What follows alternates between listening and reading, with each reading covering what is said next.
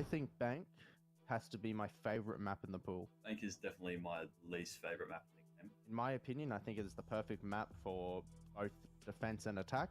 In my opinion, also makes it the best map. I think I would rather play any other map, including Favela. I think the best way to enter Bank is through the top floor, always. Coming through those north windows, jumping through stock, going through skylight. My favorite place to enter is definitely server with the pre-placed throne. And then on defense, it's a bit of a trickier question, but I think the basis of defense, it's very util and team dependent. So making sure that your plant denial is perfectly set up, making sure that you have your impact grenades, etc. Some of the essential operators that you need on this map. The main one is Zero for me.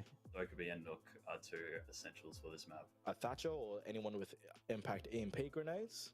My top tip for Bank would to be incredibly patient and you will win this map. Oh, my top tip for Bank, use Azami. If she is not banned, bring her every single site. I don't care how you use her. She is probably the most broken operator on this map.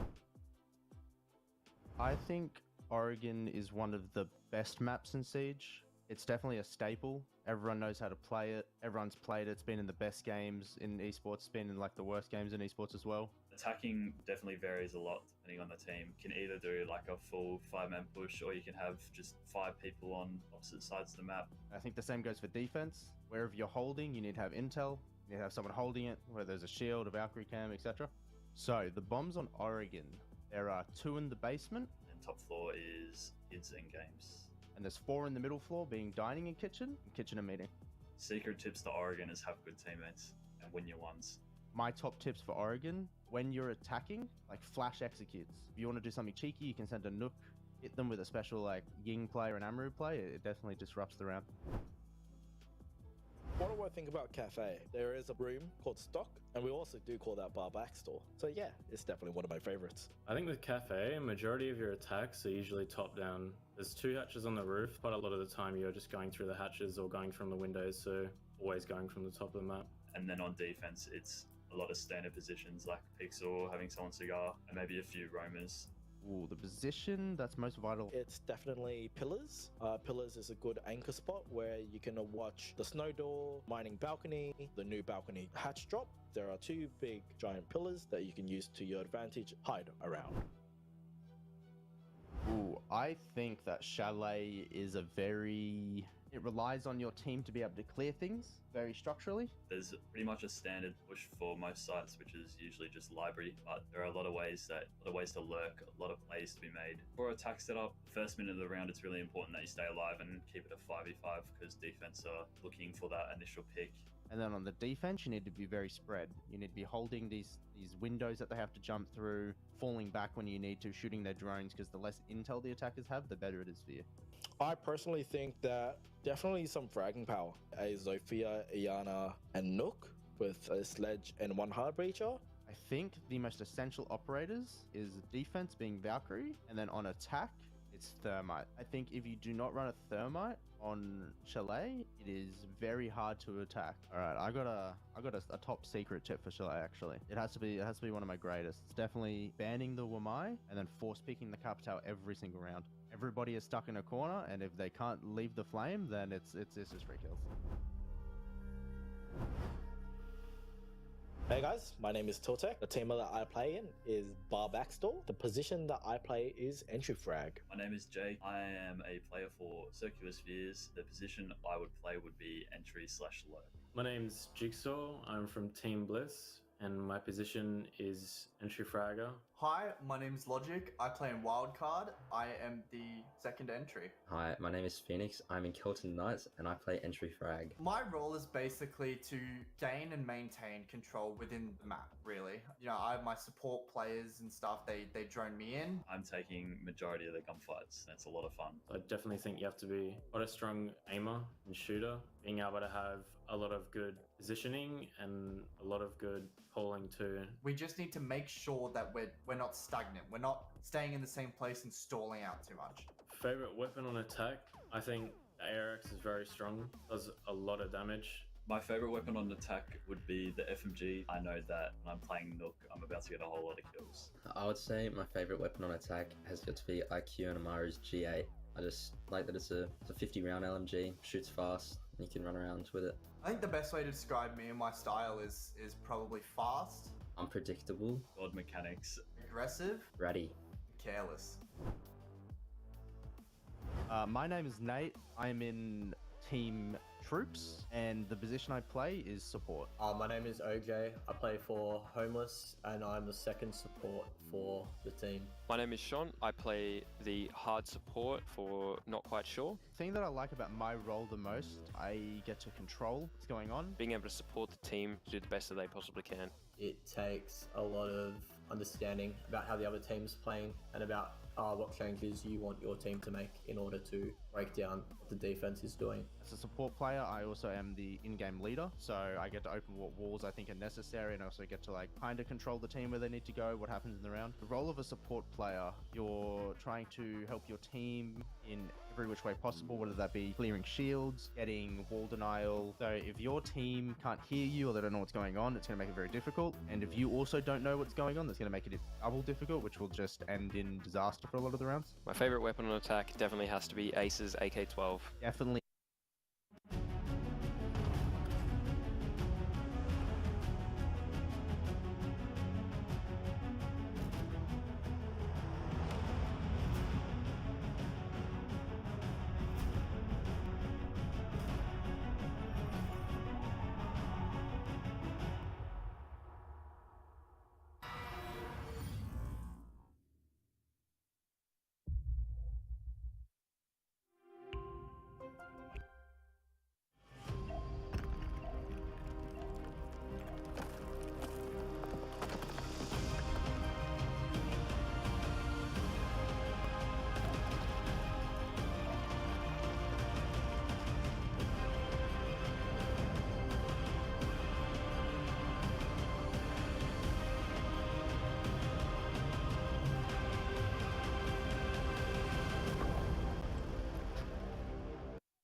Hello and welcome back for Playday 4. That's all right, I may be gone, but my voice still remains. That's all that matters here. We are going to be running underway with what is the pivot point of the season for the Oceanic League. And for those of you that are just joining us, welcome to the Oceanic League. We do have a very professional commentator turned analyst. He's got his yellow card and his red card. He's back. Hang on a second. But he's not wearing the referee shirt. He's not wearing the referee shirt. That's a violation. But I will say this. Can we just quickly come back to me for a second? I want to see if we can get this nice and close. How close to Shaggy from Scooby-Doo do we...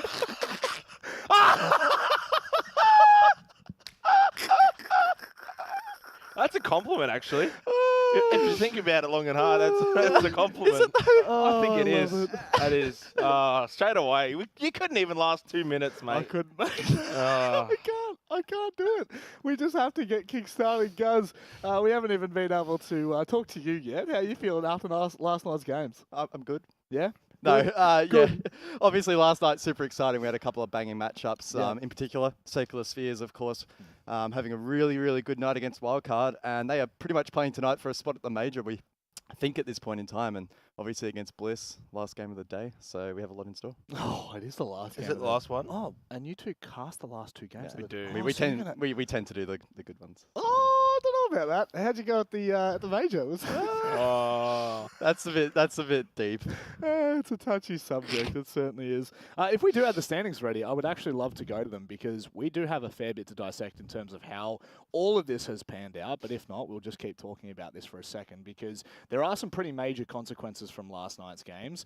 Really, the one probably being Circular Spheres beating Wildcard. This now leaves Wildcard completely in mid-table next to Homeless, which I think is quite ironic. The fact that both of those teams were teams that we were seriously looking at for number one spot, it throws a lot of context out the window that we had in the first play days, Enox. Yeah, it certainly does. Obviously, so Team Bliss has now beaten Homeless. They get to play Circular Spheres today, and then on the last play day, they'll get to take on Wildcard.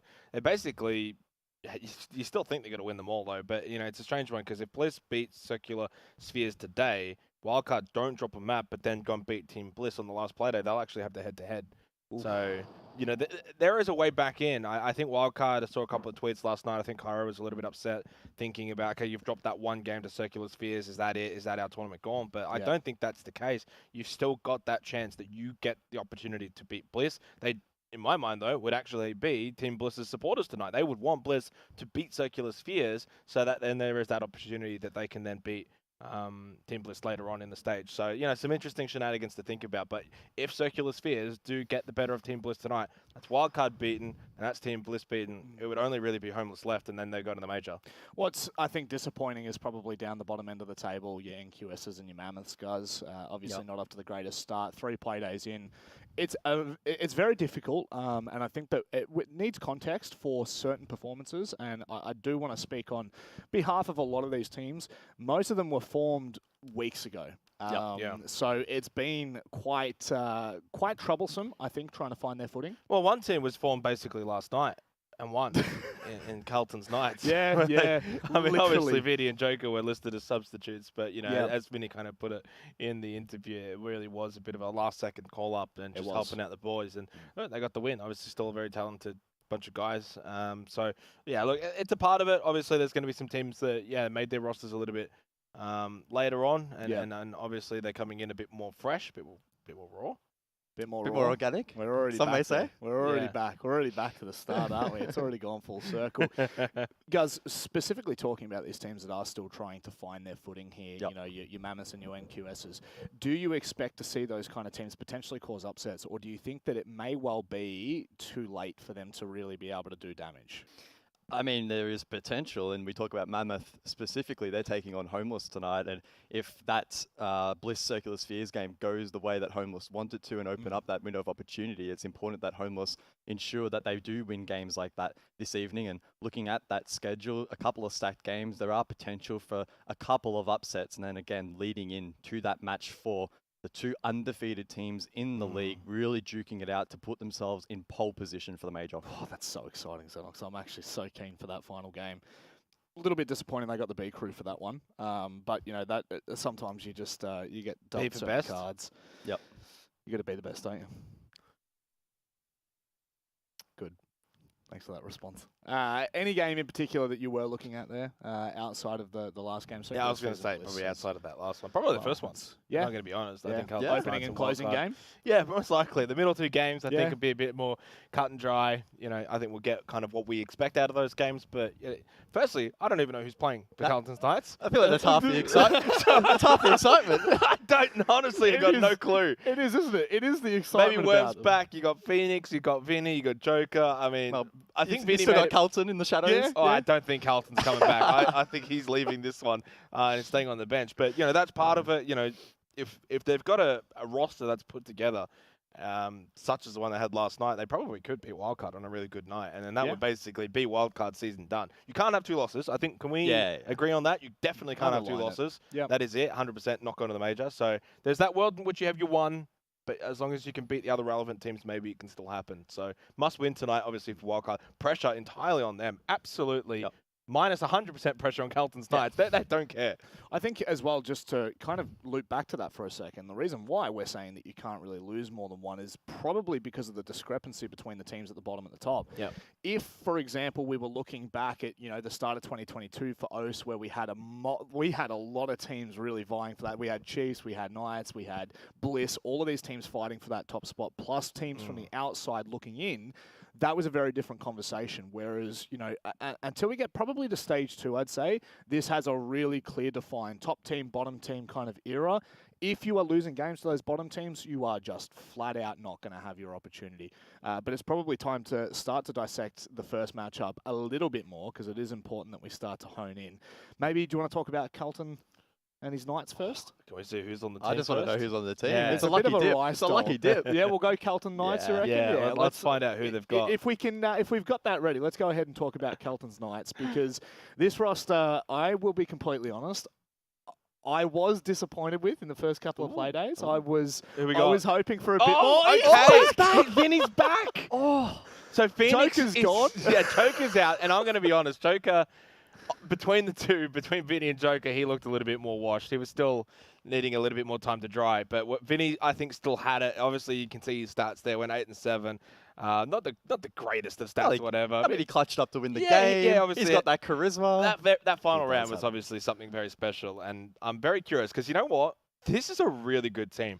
Like, Worthy at his best. Vinny at his best, Pat at his best, Phoenix, we know what he was capable of at the back end of last year. Obviously, his stats here are shocking. I think he was the worst rated player in the league after the first two play days. Probably still But is, unfortunately. this is a guy that if he can get confidence, he can actually be at the top end, top 5 even. I genuinely believe it. I think he's just got to find some confidence.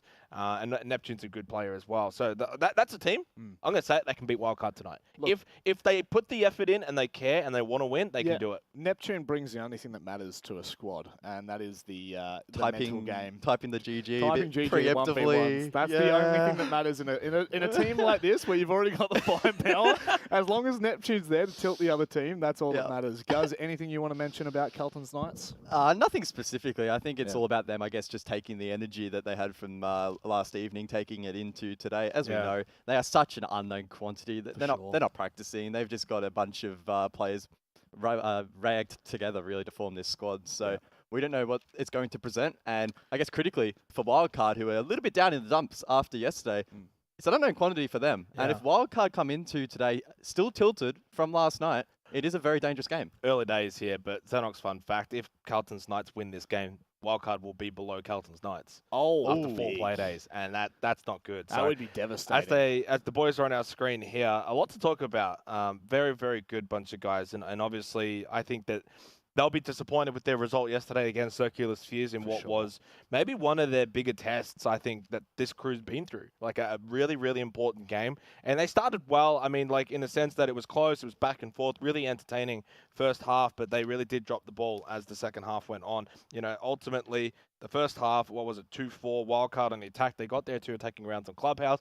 That's kind of job done. And then you go into the defense, and unfortunately, they just got shredded. Absolutely shredded. Circular Spheres' attack was great. So, you know, ultimately, there's some concerns, I think, for this team defensively. On the offense, they've still got that firepower, but Edpan basically was the only reason why it wasn't an absolute blowout. Actually. And that was exactly going to be my comment, right? Eddie's not the kind of player that should even really be posting numbers. He's not playing that role. He's not playing those operators. You're looking at other players on the team, like Logic, for example, to really step up. And he struggled big time last night, especially against that defense, right? You had the likes of Jay Kenner running around, causing a lot of issues, and Logic struggling to deal with that. So heading into a game tonight, they're going to be facing an aggressive team. They need to be careful because the entry from Carlton's Knights could be pretty deadly.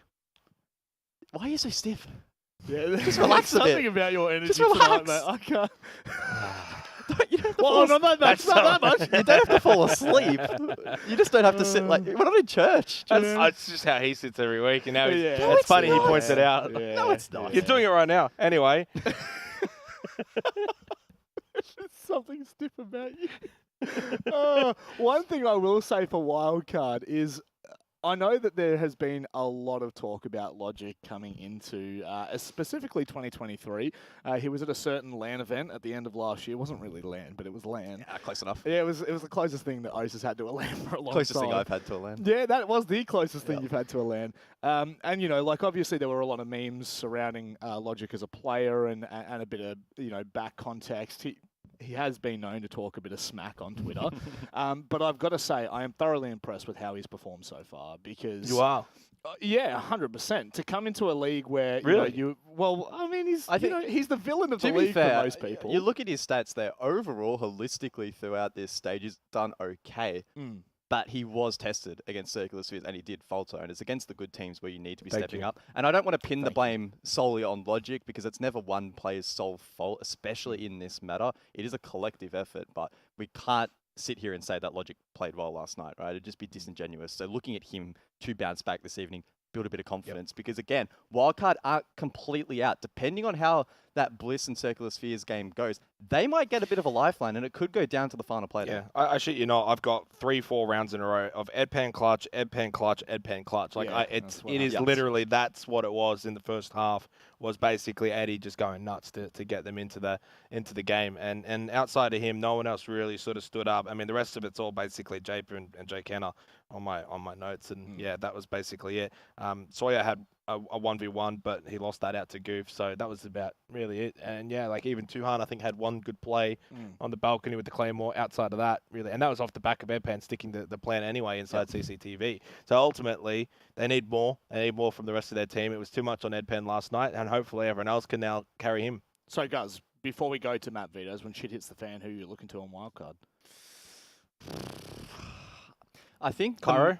I would say the Cairo and Tuhan are probably the most reliable duo on the team at the moment. They're not perfect, but I think of all the players outside of Eddie, they actually did continue to step up, especially in the posts, as you mentioned. They did play really, really well. So I'm looking at that duo to play well this evening, and then hopefully the rest of the team can stop, your logics. Slee is always a solid support, so you can rely on him, and then Edpan hopefully can have a bit of pressure alleviated. Yeah, I mean, after those clutches, I would hope that they finally give him some room to move. Tuhan as well has been putting up some big numbers, so, potentially that is the fallback, right? Yep. That is one of those players that we come in for that second side. Let's go ahead and have a look at the map vetoes, if they are ready, of course, but I don't know whether the map veto is going to make a massive difference, Guz. Do you maybe see something into this that I don't? I mean, Wildcard have played Clubhouse 3 times straight. Yep. 2 wins. Last night they got shown up a little bit.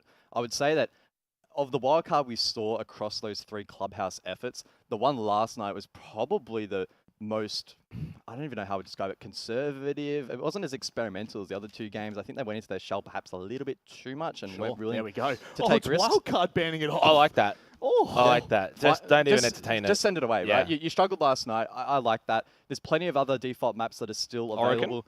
Knights have played, Carlton's Knights have played Oregon, Chalet, Cafe, just as reference. Theme? I think Carlton's Knights will like Oregon here if it gets through. And it does. So I think this is honestly a win for Carlton's Knights more than Wildcard. Obviously, we can see the ban itself. The last one was between Chalet and Oregon, and Carlton's Knights got the last ban, so they basically got to go to Oregon. I think Chalet would have been a good map for Wildcard. I think it would have actually suited their more offensive skill set. Defensively, though, map like Oregon, I'm a little bit concerned because obviously on Clubhouse last night, Wildcard's defense was quite poor. Carlton's Knights played Oregon. They looked really clean. They looked really good. And when you've got a roster that's obviously got multiple different sort of roster changes, I think a map like Oregon, it's set. Everyone knows how to play Oregon, right? And obviously they played it last night for Carlton's Knights. I think they'll be very happy with this. This is winnable. This is a bit closer to being even more winnable now for Carlton's Knights. Because it's gone Oregon? Yeah. It's interesting. Do you yeah, disagree? that's where I probably differ a little bit. I think a map like Oregon, right, it really favors teams that have really good systems in place and that have been tried and true to know their roles really well. Carlton's Knights are just a bunch of ranked players coming together, and especially attacking on Oregon.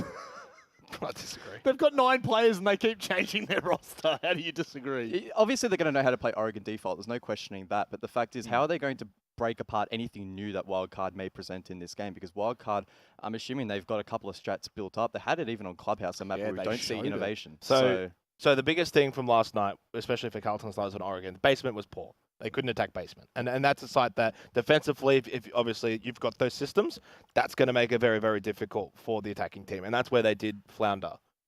Kids Dorms. I was waiting for it. You love Kids Dorms. That's the site in which, though, you can kind of break down some of those systems. It depends, of course, on how the defenders want to play it. It's a site that's going to be super important in this matchup. I know we meme it. We haven't memed it for a while, though, in fairness, but ultimately I think that's where it'll come down to. And then meeting dining as well. I mean, meeting kitchen, sorry, is going to be a site where it's winnable as well. So those 2 sites is where I'd say if we can see Carlton's Knights get results there, they don't even have to worry about basement.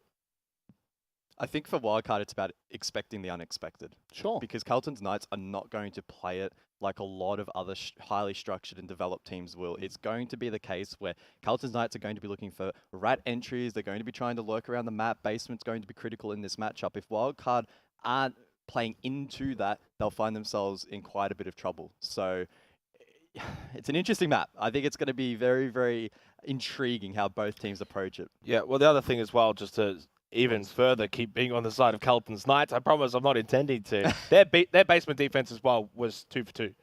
In the second half last night. So like they can obviously play even that more systematic defense if they need to. They can still do it. I'm probably more high on them mainly because they've got Vinny back into this roster. I rate Vinny very highly, and I think he just gives them that older head, that experience as well. And they've obviously got the talented players there. If they can really get the most out of someone like a Worthy, if Phoenix can get back to his absolute best, and if he can just get the freedom to roam and frag, and get to what we saw from him last year, they've got what it takes, I think, to beat this wildcard roster. In saying that, I would still predict wildcard to win this game. They should be considered the favorite team, and they really should not be losing this. Otherwise, it's going to be really disastrous. I guess it's probably more the conversation of, like,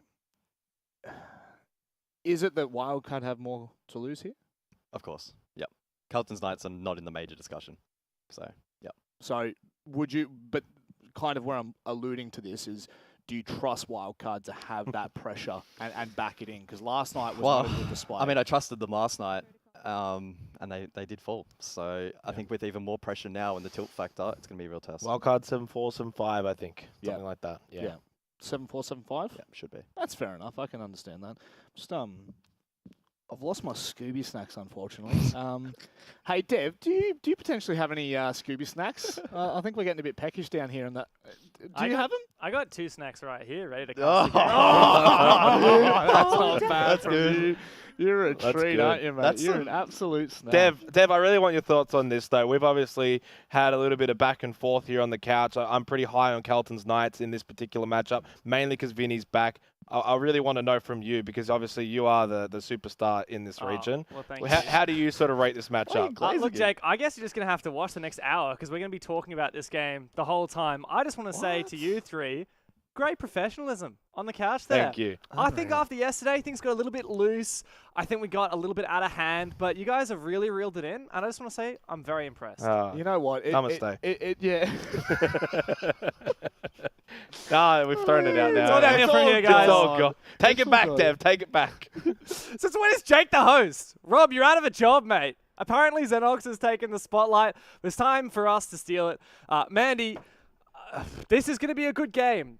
I think it is promised to be a good game after Carlton's Knights finally got their first win yesterday, and Wildcard finally copped their first L. Yeah, I think so. For Carlton's Knights, they're like, yo, we're back into it. Hype, hype. Whereas for Wildcard, they are down in the dumps a little bit, unfortunately, coming off the back of the loss. What I'm turning to this game is to see if Wildcard can keep their mental composure and bring themselves back into the lobby. We're going to Oregon, which is the same map that Carlton's Knights played and won yesterday.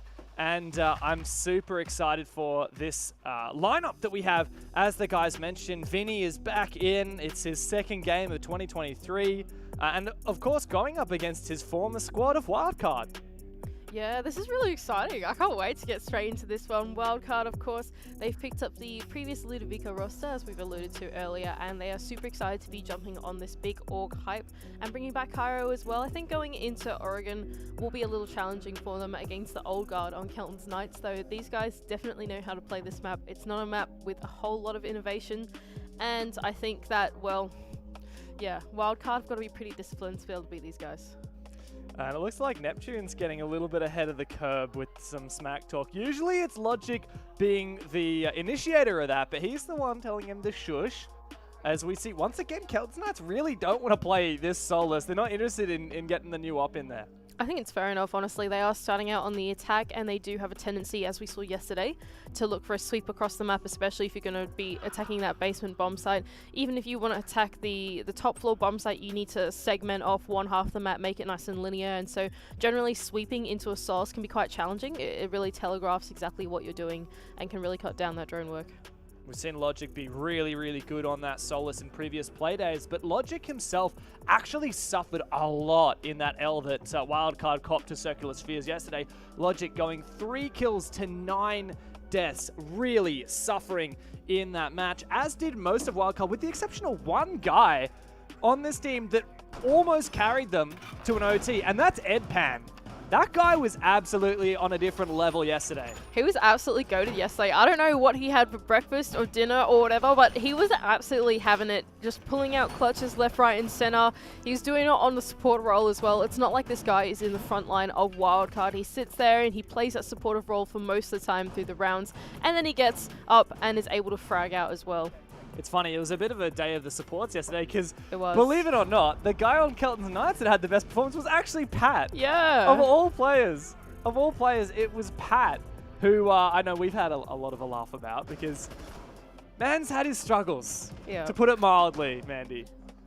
Look, it's tough when you're down in the dumps as a support player, right? There are sometimes you go into a game and all of your entries die and you're like, now I'm in a 1v5. If you're on the anchor as well, all your roamers die, now I'm in a 1 versus 5. Or you see absolutely nobody because all of your entries have gone and killed everyone, or all your roamers have gone and killed everyone. That is the life of a support. Well, at the moment, it's a bit of a game of their own in the entry. Vinny drones out his 2 former teammates, Tuhan and Cairo, who are still roaming here on the west side of the map. Neptune, we saw yesterday, it was pretty much the game of Neptune kind of solo lurking with this Dockerby and the rest of the team looking to take map control and put some pressure on the side. It's very separated early for Kelton Science. And Tuhan and Cairo as well, able to fall back off that position inside of Zulu as wildcard. Sorry, Kelton's Knights, wrong way around, starts to make their way into the building. Like you said, though, Phoenix looking for this lurk around this big tower side, Worthy as well, conning off inside Garage. It was pretty segmented attack to start with. They were just trying to look for those early cutoff picks, but Wildcard playing a very conservative roam. Interesting to me that there's no Kaid on the board, because, Mandy, you remember how much it was a pain yesterday for Kelton's Knights and their opponents, Ariel or Rise, trying to open up this meeting hatch? Well, today it's not going to be a worry at all. What's more, there's also the Mavericks, so had it been the Kaid on the board, I think Pat probably would have been pretty happy to deal with it. Yeah, absolutely. It feels like Kelton's Knights have got what they need to be able to crack into that basement. It wasn't like what happened yesterday. They've got all the tools that they need to open it up. And honestly, I feel like it's an adaptation from the previous day. It just seems like they don't want to be locked out of their options. That being said, Cairo is going to take down Neptune from the front side inside of Freezer. Yeah, it's a really good early pick. Yesterday, we saw both Kelton's Knights and their opponents really struggle to attack this basement site. So Wildcard in a great position to kick off the game. Yeah, actually really great this. They're completely foregoing bringing along Hibana, and having those double hard breach charges as well as the Maverick will open up all their options 100% for sure, right? There's nothing that is going to stop them from doing that. Not only that, but they even have the EMPs on Dokkaebi, so opening up this basement, much easier for Kelton's Knights. Why am I getting this wrong? Well, because Vinny is on playing against his former team, that's why, I tell you that much. So is former Pat. Wildcard player. Yeah, Pat as well, of There you course, go. forgot about that. But, well, not a lot of time left. Worthy does drop on down, but loses his life, and Kelton's Knights only have 3 players up. Pat's in an awkward engagement at the moment with Logic, who does win the fight. Phoenix finally finds one for his side, but he's locked out with that gas canister. Vinny arches on forward. That's a nice shot there onto Cairo. He might be able to find a second with 15 seconds left to go. Tuhan is holding a nice little position inside of Shirt. Sawyer, though, holding on to blue. He needs to win the fight. He does. And Wildcard, a little bit close for comfort, but you can see they're really enjoying that win. Yeah, absolutely nice lookout from Wildcard. Unfortunately for Kelton's Knights, the drop through the E-Box hatch looks a little bit disconnected. Worthy was sort of down there loitering on his own, taken down. And then not only that, Pat tried to go for the refrag, didn't quite work. It just felt like everything for Kelton's Knights didn't turn their way. No matter how they tried to do it, it's either disconnected, maybe a gunfight didn't quite go their way or something like that. But in the end, Wildcard look it out. Wildcard are quite a serious team, aren't they? I think that finally getting representation for these players that previously were on Ludovica, it really has stepped up the seriousness to which they play. Let's have a look at this stat top left. Worthy is the only player with a rating above 1.0 for his team, and will need him to continue to perform.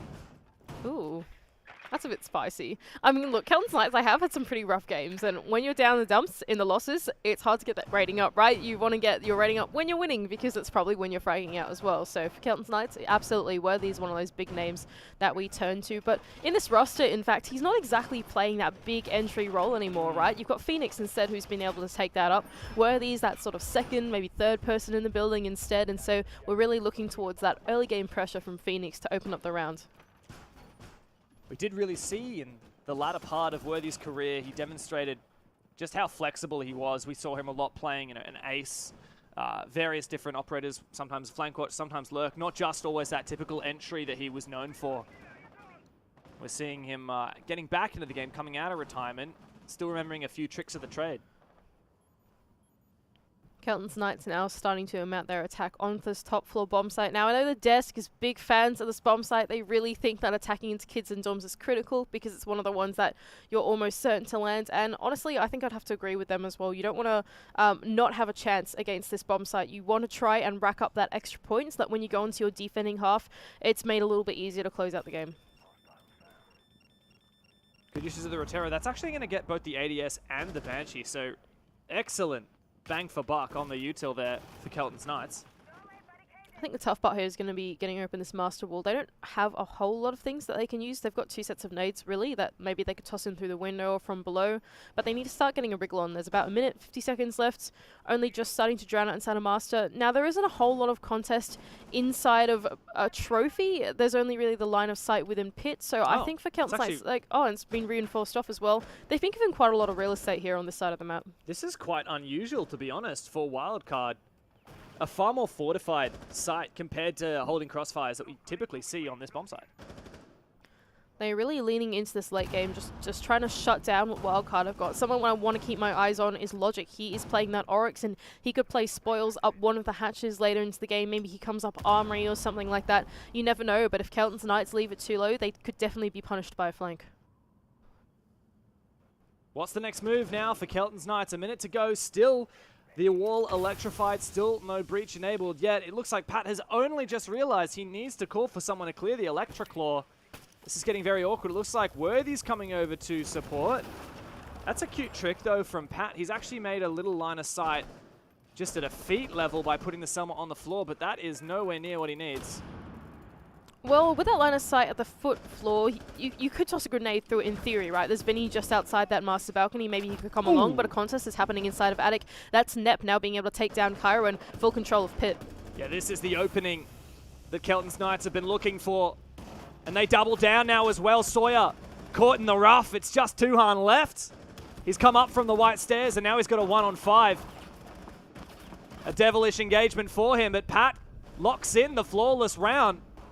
Look at that, 2 wildcard jerseys, but they are the ones going up against wildcard. And apparently they're both Pat as well. One of them is not Pat. One of them is an imposter. But wildcard, there we go. Unfortunately, losing it out on the defense, it just felt like, unfortunately, they had the numbers disadvantage going into that execute, right? Because they had 2 on the roam in the ground floor. Kelton's Knights were able to use that full numbers advantage after taking down Cairo. The site was essentially a 2-on-5, right? They could just walk their way right on in, play their trades out. In fact, they didn't even need to trade because there were so many of them taking 2-on-1s. It forced Logic and Tuhan to come back up and assist the site, but by then it was too late. I'm fairly confident the breach never actually got properly opened there, Mandy. So what was that about? They don't need it. Nah. I think the thing is, when you see opportunities like that, right? You have Nep, and he's just come in through Attic. You know that there are 2 roamers below, so you go, there's only 2 on the site. There's 5 of us. Flood. Just go for it. Go large. And at that point, who cares about the breach? Who cares about getting open the right entryways? Because they've only got 1 magazine to try and kill 5 of you. There's no way you're going to be able to do that. And so Kelton's Knights jumping on that opportunistic moment with the intel that they had to go and execute onto the bomb site. Well, interesting now that it's on wildcard. They actually choose not to go back to dorms, but to go not even to meeting, but here to dining. This is quite an unusual bomb site. Now, this new wildcard, since picking up the 3 Ludovica players, actually haven't played Oregon. The last time that wildcard as an organization played this map, it was back against Elevate and Apex South, and they won it. But of course, we had Pat and Vinny on the team back then. A wildcard of new, trying to carry the legacy of the wildcard of old against the wildcard of old. But here we go. It's a small tower take, it seems like, from the wildcard of old. Kelton's Knights, of course, starting to make their way in. Now they've decided to bring along the Ossa, right? And so that would indicate to me maybe they're just going for a very minimal linear attack through this western side of the building, seeing if they can make their way in. But they're being met immediately by Sawyer, who's playing inside of this small tower office position, is putting stunt to their plans. Yeah, it's a lot easier said than done when you're going up against a warden. You can't flash, you can't smoke, who's got a Kiva barrier to protect him. Not sure if he has much else, though, in terms of those Wamai discs to prevent any nades from Vinny to come on through.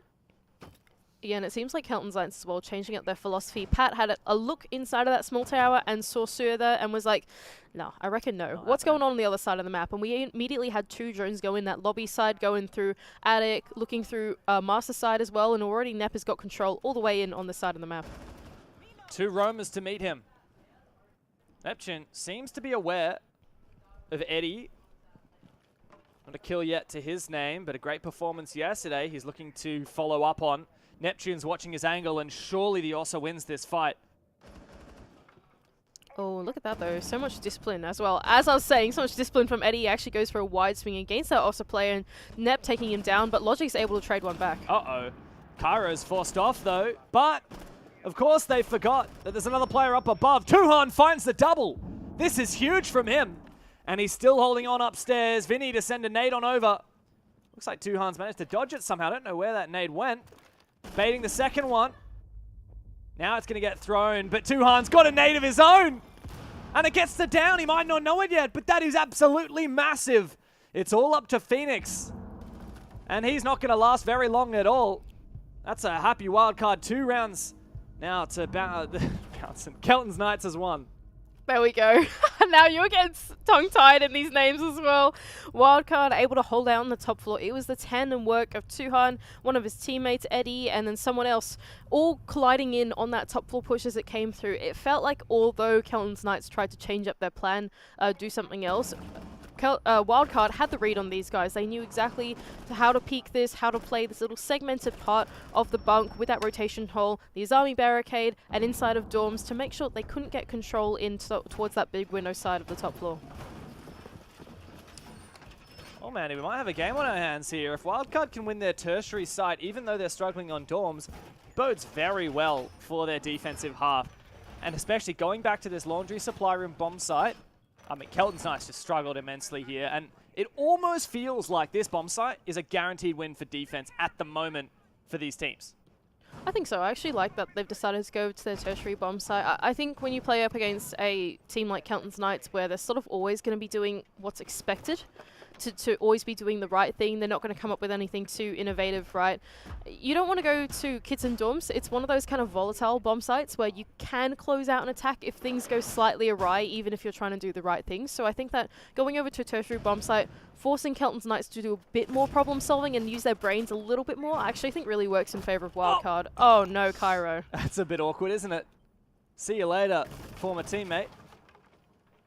Good opener for Kelton's Knights. Exactly what you need on this site. And to me, it's a little bit questionable that Wildcard are taking those risks. I mean, this is the bomb site where you don't need to risk it for the biscuit on the defense.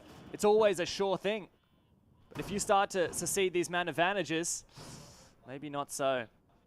I actually don't mind this from Wildcard. They're starting out nice and early up in that ground floor. Tuhan even looking for an opportunistic moment to hold on to that Shao's Hoi and Zulu for as long as he possibly can, but his teammates have fallen back and he's starting to peel back the layers of this onion as well, and Kelton's Knights, with only 2 minutes left in the round, have got plenty of tools to start opening up these hatches. Yeah, the first of which is the tin can opener from Worthy. Gets open that laundry hatch, and it looks like, indeed, again, Kelton's Knights are going to be trying to open up all the hatches, deal with everything. There is a Kaid this time, but Pat has that Maverick. Yeah, and that's exactly right. By having that Maverick in hand, they're not going to be stunted by having to play this silly mini-game that we saw time and time again yesterday that was closing out that basement bomb site. Pat is able to trick this hatch, and what that means is that they're not locked into only going for a front take. They can also go for a back take if they so wish, with that E-box entry open to them. There's going to be a bit of time wasted here, though, in Mavericking open this meeting hatch. There's also the second claw is on the hatch inside of server, going down into freezer. But Neptune does have impact EMPs for that, so perhaps Worthy could make that a little bit easier. Well, I think the things to keep in mind here is that in order to do a front take, getting freezer hatch open's nice, but not mission critical. Whereas if you want to do a back take, getting open E-box hatch is in fact mission critical. There we go. We can actually see the combination of those baby EMPs and tin can openers to open up that hatch regardless. A minute left on the clock, and really Kelton's Knights have actually got a lot of options for them. They've got 5 man up, so up in the man count. They have all the hatches open, and they still have utility, a plethora inside of their hands. Oh, that's a great pick now. Significant advantage for Kelton's Knights. They might be able to break the unbreakable bomb site. A 5v2. Ed Pan, the man who stepped up yesterday, cannot do enough here. And it's up to the big log. He's found 2. And he only needs 2 more. No impacts, no util to speak of. But can he swing to deny the plan? He spots the first player. And now he has to play the guessing game of where has this planter gone. It looks like Pat's going for a huge rotation. There's some info on it as well for Logic.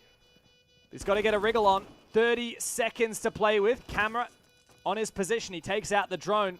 He needs to win these 2-1s, but Worthy, with so much experience, he knows how to play it right. He knows how to be patient, and he gets the peak perfectly.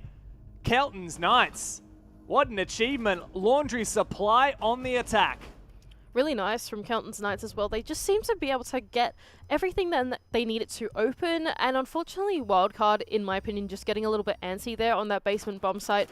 They didn't exactly have all the tools and all the things that they needed to sit particularly still. I mean, you don't really have the mirror in hand that you can use and close off freezer. You can't play that in closet anymore. So you've sort of got to rely on that smoke holding elbow side, and as a result, that laundry and that freezer side of the map was a lot more open for the attack to take. And I felt that as the defense were under a lot of pressure as that attack came through, they got a bit antsy. They went for these peaks and just it sort of didn't work out in their favor, and Kelton's Knights pick up another one. And now we look at the faces, the glum faces of Wildcard. They need to get into that zone. They've really forfeited far too many rounds on their defense so far than they should have done. And it's starting to look like Kelton's Knights might be able to run away with a little bit of a lead here. Wildcard, what bomb site do they go to now? And from here on to the rest of the half, going back to dorms, they've lost this before. Keep in mind that kitchen dining is still locked and laundry was not great last round. Wow, no way. Is that true? The statistic in the top 2 averages of 1.18 kills per round. That is a lot of kills per round. That is a very high stat. That's at least 1 kill in every single round. Now, keep in mind, he's the entry player, of course, and he is also one of the primary roamers of this team, so you're expecting him to sort of go off in the scoreboard, but gosh, that is a lot. That's a pretty big stat to have on a team like this, where you have so many fraggers. I remember that before Wildcard's game yesterday, Tuhan was actually the highest rated player in the entire league, and he still ranks the second in the league for opening kills and opening KD. So he is a fantastic entry player. And he's, well, I mean, in the 4 rounds so far, doing all right. Pat is looking to get very aggressive here. He's going straight on in. What on earth is this from Kelton's Knights? There's no way he wins the fight. Wildcard, what is going on? Tuhan, you better live up to the name now, because this is a 2v3 retake. And a nigh impossible one at that. There's Tuhan. He almost gets the fight, but the cover is there. Logic can't do a damn thing. Kelton's Knights take the lead. Have a laugh about that one. You gotta win those, Eddie. Oh no, Kelton's Knights. You can't be doing them like that in the chat as well. Wow, they're just so good at finding these opportunistic moments to make their way into the bomb site. Kelton's Knights, they have the info that they need late into the game, but just so early in the round, right? What kind of game sense do you have to have, or either what kind of info? There must be a drone on the bomb site. There must be spidey sensors, something in the air that we do not know, that Kelton's Knights do know, because they get to trophy, and then they decide, rather than opening the walls, rather than clearing through attic slowly, it is time. It is time to go. And I have absolutely no idea what the backing of that call is, but they do it. Wildcard is an open book exam for Kelton's Knights. They know all the answers, and they are in their heads. And just to think about Edpan, after the unbelievable performance yesterday he put up in a losing match against Circular Spheres, 13 kills in 10 rounds. Now he's really struggling. What a flick that was. The 180 from Pat. There's no way Edpan should be losing that. He's gone 1-5 at the minute. Wildcard looking absolutely chalked. Oh no, poor Wildcard. Now I know these two are mates, so the banner in the chat isn't too bad, y'all. So it's all good. It's all good in the hood. And now we're going back down to this basement bomb site for Wildcard. They're bringing along a different lineup this time, Dev, as well. They've really lent into that Valkyrie, that Warden, all the operators that are really mobile and can just sort of run awry and try and deal with this Kelton Knights. Wait, hang on a moment. I'm just going to stop talking and give this one over to you. In Phoenix goes, or it looked like he was about to, but then Sawyer was ready for him. Sawyer's ready for both. Oh, no. Kelton's Knights, I mean, I appreciate the gusto, but that is just not it, Chief. 3v5 now.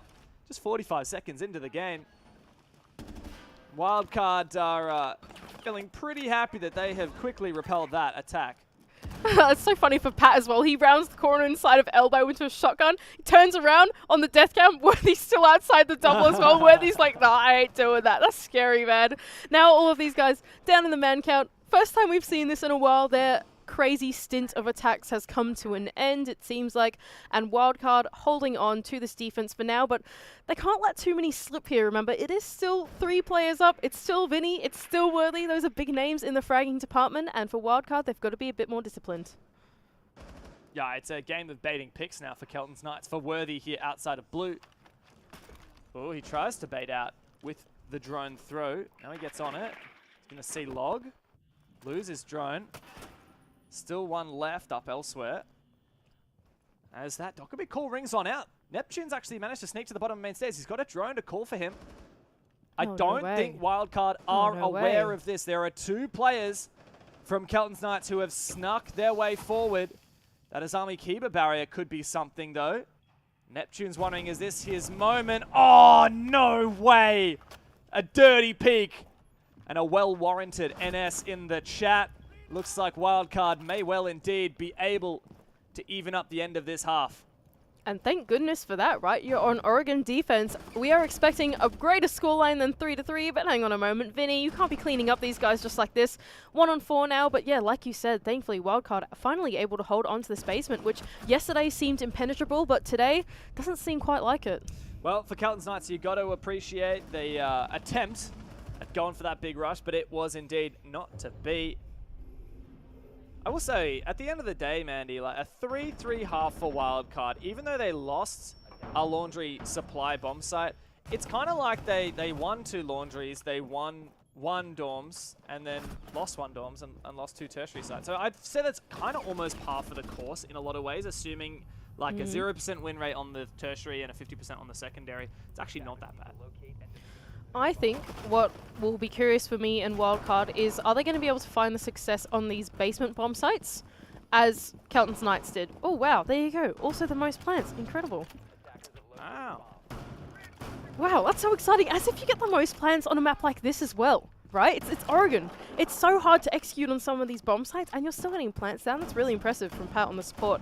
Wildcard, though, like I was saying, I think now that they're going on to their attack, I'm curious as to whether they have the same workflow and processes that Kelton's Knights did to overcome the adversities of that basement bomb site. It just felt like Kelton's Knights today had so many more options and was so good at cracking open that basement by opening up all the hatches, giving themselves options that we didn't see yesterday. It's a big improvement from just one day. Oh, here we go. Oh, no. So, Kelton's Knights tried a blue rush. It did not work at all. Let's see what Wildcard are cooking up. The Ash breaching round goes on, and forward goes the blitz. Pat is absolutely shitting himself right now as Wildcard push themselves into the bomb site. Oh, Vinny, what is going on here? On for the flank now with the MPX. It's a 1 versus 4. Wildcard have absolutely destroyed this defense. Oh, he can so do it. Vinny's going to do his best to clutch. He can so do it. Okay, Sawyer. That's an unfortunate one. Log does a lot of damage, and Sawyer can deliver the killing blow. That's the laughter and smiles we needed from Eddie. And that is Wildcard showing what they're made of.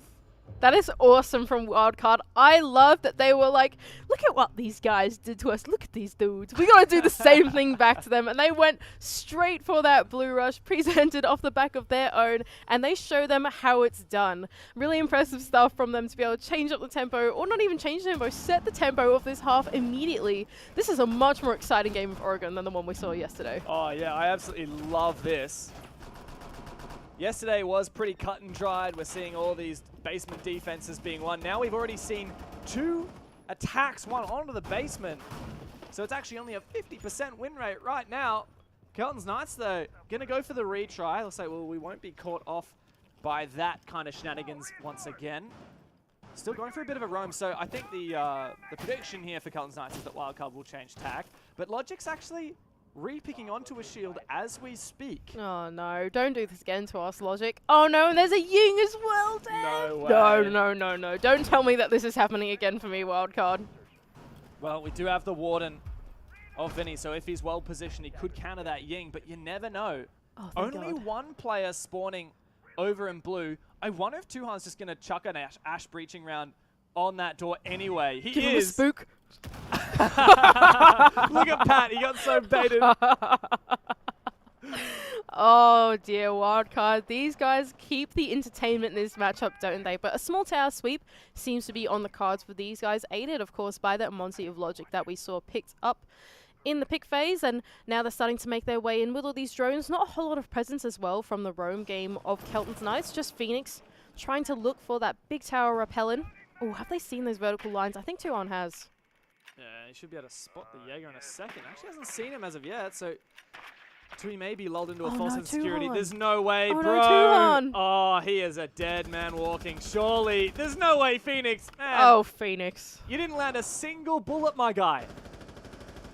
Look, when you're repelling in, you're real fast, all right? Especially when you're Ash. I could tell you, Ash does everything 1.5x speed, I mean, okay? Ash has no hitbox. It's a well-known Of fact. course. Oh, yes, of course, Ash yes. does not have a hitbox.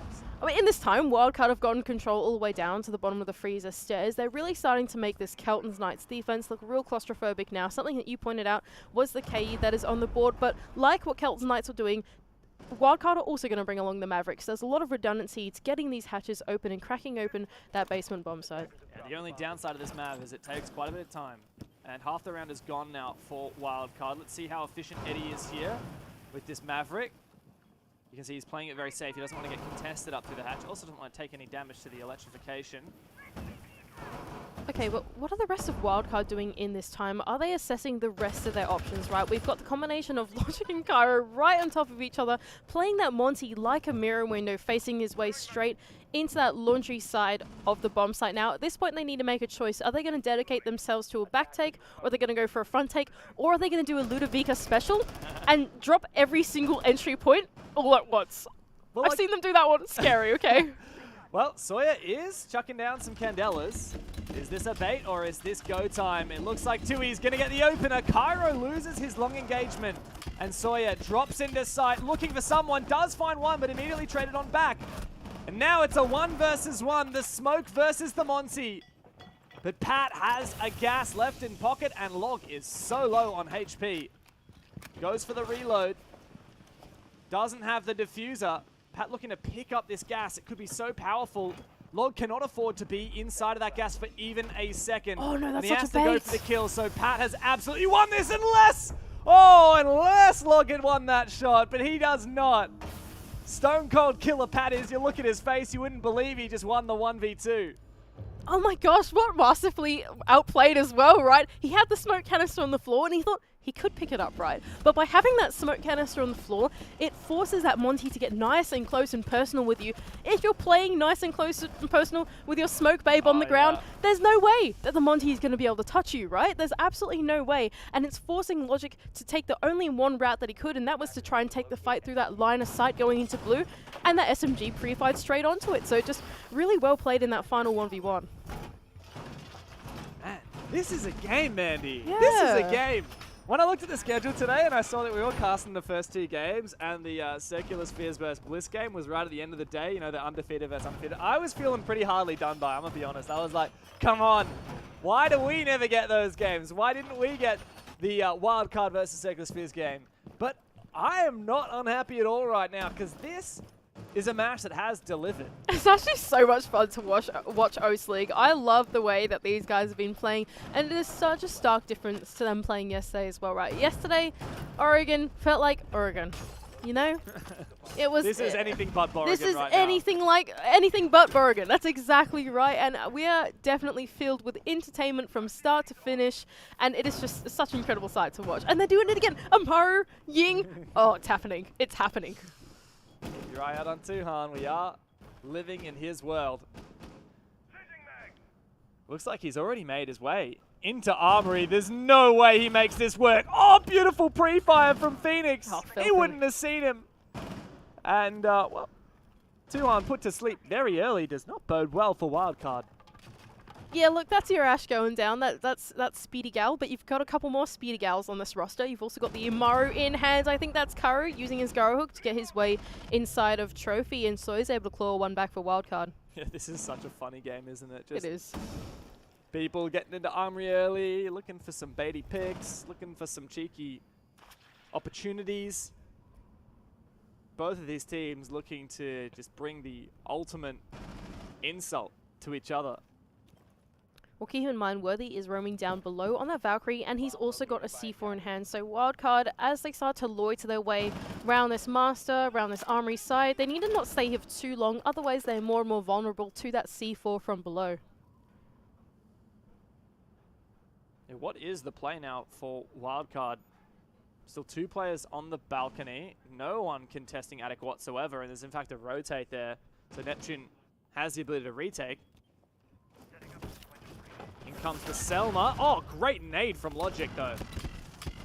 Oh, not only that as well, but that Ying to follow in could open up the bomb site for Wildcard. Oh, doesn't seem to be enough though. Worthy is caught below now. As in fact it was enough. I spoke somewhat too soon. Worthy's position revealed by the call of that C4. The Candela to keep him at bay for a bit longer. There you go, little Valkyrie camera. Premature or delayed. 1v3, not going to happen. Wildcard once again take the lead. This is back and forth. Exactly the same thing that Kelton's Knights were able to do on that Kids and Dorms bomb site as well, right? They found that opportunity to get themselves in.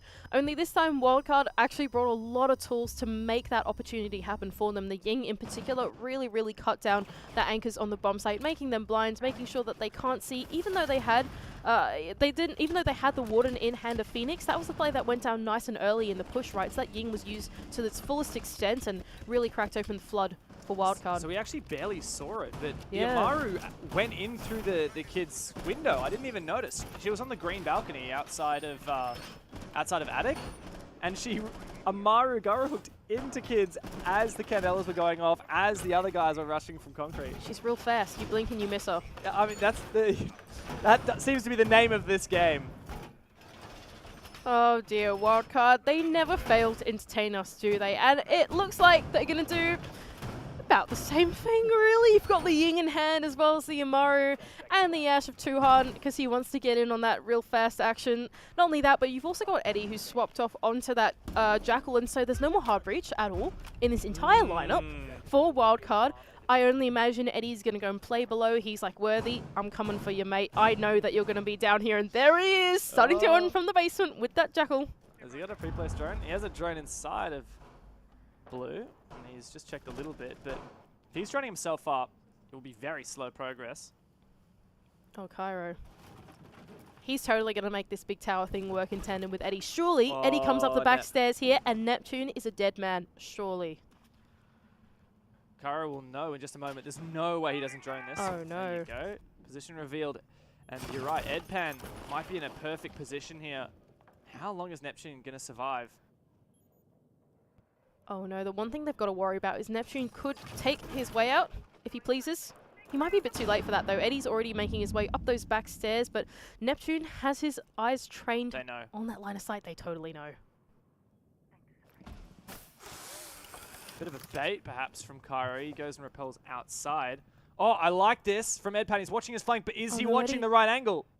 I think Worthy must have heard him for a moment there. Or vice versa. They certainly know where each other are now. Edpan's going to get the track.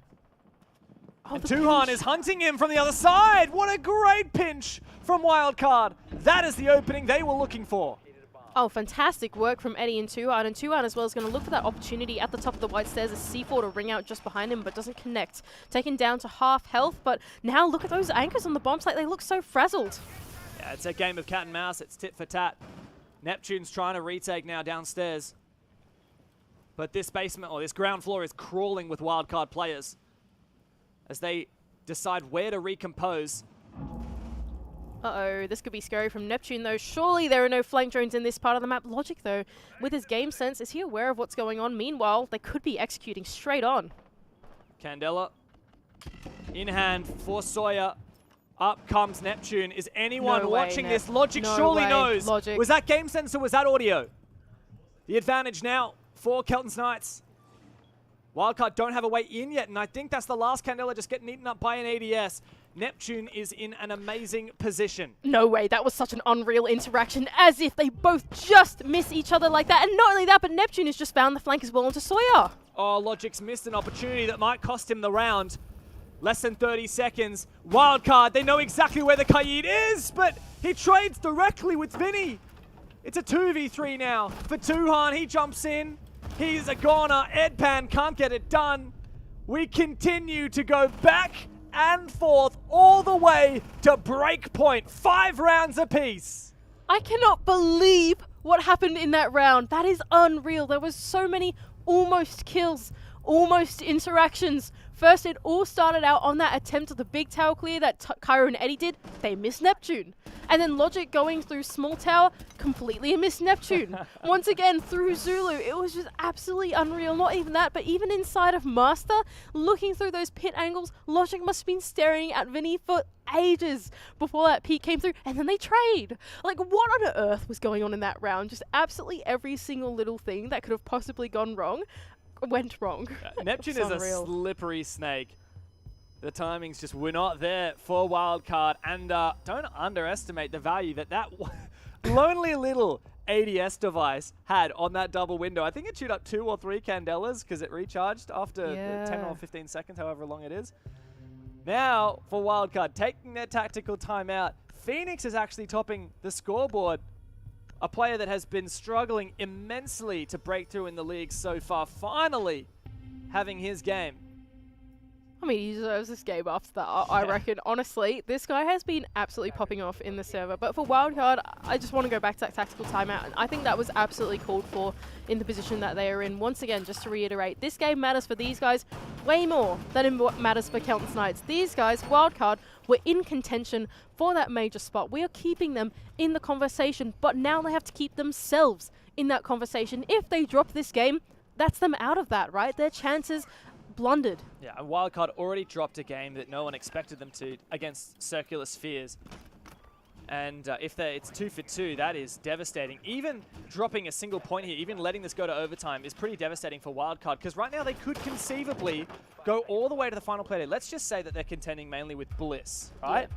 And Bliss go to the final play day undefeated, maximum points. Wildcard and Bliss is the final match of stage 1. And if Wildcard beat them and win all of their other games from here on out, Wildcard will go to the major over Bliss. They will have the head-to-head. That's crazy. That is actually insane. But not if they drop points here to Kelton's Knights. Any points whatsoever are detrimental to Wildcard's chances of the major. And Worthy has already dashed them once again.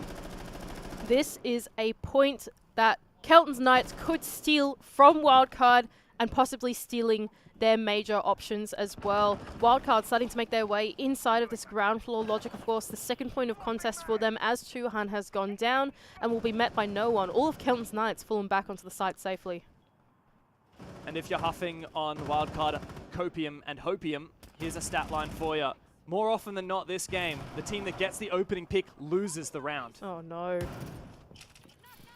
What are you doing? Are you taking a big slurp of that opium? If that's your flavor, then that is certainly a stat you're going to want to cling onto for dear life.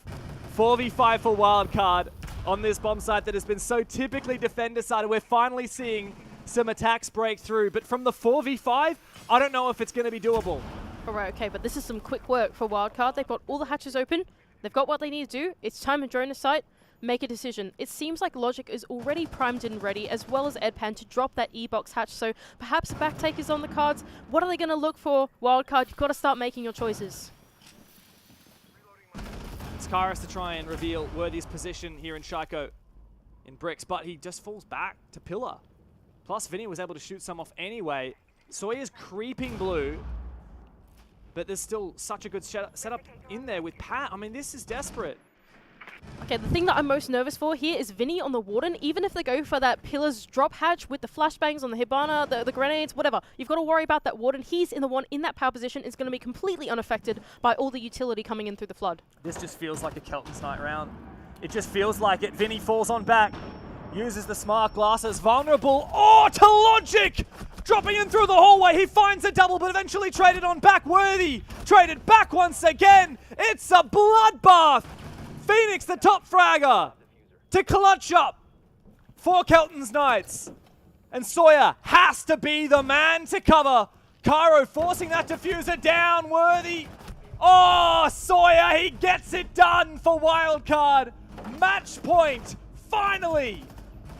And that is 1 point on the board for Wildcard, but they still have to collect the final 2 to stay in contention for this major. What a fantastic execute, though, from them. I was so worried about Vinny being able to shut down that push from E-Box Hatch. That push didn't even come from E-Box Hatch. They totally identified that. Instead, it was a Logic coming down the back stairs, completely foregoing this player in Harry Potter, and is able to take down Vinny first. The refrag come through from Eddie. Every single little part of that execute was well covered for every single bit of space that they took, and it was really just opened up straight away by that entry power of Logic. Yeah, huge 2K from Log, huge 2K from Eddie. They've finally woken up in this game. Kelton's Knights to push overtime. It feels like this game deserves it.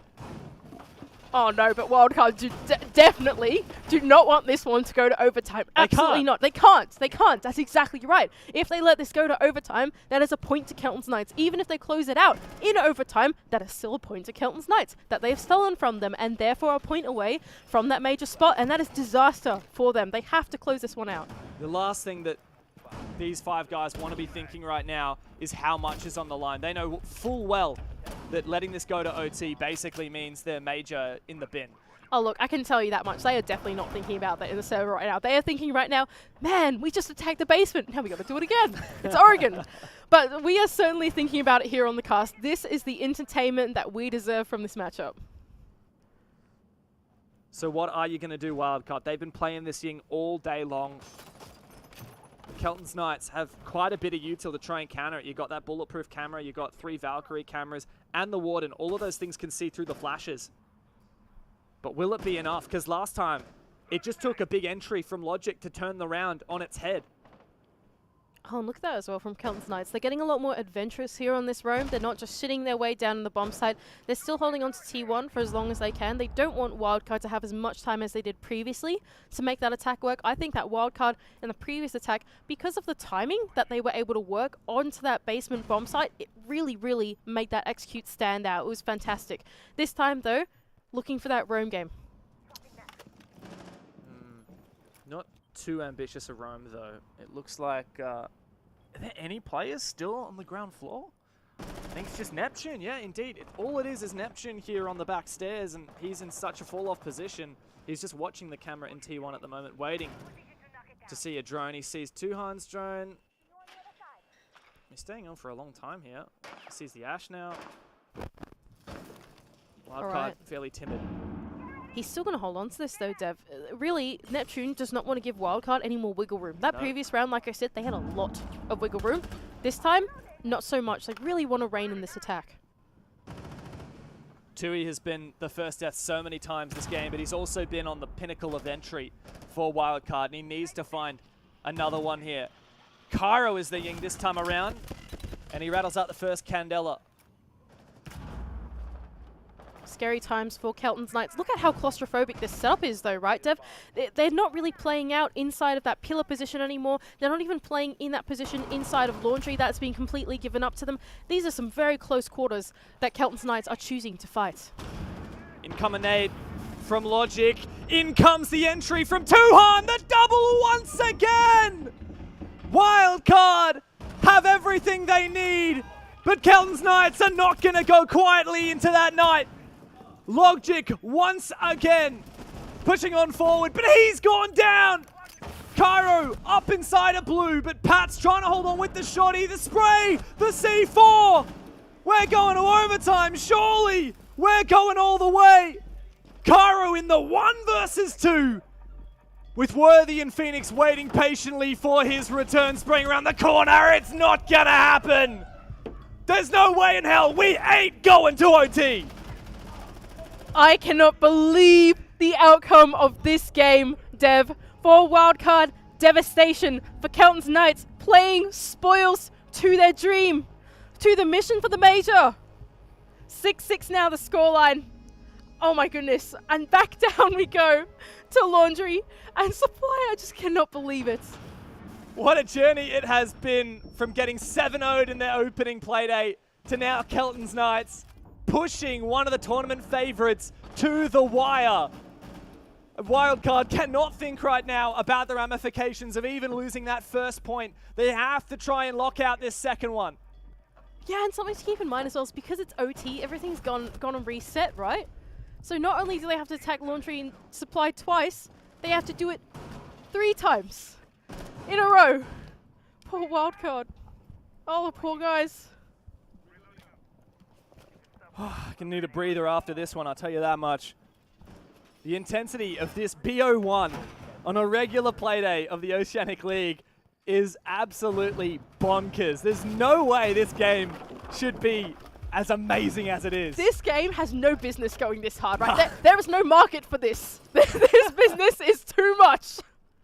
And for Wildcard, they have to mount yet another attack onto this basement bomb site. What are Kelton's Knights going to do? Are they going to look for this super conservative setup down that they've always been playing?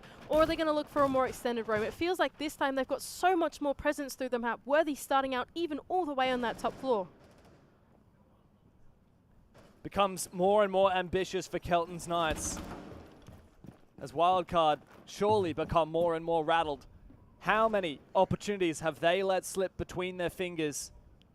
Tuhan, he has been a menace. And he is on the entry once again, on the hunt. The killer of Wildcard, of course. The one to open up that previous execute with his 2k, but the rest of the team not able to close it out. Not able to finish it in regulation. Tuhan has got a lot to carry on his shoulders for this team. As does Cairo, the young player. It's been the operator that has leveraged success for Wildcard this whole game long. Never did I expect so much teeth on the attacks for either of these teams. Oh, but look at this time, right?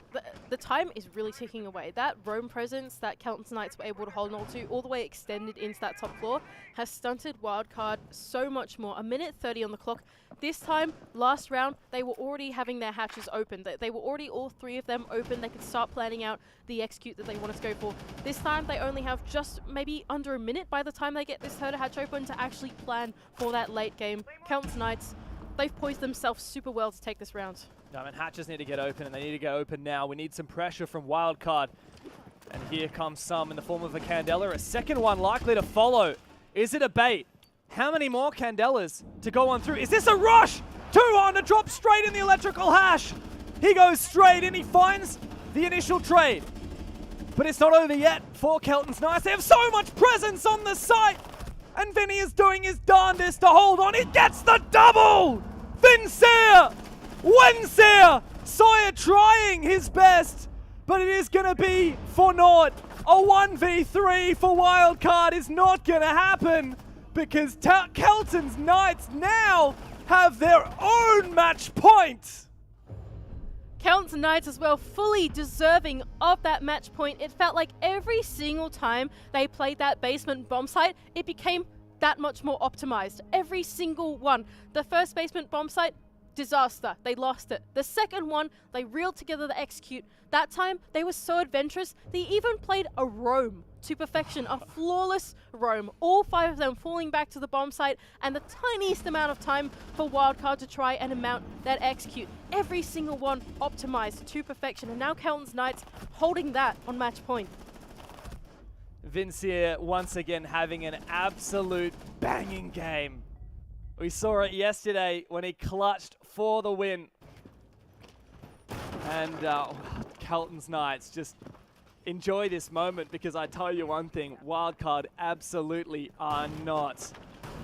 Now they have to go to their laundry supply defense. They've won this twice. They only dropped it on the defense one time. So the numbers say that Wildcard has it, but the momentum says otherwise. This is really exciting for Wildcard as well. They're going for this pretty ambitious room as well through inside of security, playing the rotation hole there. It's aided by the Valkyrie. Even some cameras on that ground floor is going to help to gather intel on exactly what Kelton's Knights are going to go for. Not only that, but we even have some Wildcard players starting out all the way on that top floor, inside of that master position, making sure they're not getting control of the whole map early.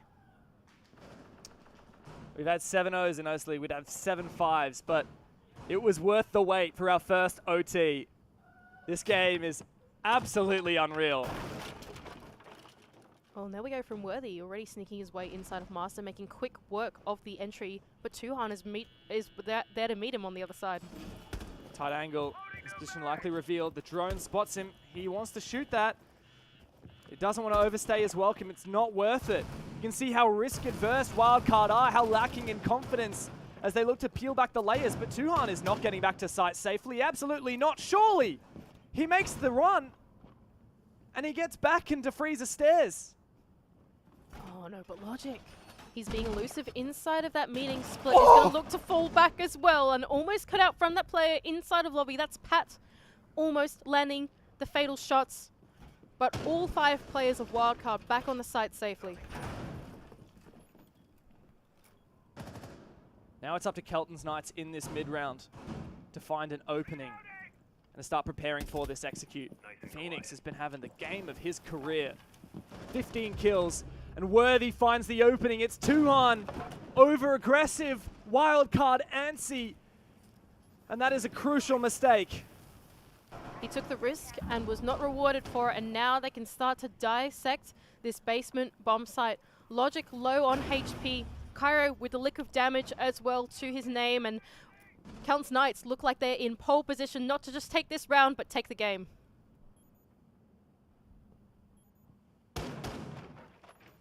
Wildcard take a breather as they wait for the onslaught to begin. It's just a game of waiting, of guessing for the Kelton's Knights.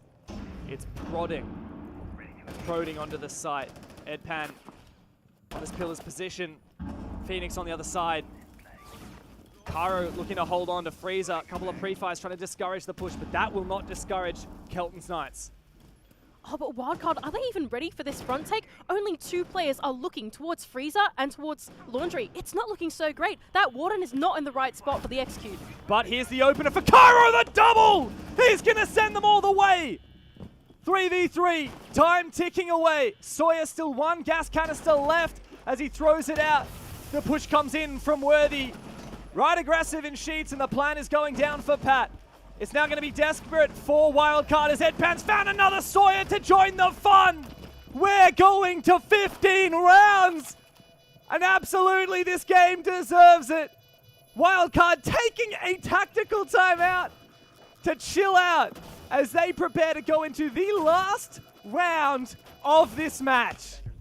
And Wildcard playing that retake to perfection. Although they were caught off by surprise for that front take, it was Cairo that cracked open that attack for Kelton's Knights, right? He was the one watching that Freezer hatch drop. He collects 1, not just that, but 2. That's all of your Freezer presence gone. And he continues to take the fight on. And as that onslaught started to come through from the Laundry side, all the Wildcard players immediately jump on the board. They play that retake fantastically. They went for that double swings, the refrags, whatever they needed. And I think, honestly, that impromptu tactical timeout from Sawyer just to reset, tell his team what's going on, mentally get back into it is exactly what you need going into round 15. And well, for Kelton's Knights, they won their defense on Laundry, Mandy, so guess what? They can't go back here in overtime. They've got to go up to Dorms. Wildcard, surely they don't lose a Dorms attack. Oh god, don't say that. Don't say that. Absolutely not. Wildcard have to do this to perfection to close out this game and collect the 2 points that they need. No Ying. Oh, Ying on Sawyer this time for Wildcard. It's been leveraged well, but previously a simple ADS or Magna has made it a much more difficult affair on these executes. Bit of a roam now from Worthy. And Edpan is indeed looking to enter here, so Worthy's suspicions were correct. I actually like this a lot from Worthy. He's been pretty lethal, honestly, on these roams. He's been very slippery. Not only that, but he even has a C4 in the hand, which we saw to quite a lot of success in the previous attempt that he went for this. But Eddie, of course, picking up that Dokeby is going to try and aid his team and cut it down. Not only that, but they're even going for the small tower across take. They want to get control of as much of the map as possible, force all those defenders back on site, make it really tight, really claustrophobic, and then go in for that execute with the Ying, because that's when it's going to be at its best. A good ground floor presence from Wildcard, taken up to dining now, and lockers as well, as the duo of the G36Cs, Tuhan and Logic, are once again on the forefront of this entry. What's Cairo up to with that Twitch drone? I saw it for a moment. Oh, Flores drone, rather. Misread it. Must be clearing some util on site. That'll be the Vulcan canisters. There you go. So whittling away at some of this strong late round util that Kelton's Knights have brought. I like what Wildcard are doing here. They don't want to take head-to-head gunfights straight away. They want to use as much utility as they can to try and collect up a pick. Now, Pat has just been taken very low to 2 grenades from below. Another one being cooked in the hands of Logic could secure that final kill, and in fact, he does. Yeah, it's a huge one there for Log. Pack going down, that's your smoke. That's your pivotal player inside of Dorm's the one to deny the plant. But Worthy's on for a flank. He does get spotted by the Gemini. He could always go for that flank up the main stairs. But what that means is there's only 3 on site for Kelton's Knights. So if Wildcard want to make their execute happen now, they could. Or they could try and hunt down Worthy and make it even easier for themselves. He's got no options now. Literally none. Even Dorms is, even Attic is Rio'd, so he's going to have to go for a massive hike. This is Wildcard's chance now as Cairo starts to make his way on in. But Phoenix with the double C4, that is massive for Kelton's Knights. Edpan on for the entry now with Cairo. Sawyer is taken down. Phoenix once again, he's out of it. It's all up to Worthy. Once a legend, but forever. Will he remain here in OCE? That diffuser is going to be picked up, is going to be retrieved now for Wildcard as Edpan and Cairo must get this done. Worthy's made it a 1v1. And Edpan forcing that diffuser down. Worthy fakes him off it. He's got to go for the kill. Is he going to find him? And Worthy goes down. Wildcard by the sweat of their brow get the job done in overtime. And look at Eddie as well. Wipe that sweat off your forehead, buddy, because you have just closed it out. 2 points go to Wildcard in overtime. Such a deserving win. So back and forth, hard fought. I have never seen 5 more stressed faces in my entire life. Fuck me dead. What was that? What do we say for Wildcard? James, you can't be saying that. Naughty. Naughty. Hang on. HR have just said Dev Marta is currently being escorted off the premises. Get him out. He has been escorted off the premises. A bit of a. Oh, is that a red card? Red card, if red you card. don't mind me. Sorry, now you're going to have to find your page again, but I had to do it for the skit. All right, Guys, mate. that game had us on the edge of our seats. We've been waiting 4 damn play days, 13 games to finally get something that delivered on its promise, and I don't think we could have had a better game than that. Yeah, literally our first overtime here in the Oceania League for 2023 and really delivering a banging matchup. Yep. Almost every point I think that we mentioned in the pre-show came into fruition in one way or another. Both teams playing incredibly well throughout this match. Carlton's Knights pushing Wildcard to the absolute limit, coming down to the scrappiest 1v1 we may have ever seen. Yes. And you could really just feel the pressure in that match, but who else but Edpan to clutch it up? Yeah, that was very big, actually. Funnily enough, you know, making comment from Edpan's what we would say tremendous night last night in all of his clutches to kind of close the game out and keep Wildcard's hopes alive for the major, because this is actually still a possibility now. There are obviously results that have to go their way. It's no longer in their hands necessarily with 3 play days left for them. No, actually only 2 play days left for them. That's even more scary. Where do you land with Wildcard now? Because we saw some things that really didn't impress in a lot of facets. I mean, yeah, obviously the first half, but in saying that, I think just the way that they were able to kind of push through the pressure in the end. Sure. I want to give them props for that, because this is the team that, yeah, maybe in days gone by, they didn't have a whole lot of expectations, therefore didn't have a whole lot of pressure, therefore didn't really have to have these kind of tough matches. They obviously had one yesterday, and they failed that one, you know, Yep. and they failed it quite convincingly. The first half, it's a 3-3 half on Oregon, with Carlton's Knights attacking it in 3 rounds. I thought it was over at that point. I honestly thought we were going to go to the second half and Carlton's Knights were going to win on an Oregon defense, and it didn't happen. Obviously, Wildcard just really wanted it. They really sort of just dug deep. They had some really good moments. Logic was someone that I think really stood up in the second half multiple times, you know, sort of 2K entries here and there to really open up sight. Kara as well, round 9 with the grapple in towards kids as well. That was really big. Won them that round. A lot of trades. A lot of these rounds were just trade on site, 20, 30 seconds left. So, you know, when that's the case, anything can kind of happen. But I think it deserved overtime. Yep. And obviously for Carlton's Knights, they'll probably feel like they probably should have won this one. No doubt. But ultimately, I think we couldn't have had a better finish. 1v1 in the 15th round with Eddie involved. But, credit to both teams. It was a really, really entertaining game. I think, the best game that we've had so far this stage. I would 100% agree with that. And I think someone who might also agree with that is Logic. Let's welcome him in for the first time. Logic, my friend. That one's got to feel good. Mate. I'm going to be honest with you. It actually feels terrible. I cannot believe we went overtime. No, seriously. I think as a roster, we have a lot to talk about with a lot to fix. We're really disappointed with that, to be honest. Logic, I want to just sort of dive into this here and be raw and organic with our question. You guys as a team, especially over the last, say, 12 months, when you came in, OCEANIA, etc., there were no expectations. There was no pressure. You guys were able to just have fun. It was all free. You got to just run around and frag. But there is that expectation now. There is that pressure now. Is that something as a team you guys need to kind of go back, talk about, and understand, okay, we're one of the top dogs now. We've got to do better in these high-pressured games? Absolutely. I mean, I think everybody in the community can agree. I think you guys as casters can agree. Us here in Wildcard, we have egos. I think that is that is obvious. Wait, I think really? everybody knows that. Well, and to be honest, it's done us really well up until now, both in our scrims, our first 2 games even. But I mean, that ego kind of stretched once we went to Clubhouse for a 3rd time. That was ridiculous thinking from us.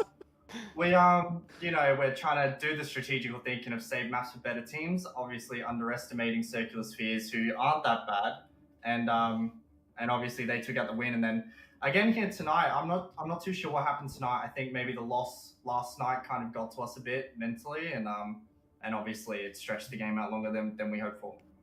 Log, now that you've hit this roadblock, there is a small chance that you can still go to the major. What's your preparation? What's the outlook looking like for the last couple of play days here? Back to the drawing board, really. We know as a roster we're there. We have things on maps that we haven't shown yet that people will be really surprised when they see. Very much like our kitchen defense, obviously. That I know you. I like that one. It got me a 2K. That was a good one. Yep. Yeah, exactly. So we have some really cool stuff that we haven't shown. We think we're more strategically advanced than all these other rosters, and I think now it's going to be back to the drawing board, getting our heads screwed on right, having a big talk with our psychologist Michelle, and getting everything sorted. I think is going to be prior. I didn't actually realize Michelle was working with you guys. Obviously, well renowned in this region, does a lot of good work. Have you guys sort of talked about like maybe a bit of the tilt factor as well? Because obviously you guys are all young. These are high pressured games. When you lose a match like Circular Spheres, it can be mentally draining, and it can tilt the best of us. Is that something that you guys as a team had to sort of overcome, losing that game last night, get prepared for tonight? Yeah, it is definitely something that we looked at, because obviously after our game last night, we talked about it. We obviously went, we're so stupid. Why did we go to Clubhouse again? That's so silly. And so we did have a talk, and obviously we went through an hour-long, conversation in a bit of a rough patch.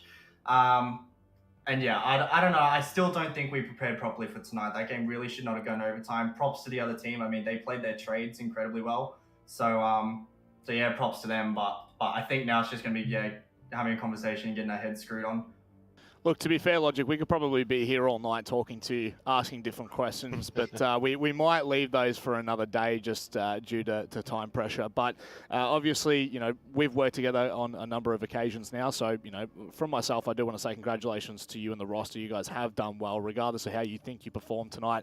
Carlton's Knights is someone that we're all looking at on the desk to be that team that kind of disrupts the top 3. So the fact that you have walked away even after falling down quite horrifically, you still made it back, and now you've still got that shot at the major. Is there anything you'd like to say before we let you go?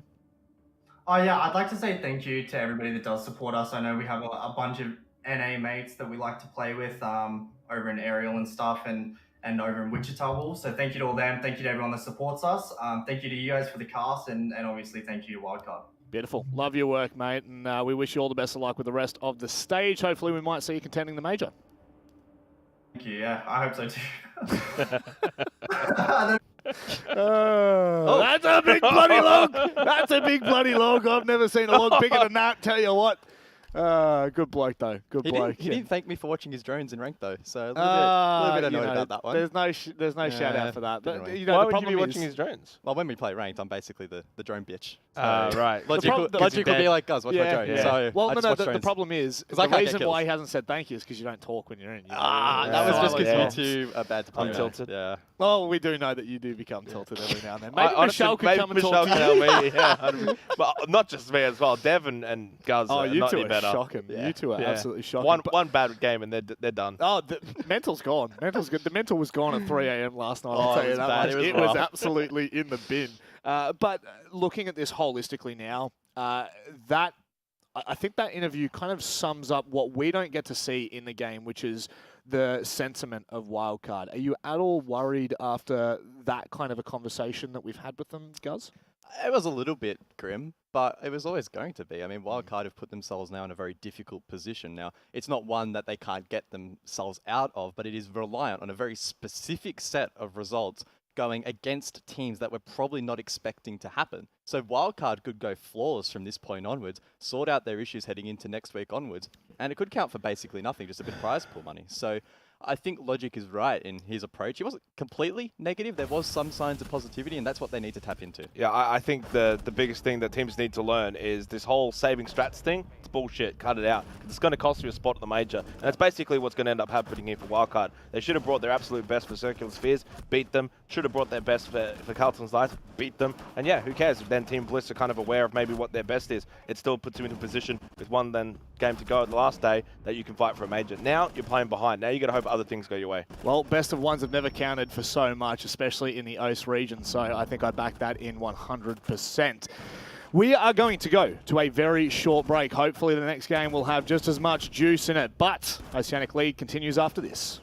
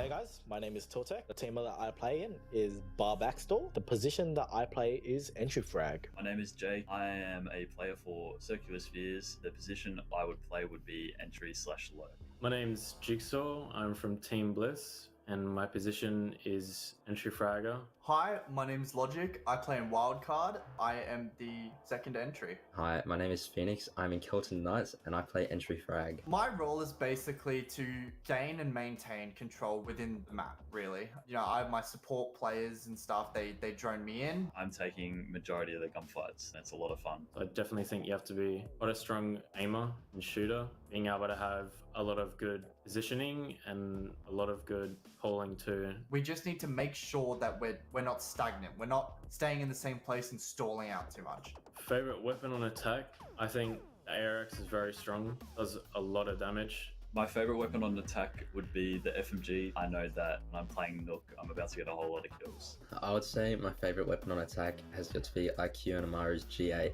I just like that it's a 50 round LMG, shoots fast, and you can run around with it. I think the best way to describe me and my style is probably fast, Unpredictable, God mechanics, aggressive, ratty. careless. My name is Nate. I'm in Team Troops, and the position I play is support. My name is OJ. I play for Homeless, and I'm the second support for the team. My name is Sean. I play the hard support for Not Quite Sure. The thing that I like about my role the most, I get to control what's going on. Being able to support the team to do the best that they possibly can. It takes a lot of understanding about how the other team's playing and about what changes you want your team to make in order to break down what the defense is doing. As a support player, I also am the in-game leader, so I get to open what walls I think are necessary, and I also get to kind of control the team where they need to go, what happens in the round. The role of a support player, you're trying to help your team in every which way possible, whether that be clearing shields, getting wall denial. So if your team can't hear you or they don't know what's going on, it's going to make it very difficult. And if you also don't know what's going on, that's going to make it double difficult, which will just end in disaster for a lot of the rounds. My favorite weapon on attack definitely has to be Ace's AK-12.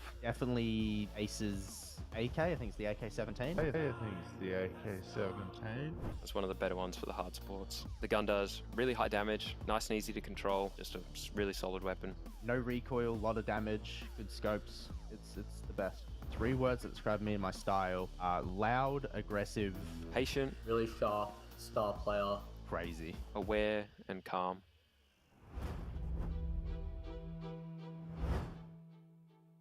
I think Bank has to be my favorite map in the pool. Bank is definitely my least favorite map in the game. In my opinion, I think it is the perfect map for both defense and attack.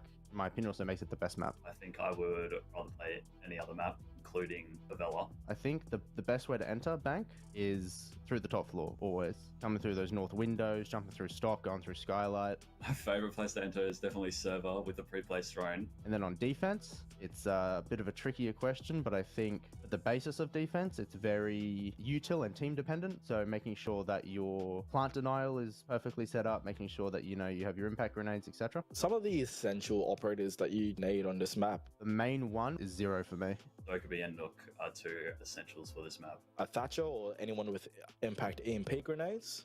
My top tip for Bank would to be incredibly patient, and you will win this map. Oh, my top tip for Bank, use Azami. If she is not banned, bring her every single site. I don't care how you use her. She is probably the most broken operator on this map.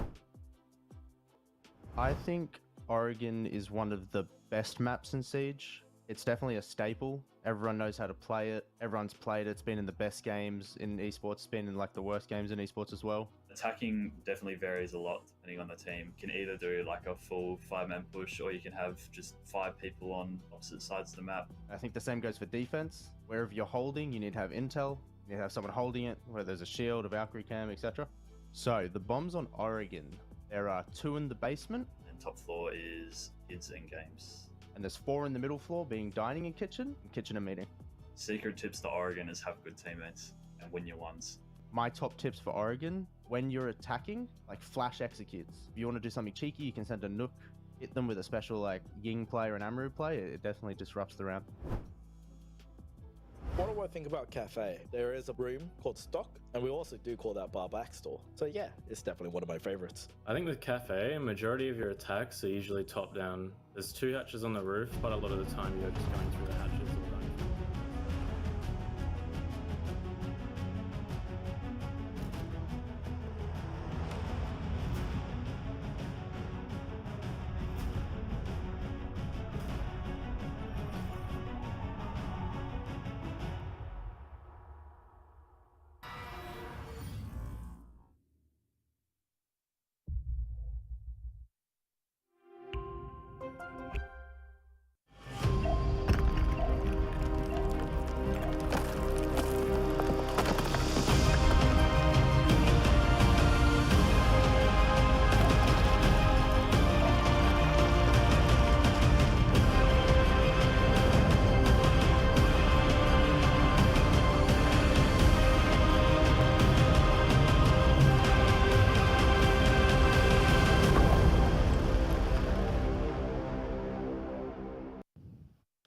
Welcome back from the break. That was a game that I think all of us needed to take a hot second to sit down and digest. Any final comments before we move away from that match? Yeah, bit of OJ, bit of juice. Bit of the OJ, bit of the juice. Yeah, bit of orange juice Was needed after OJ that. playing in that game? I don't think he was. It was a pulp-free game, No. that one. Bit Yeah, juicy. pulp-free. It was raw and organic though. It was fortunately, raw. so- It was really organic. good game. No, it was a really, really good game. As I said, I think before we went to the break, best game of the stage so far. Yep. There was a lot of stakes involved, and I think as much as Logic and Wildcard obviously would be upset they didn't get the 3 points, I do think that there's some growing that they were able to do. It's not, it's not every day of the week that this bloke has a good take, is it? But that was a good it's take. very rare. Because they could have It's thrown the very towel rare. in. They Yeah. realistically could have thrown the towel in and just cried, but they didn't. That's They- what I do every night. Yeah, that's what I was going to say. They could have had the Especially- guns mentality. Especially after playing with They you fought too. back well. They fought back well. They Fair, did. fair play. Yeah, and I think as well, like it's a credit to the league itself. The prize pool being as big as it is, It's an really, incentive. It is. There's no giving up. Where in the past, maybe teams would have gone, nah, stuff this. Kelton's Knights wouldn't even be a team. They wouldn't even be here if the money wasn't on the line, right? Yeah. No blight on them for doing that. I mean, No. good on them. They're going to get a pretty nice slice of the prize pool now. But Yeah. yeah, you're right. Yeah. So, big credit to Blast, obviously, to be able to pull this together and continue to support this region, because it is a region that needs a lot of support. But of course, we can move on with tonight. With our first match done and dusted, we've still got 3 to go. Mammoth take on Homeless next. This game is not really stacked up to be a game that should impress, I would say, on Mammoth's behalf. No, unfortunately, it's a sort of bottom 4 v top 4 matchup that we've got. Obviously, for Mammoth, 0-3 at the moment, still yet to get a win. Ultimately, they're not a team that's contending for the top 4, whereas Yep. Homeless are. Yep. So you're kind of coming into this game with the realistic expectation that Homeless are not only firm favourites, but very likely to win this game, you would imagine, quite comfortably. Yep. It's just where Mammoth's at the moment, unfortunately. It's sad. It is.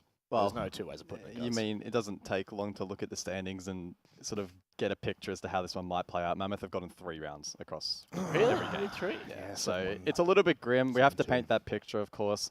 For Homeless, there's still an outside chance maybe for a spot at the major, I believe, right? So Yeah, they're like Wildcard. They're very similar to the Wildcard. depending on how that Circular Spheres game goes, of course, they might Yeah. be a window of opportunity for them to get back into Well, the running maybe, but They've only lost the 1 game, which was Bliss, wasn't it?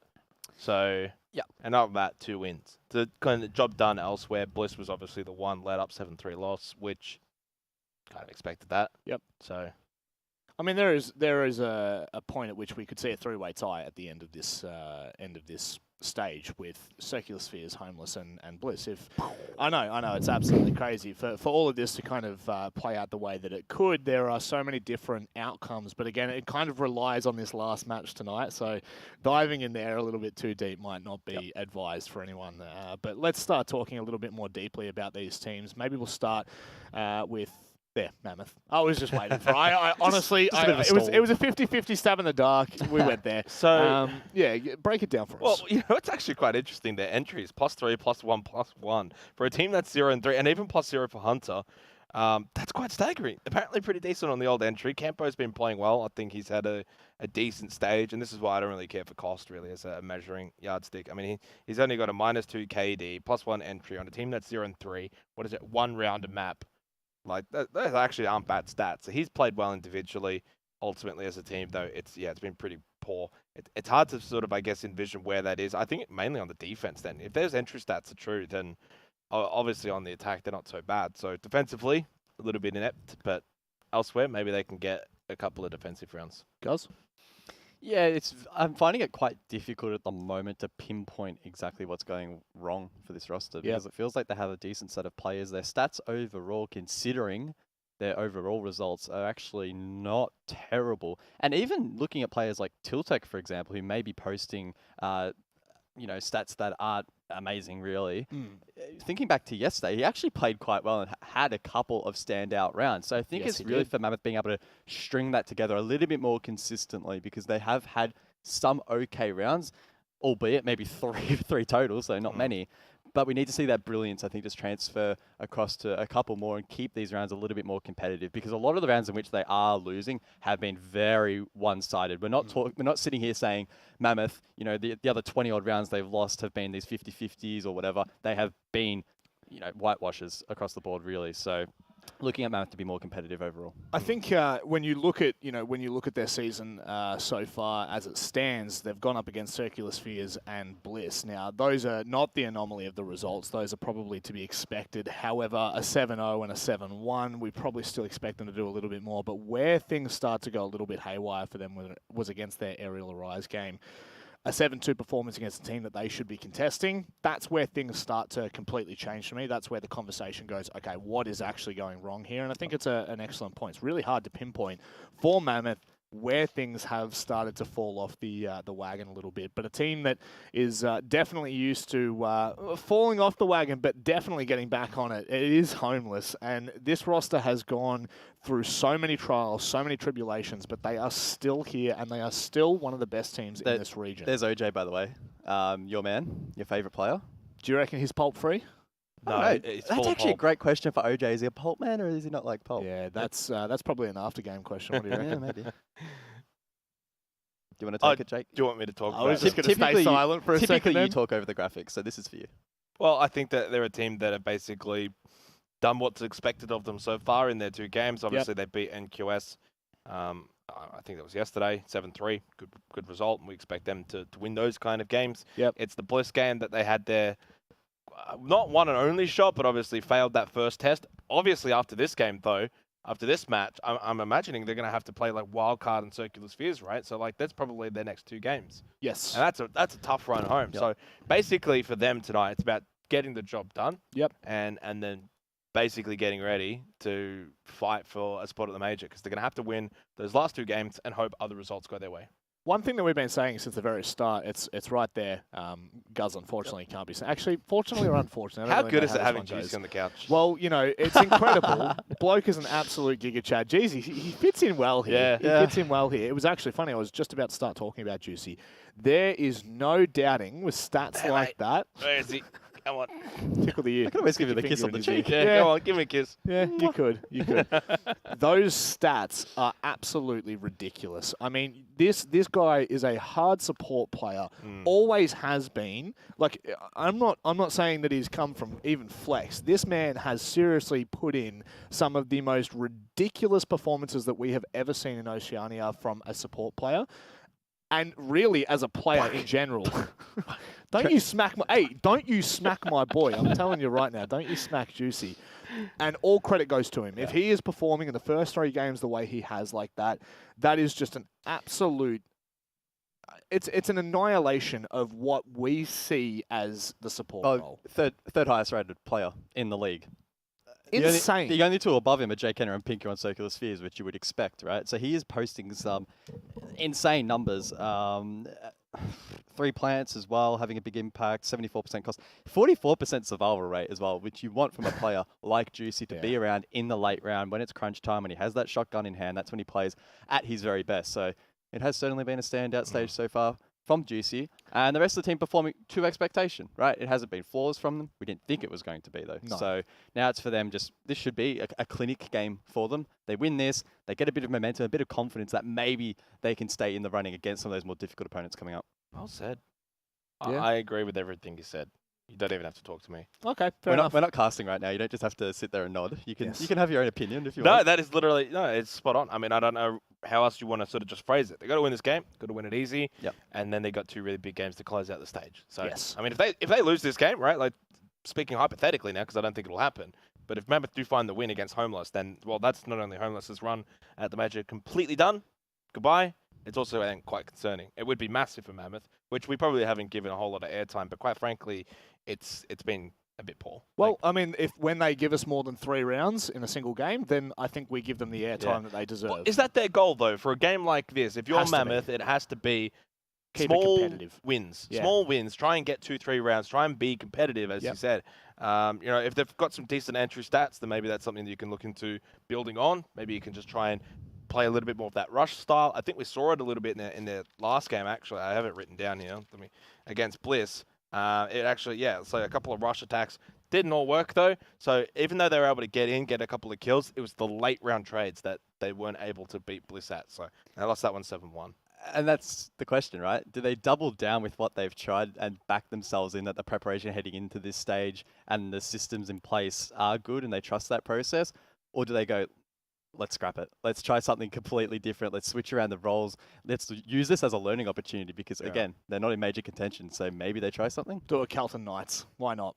Just may as well start Just trying make like something. Just make a 25-man roster. It may as well. One thing that might start to help us shape this game up a little bit more is, of course, the map Vita. Let's go ahead and have a look where we're going to be going. As we start to dissect this, I think it is really important to keep in mind expectations here are very tempered for Mammoth. I don't think that we're expecting anything magical from them. However, first half has to keep competitive, and that's something that they have failed to do so far in the first opening 3 games. So, Cafe. Yeah, Oregon Clubhouse gone Chalet 2. There we go. We are headed to Cafe, which I think it worries me even more for Mammoth. Well, Mammoth played this against Aerial Arise back on play day 1, and they lost it 7-2. So, I mean, that's Aerial Arise. But Homeless haven't been flawless on this map either. They did lose 3-7 to Bliss. Now, Bliss, again, are on another level, but maybe Mammoth has seen that as a potential weakness in Homeless, and the fact that they've also played it, there's a bit of comfort there. Potentially. But it is Cafe, so it's like both these teams would be well-versed on it. Yeah, and obviously the loss, to Bliss, not ideal. Because, Bliss got 3 attacking rounds on Cafe against Homeless. So defensively, they've got to be a little bit better.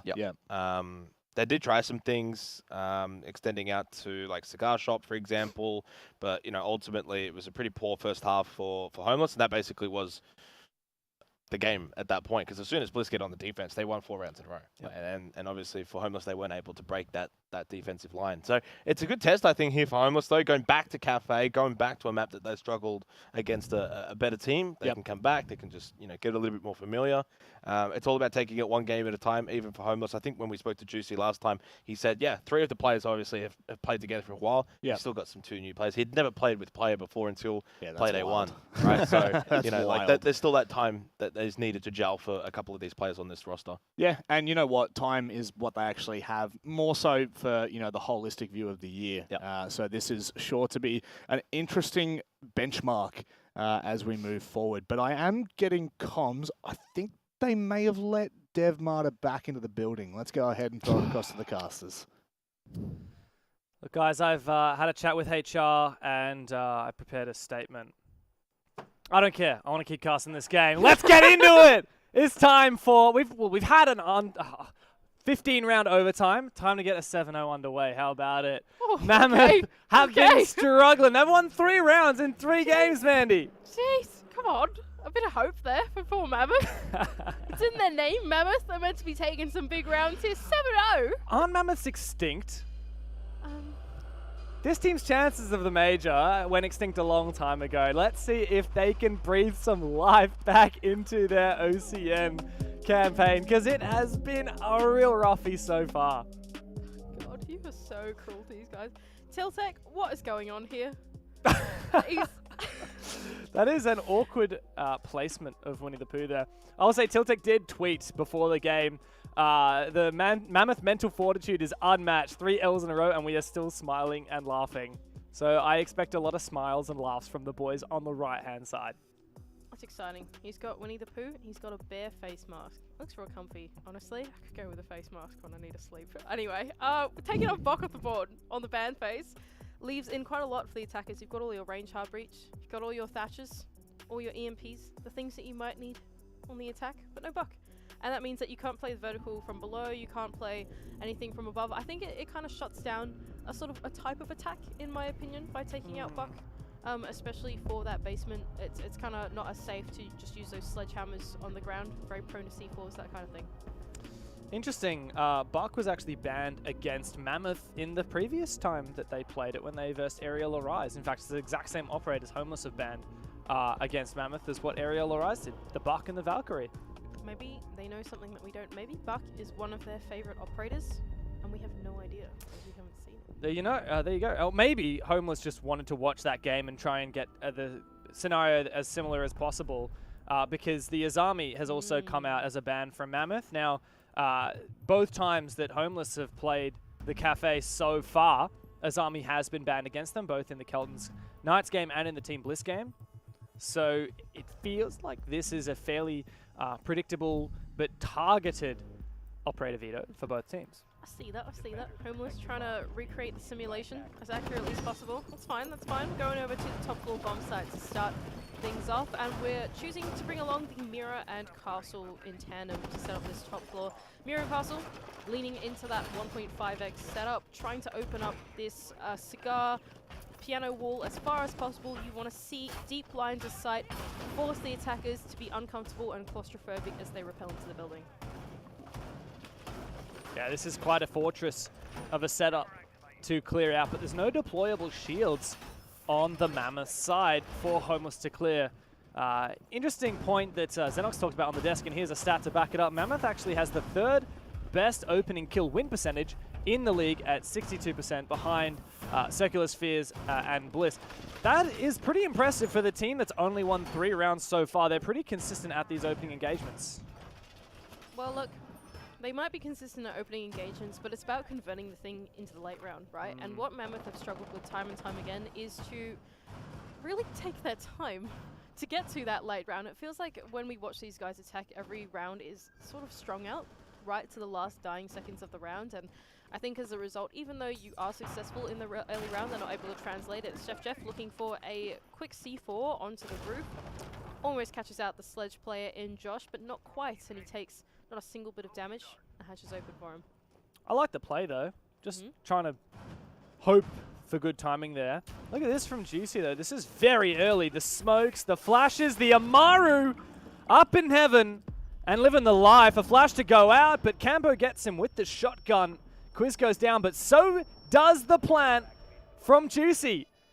And what is this? 30 seconds into the round, and Homeless have that diffuser on the ground. 3 players now from Homeless on the roof. They are absolutely laughing right now. This is going to be a nigh impossible post-plant for Mammoth. Okay, well, keep in mind that where the diffuser is planted is a blind spot to the skylight. So Mammoth, if they can sneak their way underneath, is going to have to force Homeless to drop down. Campo trying to stick it. And that is Tiltec to cover. He's already covered with one. Campo! There's no way he's done it! The ninja, the mad lad! And Mammoth are pretty happy about that. What did I just say? Literally, what did I just say? When you go for that rush, it's not like it's coverable from the skylight, right? It's right below the skylight. These operators, they're not flexible enough to look all the way down and point their guns down into the ground and shoot him. So it forced player to drop. But what Campo was able to do was go for that stick right behind the bomb chassis. Player didn't even see him. I love that for Mammoth. Wow. This is, it's a good start for the team that has really not had a good start in OCE so far. I appreciate Homeless's attempt at a rush, but the cover just was not quite there. You know what? Look, I like it from them as well. I hope we get to see more exciting things. We've already had one very exciting game. Yeah. And you know what, Dev? I'm going to call you out once again. 7-0 yeah. who? Yeah, well, who knows? I was actually... 7-0 who?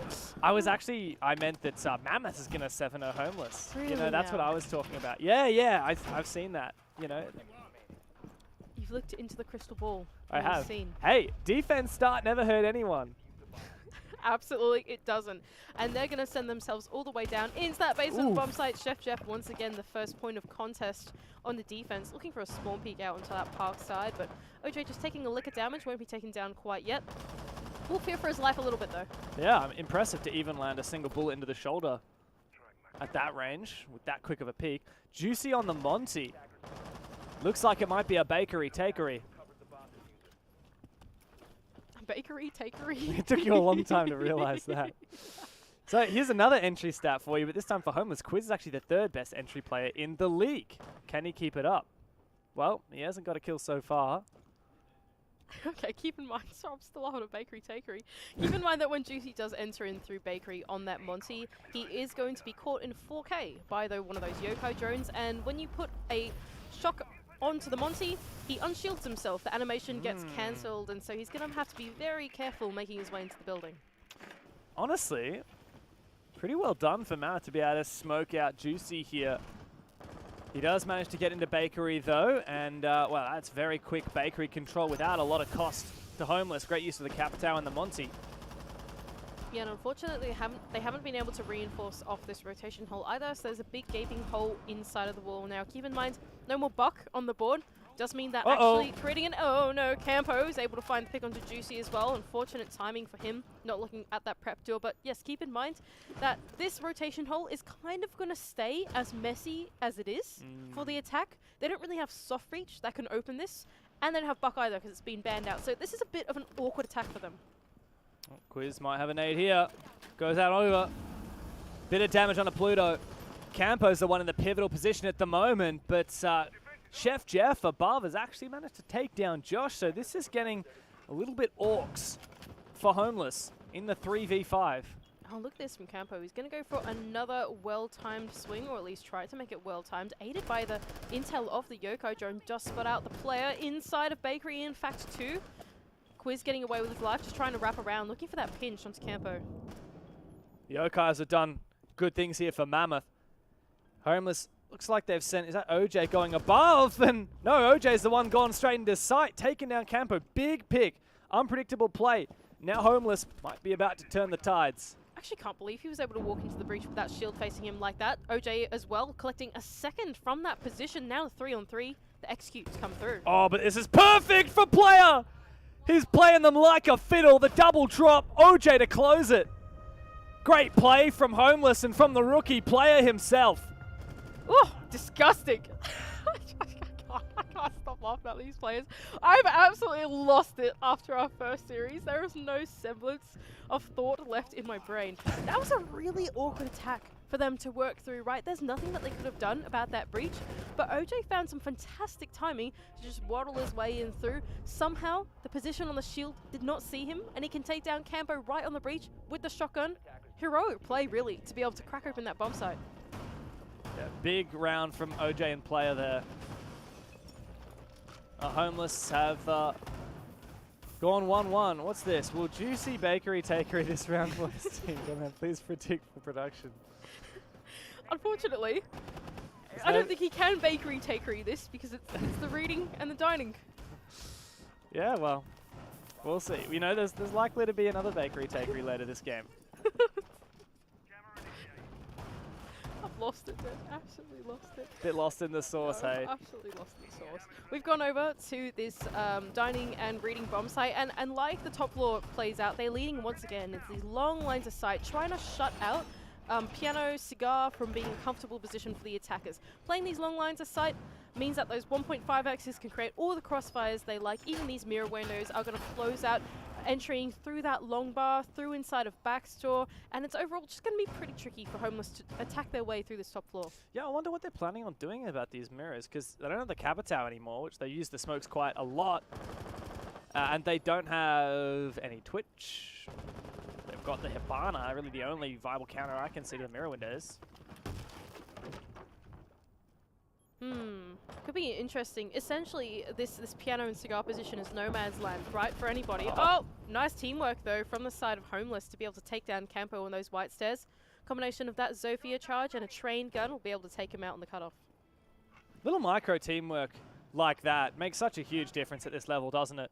I mean, Campo would have had no reason to have any fear of being exposed to that white window. Now they can start to make their way into Cigar, dropping off that red hatch, and this is where they need to decide, are they actually going to go and sweep through this top floor, or are they going to see all these lines of sight, be like, no, we ain't, and they go down and try and push horizontally instead. Josh has been able to find a blind spot in these long lines of sight to creep his way down into Pixel, and unfortunately take some damage from that cocktail position. He's able to trade it back instead and collect the pick onto Pluto. Damn, that's the downside of having all these lines of sights open. They go both ways. Josh still on the top floor now. Tiltek really forced off from the player on the AC balcony. It's Hunter, the man that has to step up. The man on the mirror. Josh making his way down White Hallway. Hunter gets aggressive and does take down player. Looking for a second. Oh, what a flick! Disgusting. Quiz has gone down 3-on-3. And Hunter still at large upstairs. Oh, and they're hunting for him as well. They're still going through long bar. Player coming through that timber side of the map as well. Hunter is tucking his way in, knowing that he's done his due diligence. He's done his time and is just looking for more. Yeah, he's the king of the bar backstore at the moment. And he's found another one! This is unreal! I think I might have seen why their former name got its title. Juicy, the last one left, and he's going to drop below. He does have the diffuser. He's going to abandon the notion of trying to take down Hunter. He's taken out Chef Jeff inside a library, and he's used up his last flash. Hunter has gone back down to site. Juicy doesn't know about it, but Tiltek has the bomb site settled. Great round from Hunter, and a second now for Mammoth. I just can't believe what he was able to do there. Bar Backstore, of course, the name of this team before they were able to pick up their org in Mammoth, is able to make heroics work inside of that top floor, play these long lines of sight. No, I wouldn't say even to his advantage. He found himself in a really off position, right? When you see all these things open, you would expect Bar Backstore to be no man's lands, right? You have everything that is opening it up. And like you said, it is a two-way battle, but Hunter being able to creep his way inside of that position really, really threw Homeless off guard. They didn't expect him to be there because they didn't think he could be. Otherwise, surely someone would have seen him. He makes his way in there and is able to take down, I think it was 3 or 4 players. Yeah. Impressive work from him. Especially after Homeless had such an early advantage. Opening pick, a second to follow, so much top floor control. Hunter really turned the game on its head. Now Homeless will go on to the attack upstairs. Last time it was a Capitao rush plant that they couldn't hold in the post. This time no Capitao is present. For Mammoth it looks like for the most part the same strategy, however. Yeah, seems like it. They keep leaning into trying to open up the entire map, make it really uncomfortable just to be inside of the map, even to play exterior of the bomb site. All the rooms adjacent to the bomb site are exposed to some kind of line of sight, some kind of crossfire. Homeless really need to dissect every single little part if they want to make a safe way in. I like that Claymore though, just preventing a cheeky run out. Often players will go for that bakery. Might not have time to check that run out. Claymore. I've got to say, it's actually quite nice seeing Josh back on the Zofia again. It feels like he's back on what is known to him, you know, a comfortable entity. I think seeing him on that buck yesterday, having to play bank and forced to play this more lurk role was interesting, but I think he's definitely strongest at the forefront of this team.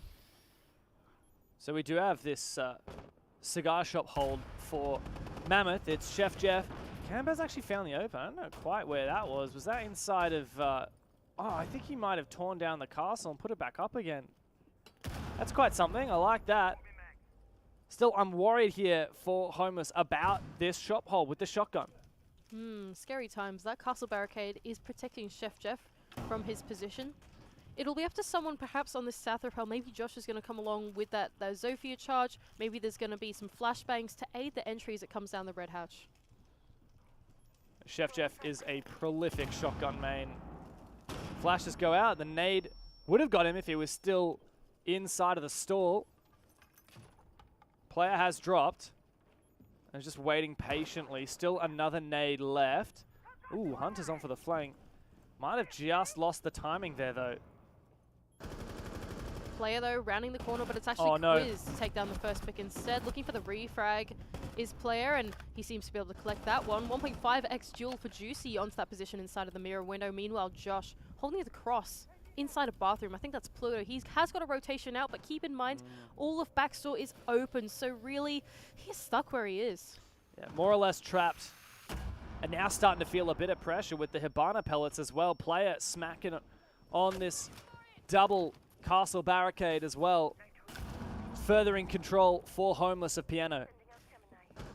This is a really tough spot for Pluto. I mean, he's essentially trapped here, right? There's no way he can use the rotation hole to go back into backstore. He's about to have yet his second wall open up, so the only thing he can do is crouch onto these holes, play this mirror, and Player's just found another kill as well. Yeah, this is going to be an entry into bar now. Player's got to walk up against this mirror window, though, and Hunter's done a good job, as has Pluto. So it's all up to Player now, and Pluto, despite the pressure, does not give up his mirror, does not give up any ground whatsoever, forcing Homeless to take the tactical timeout. And I think certainly a warranted tactical timeout as well. Mammoth are playing their setup to perfection, right? They're not getting too antsy. They're not taking any unnecessary gunfights. They realize that they have some pretty strong power positions. They have some people playing close here. That's Chef Jeff. He's not over-rotating from his position. He's playing his life. That's his job. You've got Pluto inside of this bathroom position, playing the long lines of sight, knowing he can't rotate out. Don't get antsy. Just sit there, play your life, play the strategy. They're doing it to such great discipline. And unfortunately, Homeless are just not quite cutting it down. It seems like Homeless are trying to brute force their way in, is what my observation would say. It doesn't really feel like they're trying to clear things with utility, for example. They're not trying to nade a position out, get things in with flashbangs, that kind of thing. Like, I imagine if you're in that spot, if you're Josh, jump on that south rappel, open up the castle barricade, just cut things down a little more slowly and actually play that 1.5x battle. Just feels like brute forcing your entries in. Doesn't seem to be working for Homeless. Mammoth now, 4 rounds into this game, have got as many rounds here as they have in their entire season so far. If that isn't a glow up, I don't know what is. I can't believe you said this game was going to be a 7-0. I think I am entirely responsible for cursing Homeless. But I can take no credit for how Mammoth have played here. This is what they've been waiting for. They were hyped up going into this season, right? This is the Kraken roster of last year with some upgrades, some player changes, with some extra experience on the side of Campo, with the promising young player like Chef Jeff, with the energy of a guy like Tiltek. And yet it's been an abysmal start for them in the season. They're finally finding a bit of redemption here. Going down into the ground floor bomb site of kitchen and cooking as well. Homeless, though, changing up their philosophy a little bit. We're not seeing that Monty. We're probably not going to see that same bakery take that we saw them go for earlier. Not just that, but we've even got the roam clearing operators that you require, like Josh on that Jackal, like Quiz as well, to make use of that second floor vertical. Even OJ on the Nook would spell to me that perhaps they're looking to take more of the map. Yeah, it does look to be a map take here, rappelling all the way up to the roof. There's one reason you do that, and that's to go for a map clear, or at least to feign a map clear or test a map clear. Quiz 1 and 3 so far, but one of the best entry players in the league, yet to quite fit into the shoes that he has established in the first couple of playdays so far. Tiltek, another early kill, another early death for OJ as he jumps out. I believe that was the cocktail windows, if not the white window. Gets back inside safely. Tiltek is on something else these last couple days. He's really turned it up in the lobby. And look at this from Quiz, trying to cut off the roamers as they fall back through the hatch. It is their route indeed. Another player inside of Train will surely be able to collect him. Player, he sinks in the shots, but not the kill. I wonder if they're going to be able to bait this. A nade is going to follow. It misses. No. That's pretty awkward. Surely the vert will get him. Josh finishes him off eventually.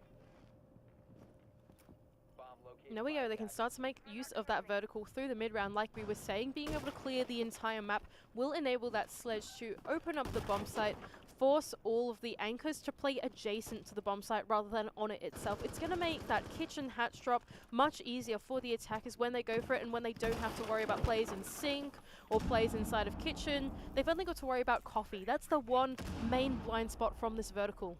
Yeah, the classic thing here is you need the horizontal to go with that vertical pressure.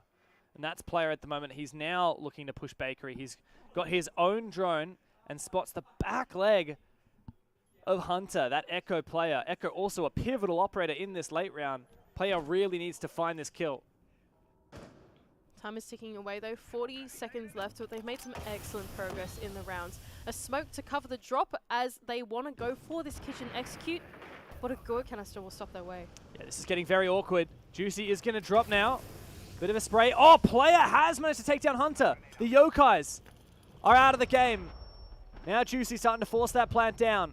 Without those Yokais to deny it, Pluto doesn't know where that plant's going down. And he's the last one left. A nice shot on the Josh, but he's going to need 3 more of those. 40 seconds on that diffuser. He's got to retake upstairs as well, because even if he steps foot into the bomb site, he's going to be shut down by Quiz, who's playing all this vertical and preventing him from getting back into the double door. He takes the duel just around this mining little statue type thing, and Juicy instead is able to collect that kill up the red stairs and closing out the round for Homeless. Yeah, a nice one from Homeless. It was looking a little bit scary at the start with that nice jump out from Tiltek, but Homeless cleared the map in decent time, and they prepared for that freezer execute. For me, pivotal moment was off-screen player getting that kill onto the Echo. Not only is that a great opener and suddenly diverts a lot of that pressure to Bakery, but it's the Echo play. It's the one that is denying those plans and getting those information on site. And I think it's a testament to how Homeless know to play against Bakery, right? When you imagine, what would they do if they were playing that basement bomb site? That would be Juicy. That would be their own Echo player sitting inside. Behind that cupcake position, Juicy's probably called out to player Ayo. They're probably doing a me. Let's go and kill him. While we go for that execute, by having a player that's so proficient in that position, they also know the right way to counter it too. And I think having Juicy as the primary IGL of this roster as well, being the most experienced, being on that supporting role, is really able to call those win conditions for the team and force them into it. I love calling attention to supports, but let's also call attention to the rookie. We've said his name a lot this game. Player 7-2 so far. Insane start to the game. A lot of multi-kill rounds. A lot of impact plays, just like that kill onto the Echo last round. Now he's on the knock. The X-Factor operator, the Lurker, the nades as well, with no buck. That knock is one of your best players for vertical game. Of course, now we are on the middle floor. We're going back to reading. Where is this push going to be? Is it going to be that full map take again? It seems like they do want to go for it. I mean, once again, they do have the sledge in hand, so if they want to make use of that vertical utility, they do have to indeed take the top floor.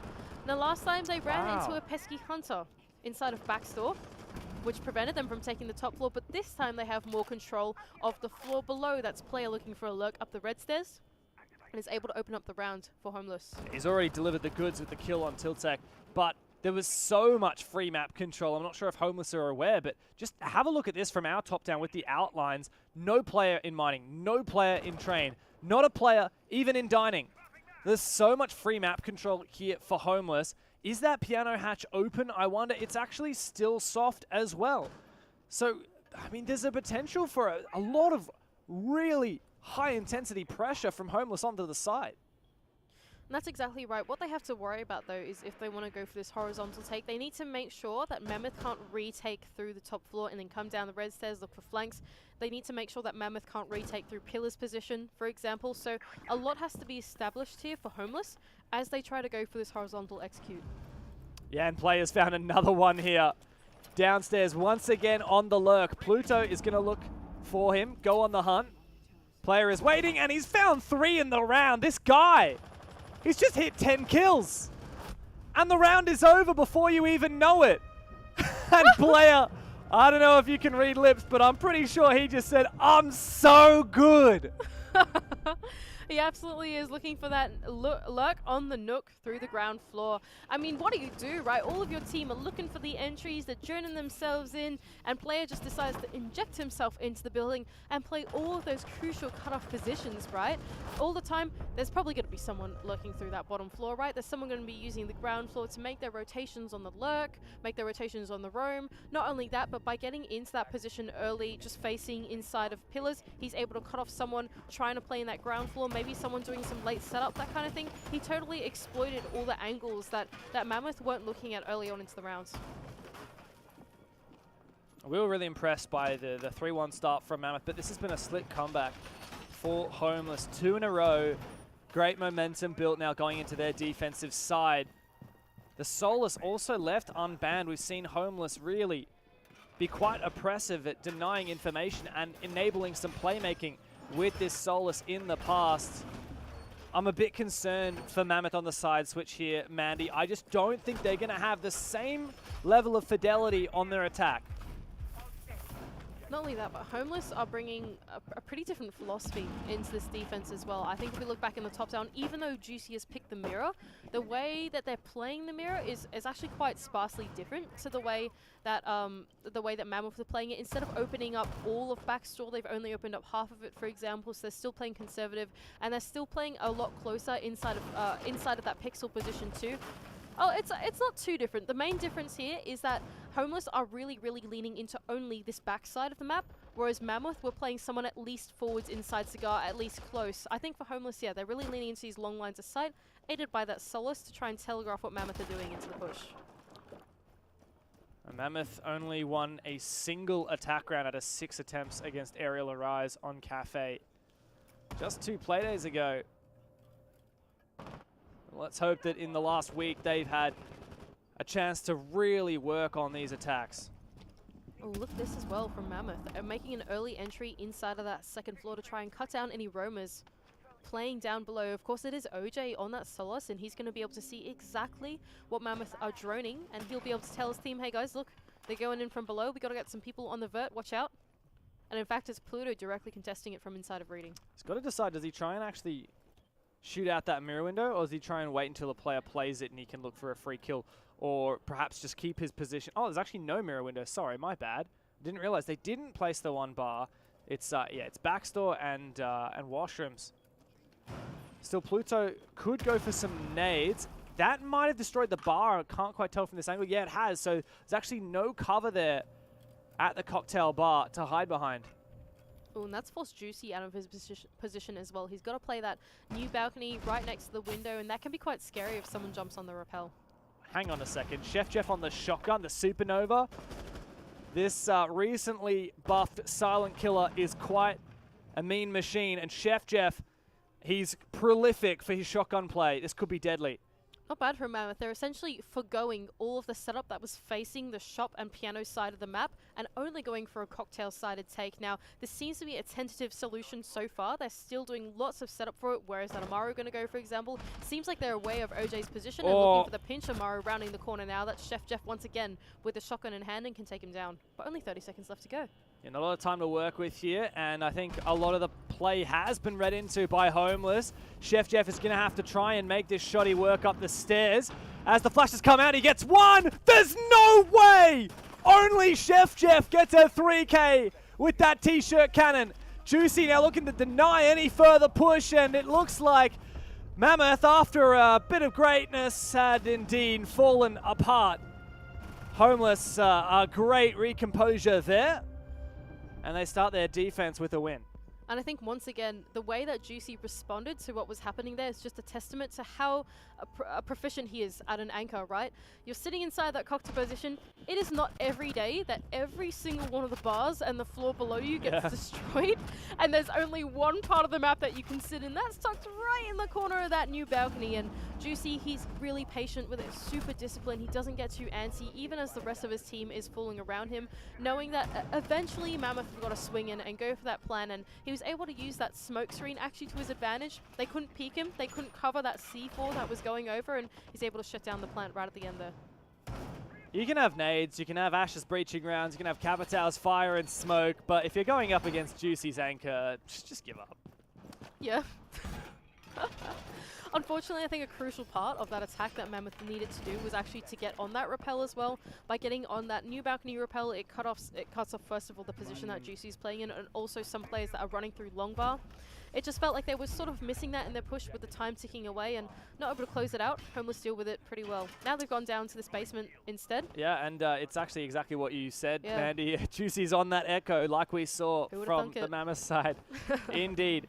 So he said, look, Hunter, I can do you one better. He's got some great little yokai spots in for the common plant spots. He's actually using one aggressively to get early information. He sees that it doesn't appear as of yet to be any bakery pressure whatsoever.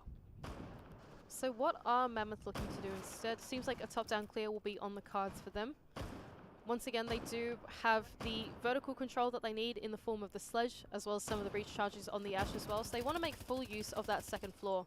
Thankfully for them, there are not too many homeless roamers. Most of them are pretty conservative on the site. Oh, except for one. That's OJ just sneaking his way up the red stairs. Very awkward timing. 2 rounds in a row, OJ has found the opener with the Solus, and he can continue playmaking, continue getting this information, especially seeing all these players droning on the roof. Really gives him an idea, and his team an idea, of where the push is going down. The jig is up. This is a map take. Here we go, though. Pluto to make his way into the building. Right next to the red stairs, OJ still at large, however, aided by that Yokai drone as well of Juicy. Yeah, I mean, he's got the info from his gadget, but he's also got the Yokais feeding it to him as well. This is going to be a great roam. And now he's tucked away underneath that new hatch balcony. Oh no, surely they spot him here. Surely they see him, right? Right? The drone not activated on the other side of the wall. I don't think they're aware as of yet. No, Dev. Yeah, I think they must be assuming that this middle floor is clear now. Oh no, surely they know. Surely, Oh, okay, well done. absolutely aware. Pluto from around the corner on the other side of the wall, able to shut him down. That could have been scary times for Mammoth, but they're diligent about it. Now the vert game begins, Mandy, with just under a minute to work with in the 4v4. This is not too bad for Mammoth. In fact, it reminds me a hell of a lot of the position we saw Homeless in just a couple rounds ago. Deja vu. That's what we're feeling. But you know who hasn't been taken care of yet? Juicy and Bakery. Now, our Mammoth are going to send one of their players down into Bakery to shut him down late. Or are they going to leave him to his devices? That's something we'll find out pretty soon, I reckon, as the time ticks away. Only 30 seconds left. For them, diffuser in the hands of Tiltek. Juicy actually just barricaded up the Bakery door as well, so he's a little bit safer. Oh, sorry, he didn't. My bad. But he is still holding on to Bakery, and he has some support from Quiz. So 17 seconds left. Oh, and the Vulcan canister has been detonated. I mean, there's just about no way that this plant goes down. Player once again holding on. He finally is traded back, but there's just no time at all for this to work for Chef Jeff. And Homeless, a great round. Player feeling fired up. And he absolutely should. All of the Mammoth players just dropped down straight into his line of sight, and he's like, thank you very much. He's doing a little dance. He's absolutely feeling it He's today. vibing. This guy's great. I mean, he's been really enabled on this Homeless roster. I think if you want to make a Tier 1 debut into a new team, honestly, I would say there's not a better team to do it on Homeless. Contrary to their name, players really made this team his home, I think. Yeah. Being able to play it by being enabled by players like Juicy, who are going to drone you in, by players like OJ, who can micro the hell out of his teammates. We've seen him do it so much on that secondary support roster through the years on Wildcard, on Rufflecopter. When you're on a team that's so experienced, you almost don't need to do the thinking, right? If you're a player, you just need to be there, be present, and listen and be active about just being responsive to exactly what your leaders are telling you to do. Well, he knows what his role is. He knows what his jurisdiction is. And he's performing his duties to a T. On the lurk with Knock, he knows exactly what his role is. It's to catch these rotations, and he did that to a great job. In that round, his job was to hold on to VIP, and he didn't have to worry about anything else. He just fulfilled his little piece of the puzzle to perfection. Now we see Homeless running away a little bit on the scoreline. 2 rounds up, and just 2 rounds from taking the map. Oh, we had so much hope as well from Mammoth. We were getting so excited for them after the first 3 rounds, but seems like as soon as we went onto that defense, I want to say the Solus has been really impactful for Homeless. It's really assisted them in training their lines of sight on exactly what Mammoth are doing. As a result, they're always a step ahead in the push compared to Mammoth. They know what to look for, they know what to expect in the next few seconds, and when you feed that information to players of experience like Juicy and like Josh, they're not going to know exactly what to do with it. Top-down take now on this reading attack for Mammoth, and they can see a pixel shield set up. What they don't know about as of yet is OJ down below on this Solus. You said it, he has been a menace. The pixel shield is cleared, but do not underestimate this roamer down below who's been on the forefront of these opening engagements for at least 5-6 rounds. The last 6 rounds in a row, OJ has either got the opening kill or been the opening death. He's using this Solus to perfection. Yeah, and you see that on a screen, and he's probably saying to his team, right, they're getting open red wall, watch out. Hibana's doing things. And the rest of the team on the top floor are like, okay, that means we can probably fall off from our positions, go play somewhere a bit further away. Juicy, in fact, is even going to be contesting this cutoff rappel. Just safely inside of a blind spot. Once again, Juicy just knows where to be, hey. He does. He's always in the blind spots of the attack. And I don't think he's made enough noise yet for Pluto to know where he is, because, I mean, Juicy would be trapped if Pluto didn't know. He might go for a peek. He should have heard this upside down rappel. Okay, so the problem here is, if Mammoth starts to go actually for this roam clear, and there it is, through the white hallway, Juicy could be very stuck. Oh no, he fluffed it. He absolutely bottled it. But fortunately for Homeless, they still retain this numbers advantage at the 3v2 now. What on earth? Josh is here. Yeah, he's upstairs, I guess. I don't know how he got into bar, but he snuck his way back up there. That diffuser is down at Timber. With no player yet to retrieve it, Tiltek's looking to make his way over at the moment. But still, Josh resides on the top floor. And Josh is probably like, oh my gosh, I am here all on my own, but that's okay. I've got me, my mirror window, and my gun. I can definitely hold on to this diffuser, and if there's anyone I'd back in to do it, it's him. Tiltek now, with that in hand, is going to rotate himself down onto that ground floor and try to put some pressure on the site, but really, there's not a lot of time to go. Yeah, I mean, he's walking straight into Homeless territory. And that's where OJ has been hanging out all round long. An easy chuckle after that swift 2K at the end of it. Mammoth staring down match point, take their tactical timeout. OJ and player do not give a damn. Those guys are jamming. Those guys are like infinitely cap jamming, you know? Having a good time. I'm really happy to see this Homeless roster really come into it. I think that they have not been a 5-man for that long, alluding back to the interview that we did with Juicy just last week. Was it last week? Yesterday? I think it was yesterday, yeah. Oh, gosh. Time flies when you're having such a blast. Oh, fantastic. That was also a I know. pun. Yeah. Okay. Yeah, really. Very funny from you. Thank you. But alluding back to that interview that we had with Juicy, he's been really forgiving with this roster. It seems like, yeah, he knows that they haven't been together for nearly as long as some of the other rosters that they've been competing against in the last few weeks. And so to see all of them come into their form, have a good time together, has been really awesome. And not only that, but they've really taken their step back, a lot of the old guard, to let in these new guys really shine. And I think that it's just super fantastic to see such a welcoming environment here in OCE. 23 kills between player and OJ. It's no surprise they are cat jamming on the face cams. In contrast, Mammoth taking their tactical timeout. It's quite solemn. A lot of serious faces. Not quite reflecting what we saw from Tiltek's tweet. What did he say? It was 3 hours in a row and we're still smiling and laughing. Didn't see a lot of smiles and laughs just there. But I think that getting 3 rounds on the defense perhaps lulled Mammoth into a tempting sense of hope. Yeah, I think that's exactly right. I think the telltale of Homeless's defenses, and well, for me, it was the success of Homeless's attacks, was that they really played into the win conditions of the round, in my opinion, better than what Mammoth have done so far on their attack. It just felt like Juicy was always able to call to his entries where the pressure needed to be, a few steps ahead of when it actually needed to be. And I think as a result, even though it does come down to the last few seconds, sometimes Cafe can be scrappy like that. It can be tough when you're going into these really long line of sight holds. There's always the pressure in the right spot when the time comes to shove, right? Quiz wins this. Quiz though, oh, he totally does. Oh, no, there's no way! Gosh. Hunter, you are straight trolling. Tiltek was the one getting spawn peaked, and Quiz just drew circles around him. As soon as Hunter peaks, his head is vulnerable. He is gone. And that's not pretty. No, it's not looking too good for Mammoth, unfortunately. Down in the man count and down on the points on the scoreboard as well. Quiz going to be the first point of contest. The second point, in fact, his own, once again.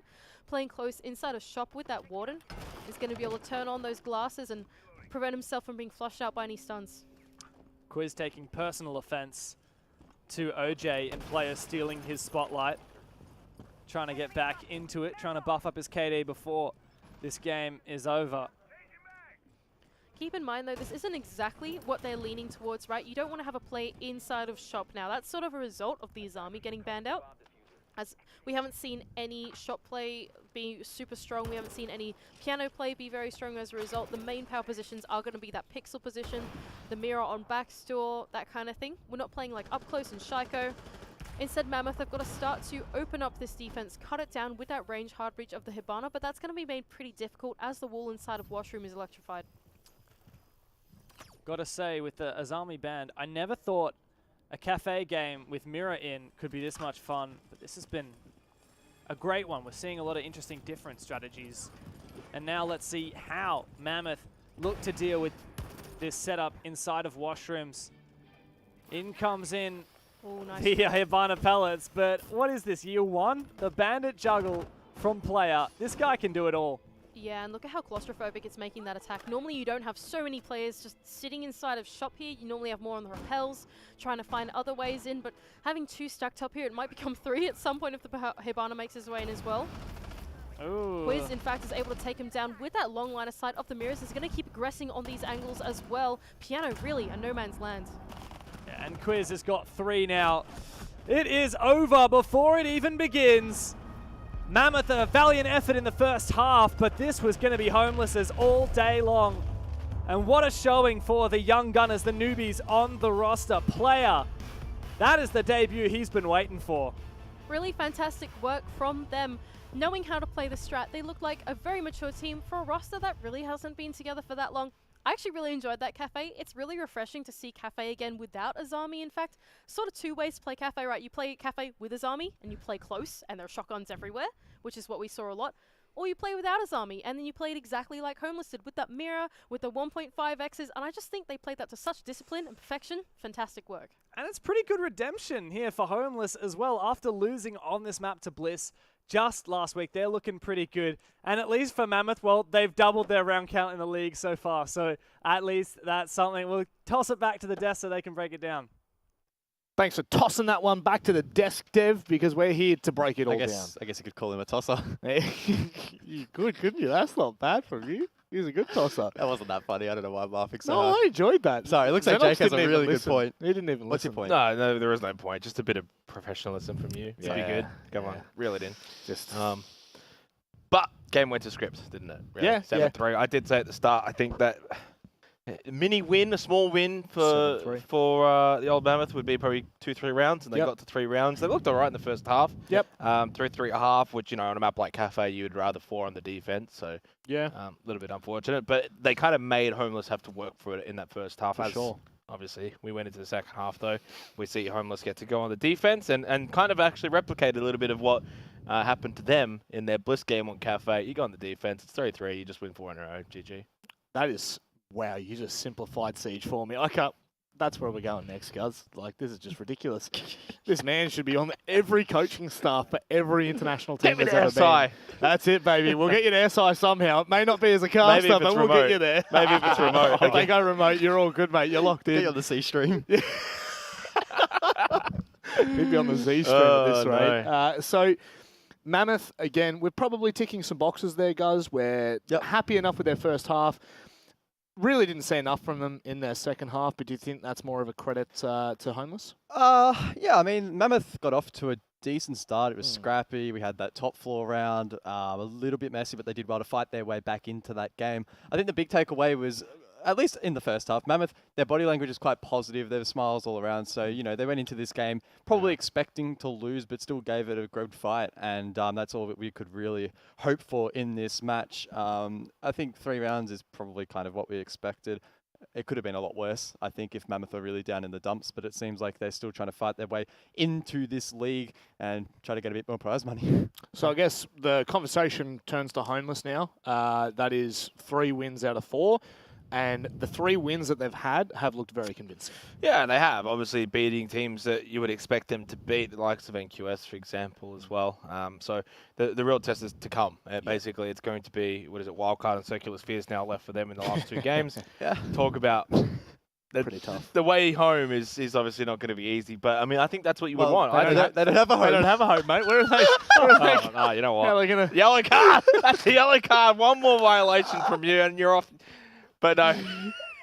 You dug yourself a hole for that one. Quick note, player. Holy shit! Yeah, my MVP goodness. played Yeah, really yeah. well. Yeah. Great storyline. 2 Again, days in a row. came from Yeah. the shadows a little bit. Juicy talking him up in the interview, and well, we all know that Don knows what he's talking about, and clearly so. He played really well today. Well, I don't think the rest of Homeless agree because we've actually got OJ going to be joining us for this interview. So stuff out with the old, in with the new. Oh, look at the shirt as well. Ooh, My clean. goodness. Okay, I think I saw a player with a Manchester United shirt. I'm not even going to go ahead and touch that. But Football day. OJ, lovely to see you, mate. How are you feeling after that one? Obviously, a 7-3 win is probably more comfortable than most would hope for. We played pretty bad on attack, but yeah, we were done trolling because like when you're 3-1 down, I think we were to Mammoth. No offense to them, like it's like all right, it's time to hit the Jets. Probably round difference might end up being important, so you don't want to drop a fourth to them. Yep. OJ, I just got to ask you, your player photo that you've submitted, what's up with that one? You look a little bit stanky. Can you just talk us through the decision with sending that through?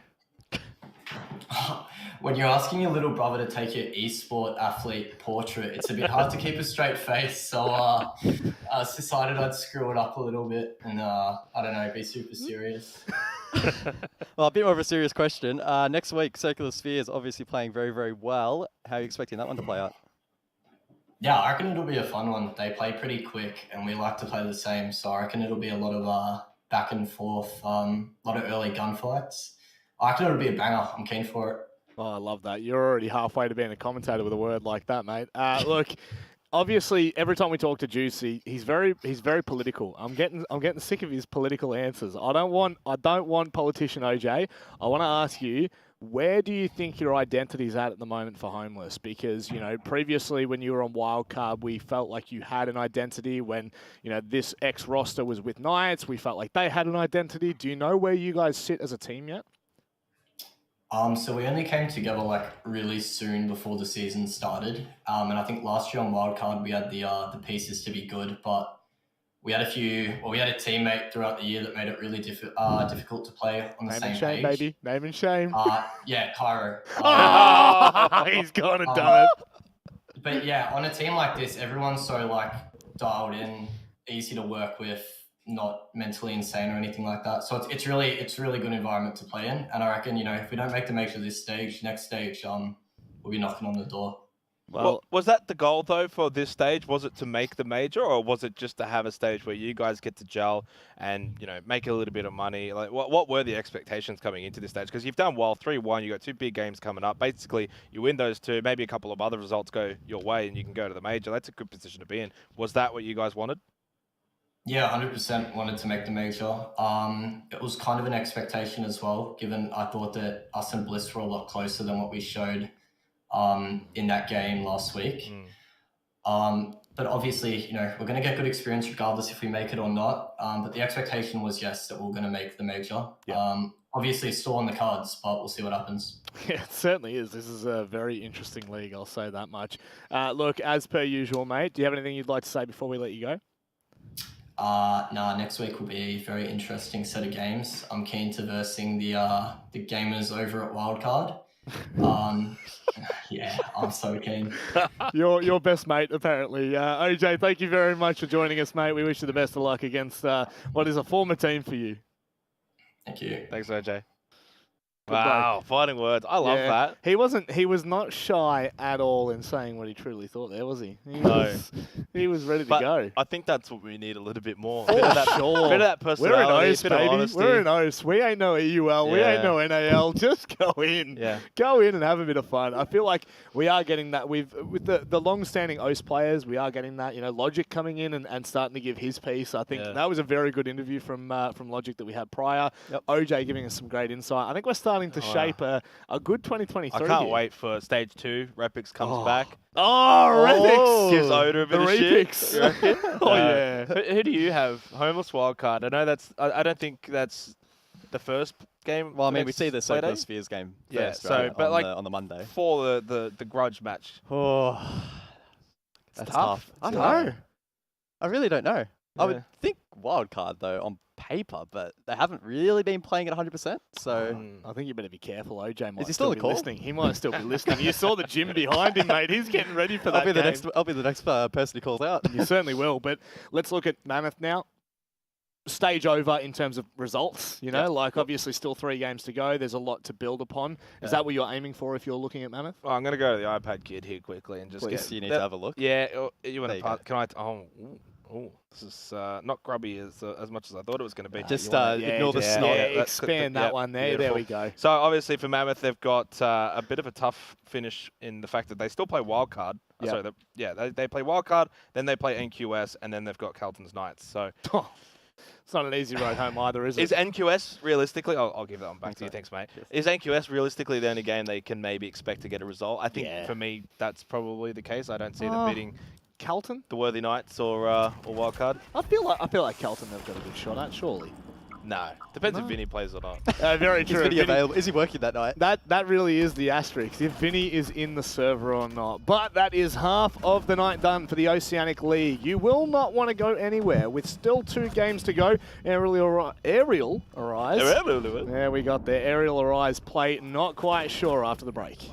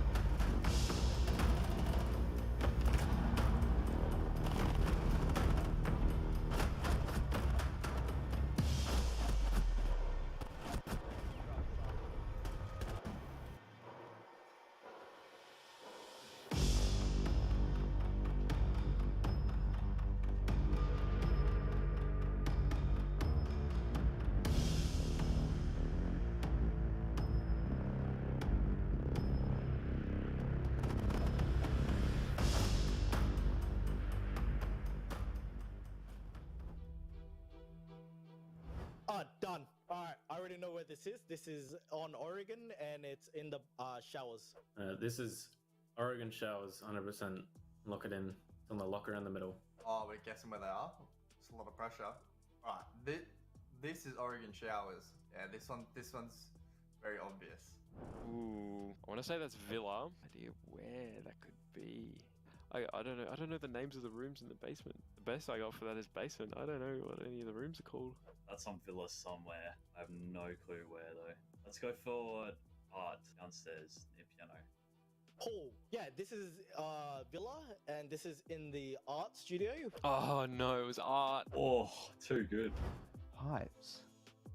Is this garage on Chalet?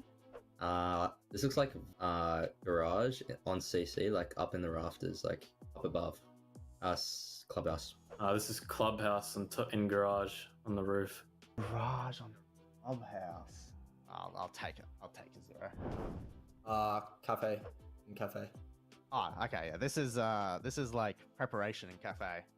This is on cafe, first floor kitchen service. Oh, what am I saying? Yeah, I meant like cafe and bank. Oh, fumbled the bag. It's on bank. That's theme park in Anish. This is Sky. Where is that? I'm gonna guess Shrine. Oh, I think there's like 2 of these. There's one on Sky and there's one on Theme. I'm gonna go Initiation on Theme Park. Yeah, I knew that. I was just double checking. This is... Oh, I know what this is. I hope this is gonna be embarrassing if I don't. Villa, and it is... It's the room next to the library, I think, but I don't know what the call that is. Just go Villa and Library. It's not Library, but That is cafe in mining room. That is mining in cafe. it's Cafe. It's Cafe. Yeah, 0 points. It's Cafe. Glass already broken, carpet white. It's got wooden shelves. Excuse me? You've just given me the floor. Yeah. So it's probably skyscraper. I'm gonna say villa. Actually, it's skyscraper. Is it closet? First floor? I'll lock in trophy of skyscraper. Yeah, so it's Sky. Is it in Geisha? Geisha. That's gonna throw off so many people. Pass. No clue. Like Consulate CEO. I'm gonna go skyscraper. Actually, I think there's an Ash Chibi in office. I'm not 100% sure. Jeez, where are the cheese? I feel like that could be skyscraper in office. Oh.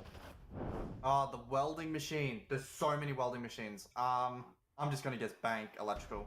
Right away. Oh, it's probably like what team? Which player got it? Shots off. Jesus. Okay. Based off the lighting, I want to say that's border in server. Trying to think of maps that we haven't done yet. I'll go Consulate Admin. I have no clue. Emerald Plains. I don't even know any callouts on Emerald Plains. Well, okay, so I may play this game professionally, but I don't know the geographical locations of the map. I know these lights are on Consulate. Is this like what? Is this like Visa? It is Visa. Alright, can we redo that again? Because I wanna. I fumbled the bag so much.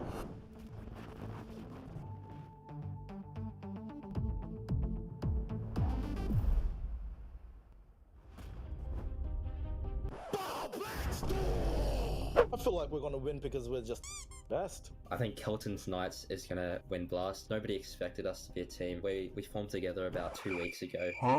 I think personally that we're gonna win Blast. We're gonna roll you. 7-0s every game. There's one to his left. He spots the head. Campo just peeked out for a second. 7-2 victory for Aerial Arise. I definitely think we're going to be able to get to the top this stage because we've got the best team culture and chemistry between each other. Our team are definitely going to win this tournament. Definitely ready to mechanics check every team we verse. We're already smashing. We're undefeated so far, so I think we're still going to remain undefeated throughout the season. I think we're gonna win purely based off how strong our team's friendship is. What does it take to win? Making sure that you love your family. I feel like we're the best team to win this because, well, we've got family. Why are we the best? We all live in the bar back stores. I think the audience should 100% keep an eye on Tuhan. Tuhan's had previous teams there.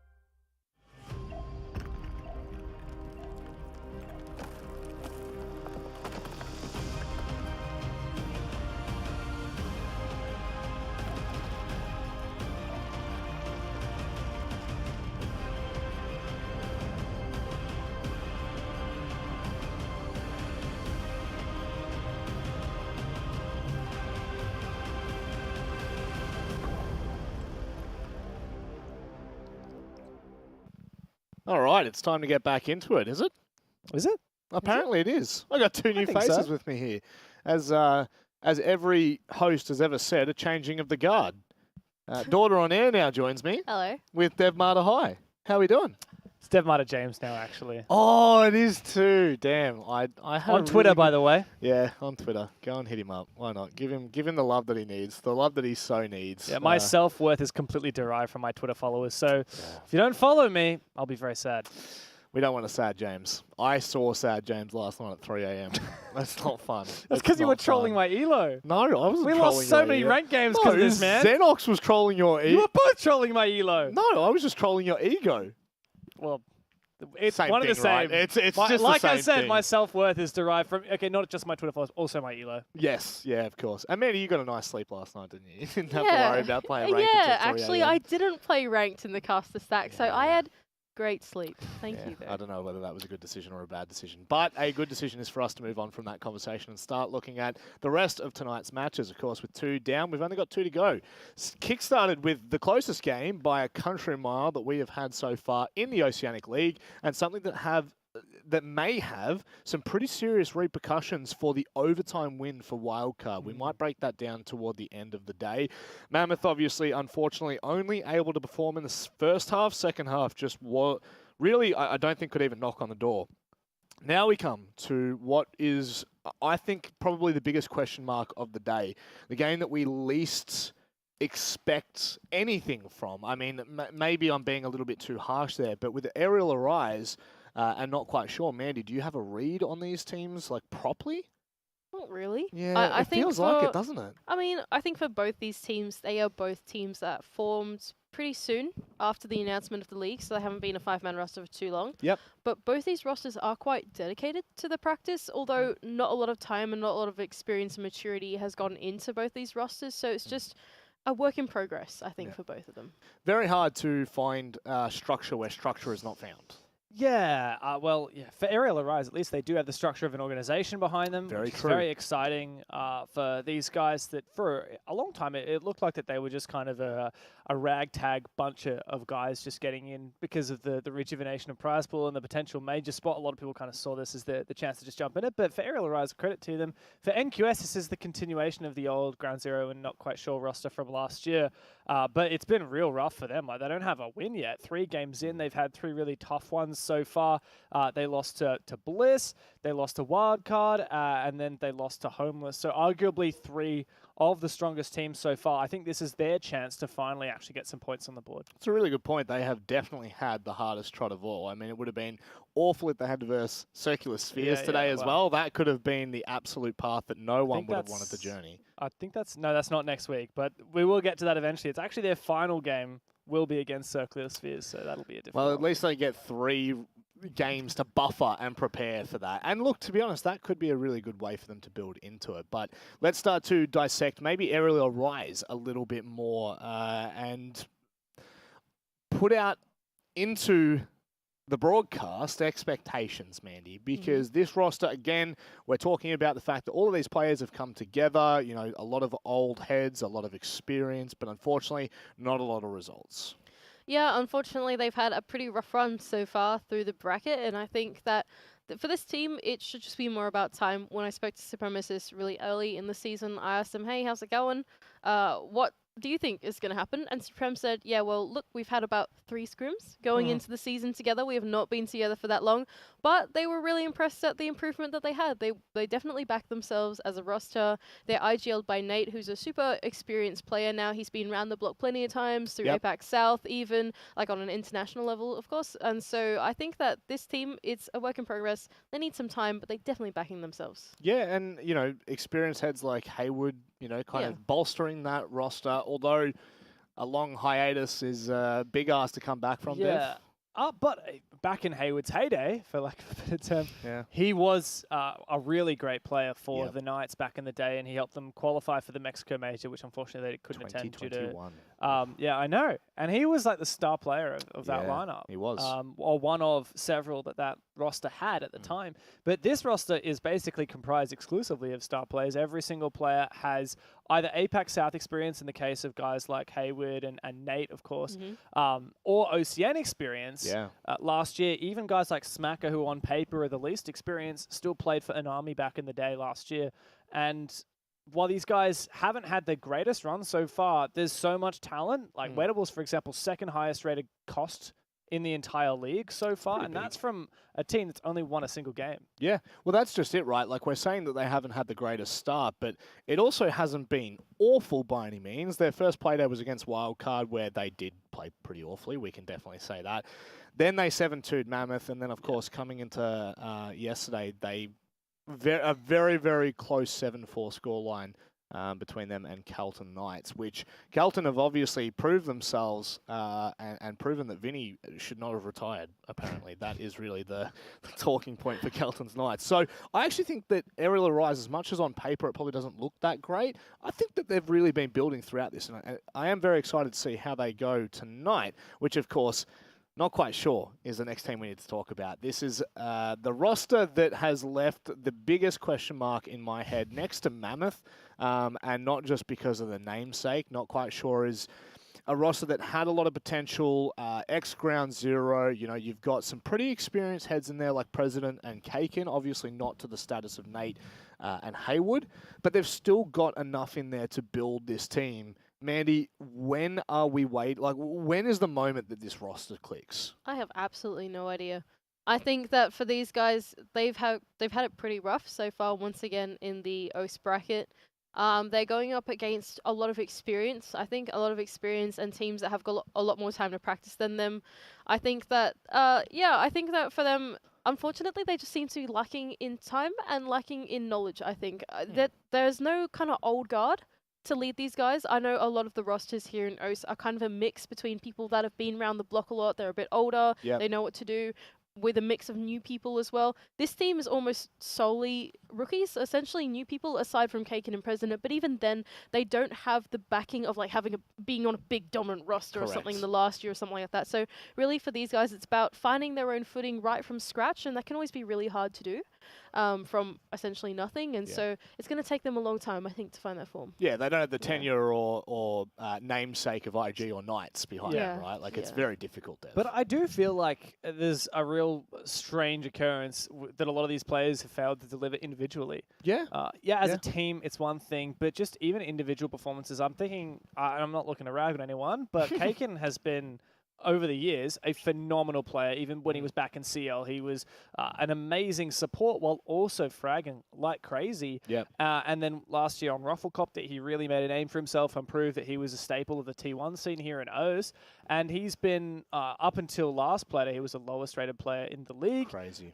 And him, Prez and Shant are all both really struggling in like some of the worst rated players in the league so far. And even like guys like Reelers, you know, you'd expect them to be real gunners because that's what they're known for in ranked and in the scene. Fakers. And yeah, it turns out he was fakers after all. Yeah, well, I mean, as we go to the vetoes, I do want to pose this to you. Do you think it's because they've versed the top three, three of the top four teams, Dev? Because that, I mean, it's really hard to put the asterisk next to that. Yeah, I'm going to give them the benefit of the doubt and say, the reason why NQS have struggled so much is because of the competition, and I think this is their best chance of getting a win under the belt. Well, we've already seen Villa taken off, Cafe as well. I'm really never expecting Theme Border or Sky, but Sky has snuck through to the very end. Hang on a second. I'm on the edge of my seat. Don't do it to me. Production, don't do it to me. They're doing it to me. Is it going to be Club? Is it going to be... Surely we're not going to Sky... Oh, wait, what? Am I going crazy? Where's Scott? Dun, dun, dun. Oh my God, okay. I got baited so hard. There's two villas. I got baited so hard. It doesn't matter. I thought for a second we were going to Sky. That scared the crap out of me. I'm going to check the veto sheet. It is Clubhouse, according to my calculations. It is actually Clubhouse. So, yeah, okay, cool. That's nice. Let me just double check. That's nice. It is nice. So, NQS, like 70% of the games? NQS lost to Wildcard 7-3 on Clubhouse, and in their first game, they also lost to Blitz 7-3 on Clubhouse. So we've seen 2 games against good teams that they have fumbled, but 3 rounds is better than like some of the performances we've seen from some teams, especially against a team like Wildcard and Blitz. Well, the bag being fumbled against good teams means that they've prepared for teams that they should be beating. Do you think that that's an okay correlation there? Yeah. Yeah. You know what doesn't kill you makes you stronger. Yeah, sure. That's a great... Unless if it tilts you into all hell. Yeah, I kind of feel I've seen that before. Yeah, I saw that last night in our games. Yes, that's very true. I was not part of this. I'm tilted. Well, it's because you're in Melbourne. You have your PC. Next time we'll set you up. Yeah, we'll set you up. Do I want to be a part of it, though? No, you do not. No one wants to be a part of the 3 a.m. caster stack. But 2 people that really want to be a part of this broadcast, it's Scrappy, Crappy Doo, and Shaggy. Yeah. For what it's worth, I didn't intend for this to happen, but I got into Dev's seat on the desk, and I honestly really am comfortable. So I'm just going to ride with it. But let's get underway with what is going to be our 3rd game of the night. Errol arrives in NQS, guys. Probably not like just highlighted. Stand up. I legitimately... Can't take you seriously. It's already hard enough. Don't do a knee. Jesus. Look, now I'm going to get back in it. I got baited. Anyway, let's just get underway. It's another clubhouse in the Oceania League. No surprise. We love this map. It is OCE's map. Yeah, I feel like I know this map quite well. We're intimate partners at this point, back but in the sea. should be a bit of fun.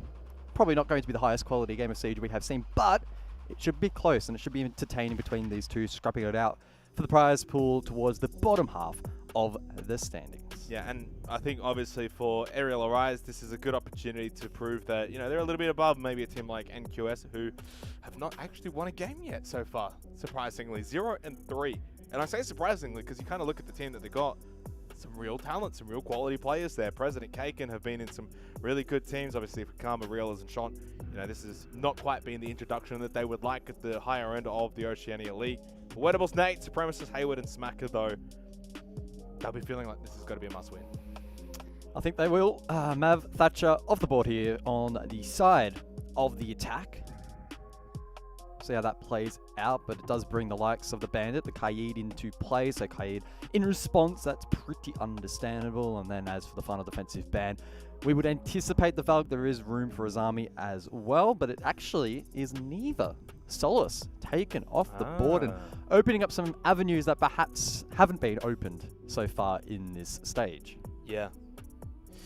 Who have you got in this game though? I mean, realistically, NQS's scoreline, seasonal scoreline of 0-3, maybe not quite that indicative of the team. They've played some tough games. They haven't played Mammoth yet, for example, right? Which obviously Aerial Arise have. So, I mean, if NQS had I think they'd both be basically 1-2 together. Do you put these two on the same level? Yeah, I think it's very 50-50 heading into this matchup. So it is a little bit tricky to try and really discern who's the better team going into this one. I think I would maybe just say NQS, but the basis of that is quite weak. It's very tricky. Again, when you factor in the Mammoth matchup that Aerial Arise did have, that 7-2 victory back last week, it just makes this a little bit of a difficult read for us. So NQS on the defense first. Aerial Arise will be attacking. They bring double hard bridge, Habana and Ace, along with the more attacking options of Diana and the Ash, along with some soft breach from Hayward. Well-rounded attacking lineup for Aerial Arise. But NQS, they bring the Echo, surprisingly. We don't probably see a whole lot of Echo in Clubhouse these days. Obviously, Azami has made it through, so we do see that. And it's Karma on the Oryx that finds the opening pick outside of Freezer, gets the kill onto Hayward, says hello, and goodbye to the soft bridge, which is actually quite important on a site such as Basement Clubhouse. That kitchen area, those floorboards, they're not going to be able to get us opened as easily with that sledge now off the board. Karma locking down that lounge on that Oryx, looking to be a threat around the map. And with Hayward down, that is a significant loss here for Aerial Arise, and that's 2 nades now in the grave. It's a relatively weak roam here from NQS. I don't think it's going to be particularly difficult to deal with. There is a little bit of presence up above though, so Aerial Arise, now player down, still need to be cautious. Entry over towards top main, that's Smacker. As Kaken actually does regress through CCTV. So NQS looking to continue their pressure up above. Karma as well inside of Garage, contacting that entry point at the doorway. He's been droned, I believe, and, well, I thought Gemini as well, but it's a run out. Oh!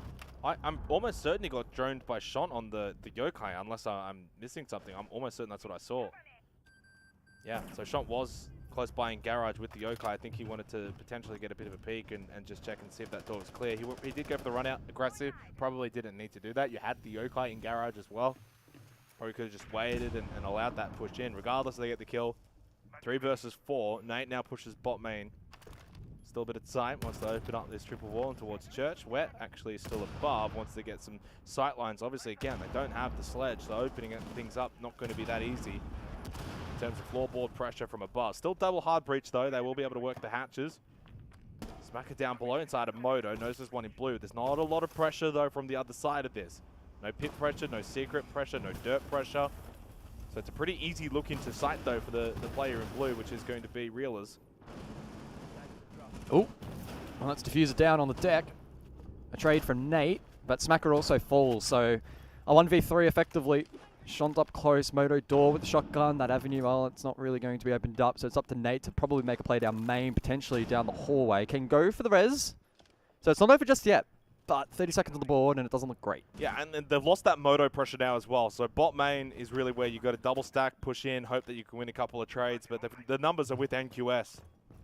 So the attack here for Aerial Arise has just gone astray. 15 seconds left remaining. Realist knows there's, of course, one bot main, and that's where they're going to be pushing from, and that is exactly how NQS are set up for the defense. Sean pushes back into Church. He'll watch that moto position. Same with Realers.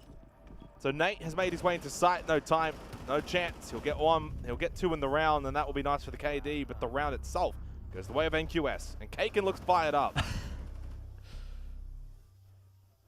Nice. Always good to see a little bit of emotion from these players, and NQS sensing that this will probably be quite a close competitive game. Feeling good off the rift. Well played from Supreme early on.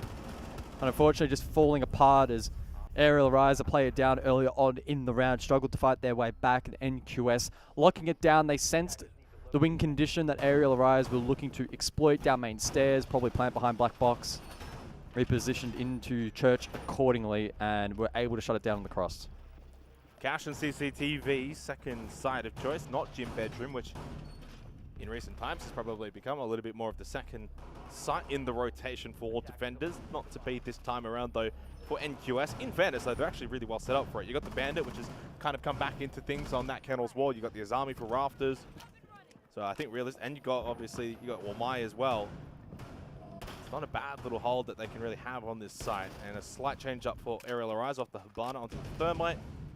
Presumably for said Kennel's wall, and then the Lion from Smacker.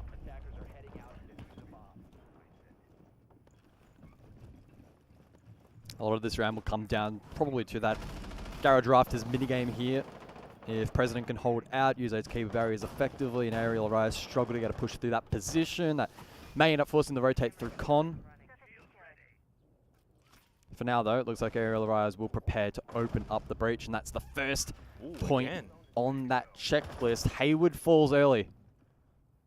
First to fall for Aerial Rise twice in a row. Well, I've literally written, I'll even show you here, I've written Karma opening kill on Hayward, round one. Round two, Karma opening kill on Hayward. Back to back. I'm glad you read it out, because I wouldn't have been able to read it. No, it's shocking, really. It's pretty bad. But it's only for me, so it doesn't matter. You don't need to read it. Realist comes Bandit Trick, does not get it successfully. And Kennel's wall has been opened up very quickly as well. 2 minutes and 5 still remaining on the clock. But again, you lost your soft breach, and Hayward has basically taken about all of 4 or 5 steps in this whole match. Now Garage coming into play. Karma lurking down below. Again, Valkyrie not banned out in this matchup. So potential for a lot of information gathering here from the side of the defense. Smacker rotating through Logi. Wettables live droning him through. He'll spot the bedroom's clear. Showers is clear. And Smacker can post up in this position, cut down Karma on that rotation, perhaps even pressure against any Nitro from down below. Or he could just push through. Straight in towards Con. Bandit now bouncing on that wall. Reelers will tug it. Not tug it. Hug it. Ooh, Karma down below. I'm imagining there's a Valk cam up above to help with that information, so now makes it a 3 versus 5. I was going to say as well, I didn't mind necessarily that Aerial Arise are going for a bit more of a con push here. Obviously, it's a very, very stacked Garage defense with the Azami on Rafters. You've got Sean up there as well. And obviously, for Aerial Arise, they're not going to want to have to deal with that. Unfortunately, you lose Hayward early. Now you've lost Smacker. But Supreme finds a kill on the rappel outside Kennels. I mean, Nate and Supreme have decent positions for a default B plant, but Diffuser's in the hands of Wettables. He's over towards Con, and Nate now forced in, gives away the sound prompt, but lands that shot. Traded. 2 versus 3. Sean can hold down this entry point as well, and the gas canisters from Kaken just to stall it out a little bit longer. 30 seconds. It's on Supreme here. He's the one that needs to open up this round, but now Prez top red. It doesn't look great for the attack. Wet's the one with the diffuser, 20 seconds left. That's still one more gas canister available for President. Sorry, for Kaken. President finds the kill onto Supreme, and then Kaken does indeed with the SMG-11 finish the round off. NQS, though, they might not be quite sure, but I'll be very much quite sure they've started well here on Clubhouse. Well, I don't know if the desk made a joke about the name, but I swear every single broadcast someone has made some dog shit joke about the name. Every time. Yeah, every time. It's normally him, but come to expect that. A decent little play there from Nate, trying to just crack open that round, but the positions from NQS rock solid. And Diffuse in the hands of Wetter was perhaps not the most optimal of positions. There was maybe a world in which Supremacist was able to get that kill Garage, and then they could rotate Diff. Either way, though, good shutdown there from the defense. And ooh, what objective is this one, Jake? It's not my favorite one. Stage. Why? Why though? Well, we did see a bit of success yesterday, right? To be fair, okay, so this is interesting. So they've gone and brought out the Thorn, along with the Aruni, and a Castle. So this is going to be some kind of weird extension. And Whoa, you can whoa, see whoa, whoa, whoa. over towards stock. Sean has also got himself a shield here. Yeah, what the? Okay. This is almost giving me flashbacks to the old clubhouse, remember? Where the actual bomb itself was inside a supply. You'd have the foothold, it was a bit cursed. So, in saying that, we kind of get a little bit excited, but how many times have we seen this site fail? Yeah, and then we'll be a little bit upset. Yeah. We'll just be like disappointed parents. Disappointed, yeah, as always. Not angry. We'll see how it plays out though. Karma very aggressive over towards Garage on the... Oh my. It's not an operator that you want to be dying early on. But largely horizontal defense, although Kaken up in cash. Typically we've seen teams when they do sort of pick this site, it's a little bit more of a stack vertical. Gym bedroom, bit of main stairs control. Not necessarily that kind of extension. But it is going to be Con opened up from Wet with the Salmas. The biggest thing here is actually, I think, Smacker on the Nook. For me, that's like, and probably as well Supreme on the Yana to some degree with the Gemini. They're going to go clearing. Now, you can see the way they're actually clearing is they're clearing above, thinking this is probably a vert hold. Yeah, literally no one in bedroom. Stark contrast, Japan, remember, just quickly, we saw literally the entire defense upstairs, bedroom, they got crunched. This is a completely different approach, no vert. Kaken is in cash, and Smacker will hold down that rotation. I don't think Kaken's going to be all that keen to go through, especially with Con opened if he knows that it was anyway. Just because of that lurk potential, but Smacker aggressing forward just a little bit. Yeah, and I think this is the play here from NQS, is thinking that, well, they're going to clear, obviously, Gym Bedroom. They might then eventually want to push over to Cash and main Red Stairs. I mean, Wettables is drone sight. They know it's literally clear. Yeah. They've got the vert. Where's the defense here? Well, there goes in the Gemini and also Wettables. They might elect to honestly go for a rush plant down from main stairs straight onto site in bar. And it wouldn't be the worst of plays, because where's this defense coming from for NQS to stop the plant? That's the main thing. Unless it's that sight line from supply all the way through to bar, if that's the case. That's what they're relying on, right? But if you don't land that one shot, if you get swung and lose it, it could be round over because that plant can then go down. So it's a high-risk strategy here from NQS. And depending on the amount of information Aerial Rise have and their confidence in landing these shots, it puts President in a very tricky position. He is the one that needs to deny this entry. Players elsewhere then can collect the scraps, but it's on Prez and he misses that first shot. And now the plant can go down. Well, it was Nate that took the damage. Where it obviously didn't even get shot at. Like, he's just made his way in for free and he'll get the plant down successfully. No retake, no one to stop it. And obviously Vert above is being watched by Hayward. Smacker still has control of Con to stop any kind of push coming in from Cash. There's no time either. NQS, the idea is there, but the execution has just been awful. Smacker gets the win over Kaken, which would have maybe given them some kind of chance of getting Vert back again. Too much reliant on one win condition. The player in stock has to be able to stop the plant, and he couldn't do that. Didn't even really get an opportunity to, and that's it. The round's over. Wow, flawless, fast stage. Who would have thought? Who would have dunked it? Well played by Aerial Arise. They didn't have to do anything special at all that round. They drone out bedroom. It's clear. There's a couple of players towards Cash. What do? They just sit a Nook there for literally 2 minutes. Smacker just sits here, eventually gets rewarded because the likes of Kaken just sit cash the entire round. They're having absolutely zero impact in that round. Gates? Where's the Razor Blooms? Like, what's even the purpose at that point of the Thorn and the Rooney? We didn't really see anything from the Magnets because there's no pressure really because you're not holding any kind of critical angles to be cleared. I mean, I think the way they've actually set it up necessarily isn't awful. I don't know if the operator lineups really worked well. And there was too much of a one-win condition. If President doesn't hit the shot, which he didn't, and even if he did, he still got distracted and then wouldn't have been able to deny the player with the kit, it unravels the entire plan because you don't have control above, you have no kitchen presence for the horizontal push. The players inside of Cash were already cut off and had no impact at all in that round. It was just a fundamentally bad plan. I didn't like giving up main stairs completely. There's absolutely zero main stairs pressure, nothing from below, so there's no vert play. You've basically given them vert, given them main stairs, given them sight. For what? Stock? It was, Yeah. I hope we don't see it again. Well, that's why we're disappointed. We're not angry. We're not angry, just disappointed. NQS give Aerial Arise a bit of a freebie. Karma is looking for a third opening kill, presumably on Hayward. Why not at that point? It probably was. He doesn't find it though. Things starting to unravel a little bit on Clubhouse. It would have been Hayward. Oh no. Well, he survived this time, so that's alright. And a critical operator. Basement defense, you want that sledge getting in, having an impact, opening up kitchen hallway, opening up the lines of sight down below into Arsenal. Very standard textbook stuff, but it can be a difference maker if your sledge dies early. Kaken on the roaming mute up above, over in towards bedroom. Smacker clearing out on the Nook. Eventually, you imagine he'll make his way up main stairs. Look to clear out any roamers above, which there is just the one in Kaken. So he's gone solo roam, although Smacker actually goes down below, avoids the yokai, but Karma spots him anyway because he decided to just go for a little walk up bot main stairs and gets a free kill. Karma's had about 3 free kills this game so far of the 4. He'll take it, and yet it's another round where NQS have got a 5-on-4 advantage. They deal with the Nook, so now it's just double hard bridge. They lose the Yana as well through Kaken. He makes his way, obviously, top main stairs. There's still one more pushing in from Jacuzzi. That's wet. He's down.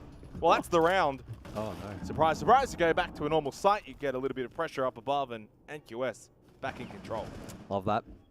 The Echo Yokai on the roam to support Kaken. Played beautifully there by the defense. Hayward, Nate now left stranded. Nate does find a pick. I presume that was from above. Yeah, it was. But Kaken, he's still lurking. Looking down that pool hatch. He can flank late. So from here, it is an NQS round. It's definitely theirs to lose. Aerial Arise will need to get in, find a couple of kills untraded, and then ensure that Kaken does not have an impact on that flank. And Nate is doing just that, just picking them one by one. In fact, he's dropped. So maybe that narrative just flips a little bit, waiting for Hayward, who also gets one, a 2v2. Certainly not from here, you would think. But it's in a real possibility now. Sean and Kaken. Nate. Diffuser looking to stick it the whole way through. Kaken's still above, over towards kitchen, watching, but he cannot deny the plant. Nate done it successfully. Shot from Sean with a shotgun up close. Too many S's in there, and Nate just gets a 3K. Now it's a 1 versus 2. Kaken had a successful roam above, but now he's got to do the work on site. In a retake scenario with only 30 seconds left, Hayward is low. Nate 7-1, and with the plant. An amazing start from him to try and clinch Aerial Arise, their second attacking round. Kaken inside of Arsenal, 20 seconds. Time well and truly a factor. Aerial Arise can play for time. Nate has made it 8 from 4 rounds. Nate is on to start the day. And that's the Nate we love to see. Really well played. NQS should have locked down that round, but Nate finding kill after kill unanswered. Great positioning also for the plant there from Aerial Arise. Negated any opportunity for Kaken to flank successfully. He was stranded on an island. Good entry as well from Hayward to be noted, but Nate really playing the, I guess, the warden there, locking down. And like, I hate using that term because warden's also an operator, but I'm pretty sure he's on Havana. Yeah. But yeah, really, really well played. And around that really shouldn't have been theirs. They're able to just snatch it. And also good for Hayward as well, right? Because he's just had an absolute disastrous start to this map, but he got a critical kill over towards dummies. He did. And made sure that that round was winnable. So 2 rounds in a row now, NQS will feel as if they've really thrown this game away. They started this match 2-0. Very, very comfortable. They had 2 constant back-to-back, 4 versus 5s because of Karma with the opening kills. And then they go bar stage. They mess it all up. They give the round away. And then you go back to basement. All looks well. You win the roam game. I think it was a 2 versus 5. If not, at least 2 versus 4 minimum. And then from there, you lose the round. That's not good signs. Test the mental. So 2-2. NQS looking for their first win of the stage. But Aerial Arise are making a really good go of things here on Clubhouse. Karma looking for another opening kill. Oh, Supremacists. Oh, Karma. Ooh, that's annoying. Low HP for the rest of the round now for Karma. And it means he can't quite be that aggressive. He can't go for those risky plays. He'll have to just sort of lurk below, look for a Nitrocell late in the round. Oh my god, Smacker is getting some super fast entries in this map. Not even on the Nook this time, it's Line instead. in a position, though, to already put significant pressure in through Con. And again, he's just his lurk factor. Players like Karma now need to be super careful trying to make any sort of play, and in fact, he has been droned. Yeah, he has. Now he's in kitchen.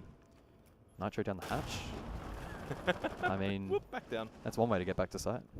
Probably felt that there was a little bit more pressure on that area of the map after being droned out and just didn't want to risk it inside a kitchen and get into any kind of fight. He's so low on health, but it also now takes away any kind of play with the Nitro Cell from below late round, especially in that Con position. I thought that might end up being a little bit susceptible if they're hanging around Con. You've got the Valk roaming below, Nitro Cell, doorway. Doesn't end up happening. And you've lost that. You've only got one more Nitro Cell through the hands of Reelers. 3 gas babes still for Cake, a minute and a half, but it's all on-site pressure from NQS. There's not really anything off-site. Double stack rafters, Kaken in Con, trying to maybe get a little bit aggressive here. So obviously we saw Smacker in here before. He has fallen off. Drone though on Kaken successful. Still a bit of a red stairs hold as well for NQS. Kaken will fall back to that position. Karma in secret. Nathan Stock down below. But time. It's a little stagnant here on the attack now, guys. Yep, main wall, Kennel's still up, so that cross can't be created by Aerial Arise, but there is still pressure on this part of the map. Supreme down below in secret. He can make a play up red late round, and I think maybe now they are trying to get the breach potentially. Wedables did drop.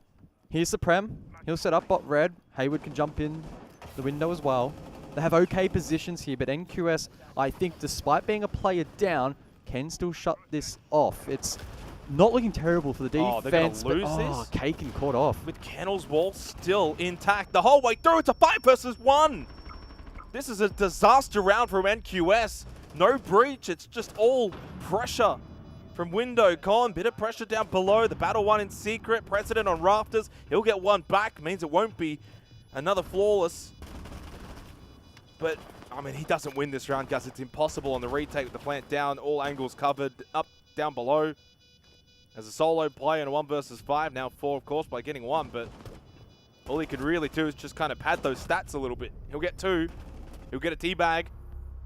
And Aerial Arise have found 3 attacking rounds in a row on Clubhouse. No breach open, but players still losing their life. Kaken, top red. Unfortunate. Supreme as well, doing a good job there to shut down Karma, who was low from earlier on in the piece. And yeah, Wedables literally just swinging the door from Cash through to Con to get that pick. And once that top red position falls, you can really get that plant down with quite a bit of ease. Players like President still isolated over towards Garage. He doesn't have a line of sight, makes things challenging, especially with window cross being established and players falling elsewhere. Yeah, a little bit of a concerning round there for NQS. So from a pumped up Kaken at the start of this game, good couple of opening rounds, you go bar stage, and since then it has been a disaster. It feels like some kind of avalanche for NQS that they just can't stop this momentum of Aerial Arise. But that last round, probably even the most disappointing of them all. A little bit. Like, Kennel's not open. You've got Rafters control. You're just losing all your contact fights. It's disappointing. Aerial Arise, though, they've been good. They've been really sharp. Nate's having a great game. When Hayward is able to play, he's actually been very good. He got a little bit unlucky in the first 2 rounds with the double spawn peak. It is what it is. Everyone else is playing well. It's a good, solid team effort from AA. AA, bruv. Hang on, wait. No one can see it, but I'm giving you your second yellow card right now. Does that mean I'm off? That's a red. You're off. All right, see you, mate.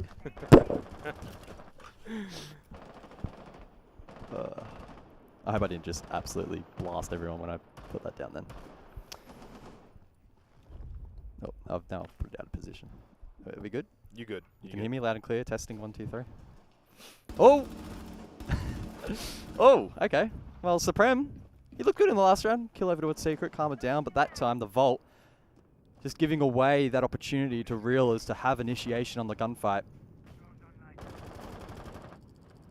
And the rounds where Aerial Arise have had a player fall early, the ones that have looked the most precarious. But players like Nate, 8-1. Maybe he can spearhead a way back into this one.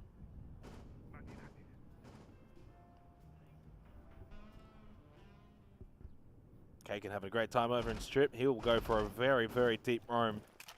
Karma once again. Bot main. They love this little mini push. Just a peek. Bit of pressure on that corridor outside kitchen and just see if anyone's sort of roaming and running around or looking to make their way down. Kaken's going to come in really late here. Really, really late. Hasn't been droned out, hasn't been found. Of course, the Jackal getting eliminated early, not ideal. So I don't see a world in which NQS are going to throw this round. Surely not. You got a 5v4. You got the roamer that hasn't been spotted. That's going to get a really good late flank. Like at minimum, he's going to get one. So in my mind, it's like a 5 versus 3. They don't even know it. You would think so. Perhaps Aerial Arise, though, do have a pre-placed in bar. It's not too uncommon. So they might get some late information. There's likely a drone up here somewhere watching this cross. Yeah, there is a drone to the doorway to the left side. Hayward actually is on this, so I think they must have spotted him somehow. Kaken wins it anyway. Well, there is the one. Wet finds a kill onto President. That one's from bottom main. Smacker will get at least the roamer out of the game. But Karma found 2 on site. That's the big deal.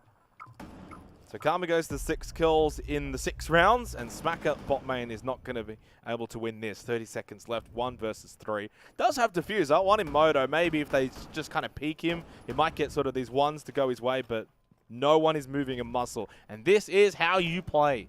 Conservative. That's one for the rank stack later tonight, guys. You don't have to all peek at once. You don't all have to just get, you know. I'm pointing at you. Pointing at me. I would have peeked. Well, you would have been the bait. Oh, because your aim's probably the worst. Most likely. Well, that was much better from NQS, and I think that begs the question of where was that in the last couple of rounds? Yeah, good contact early on in the round, Reelers, and then he just falls back. He's chilling, Kaken, good flank. You said he'd be good for 1. That's exactly what happened. Karma as well, locking down sight. And not giving that opportunity like they did last time down below for the likes of Nate to isolate some picks to allow that diffuser to get in towards sight. And then in the 3v1, very disciplined, good siege. Tactical timeout from NQS. Interesting to take the tack at the conclusion of the 6th round. But just wanting to set themselves up now for this attack. They can probably sense that this is a close game and that there have been scrappy moments from both teams. And they'll be looking to just reset the mental heading into the second half. Well, the pressure's on them now. You're going attack on Clubhouse second half. You've got a 3-3 scoreline.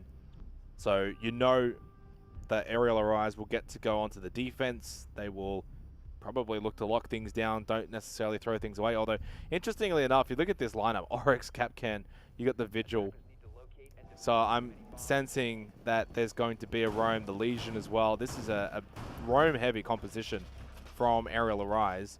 I mean, you can sit on site as well.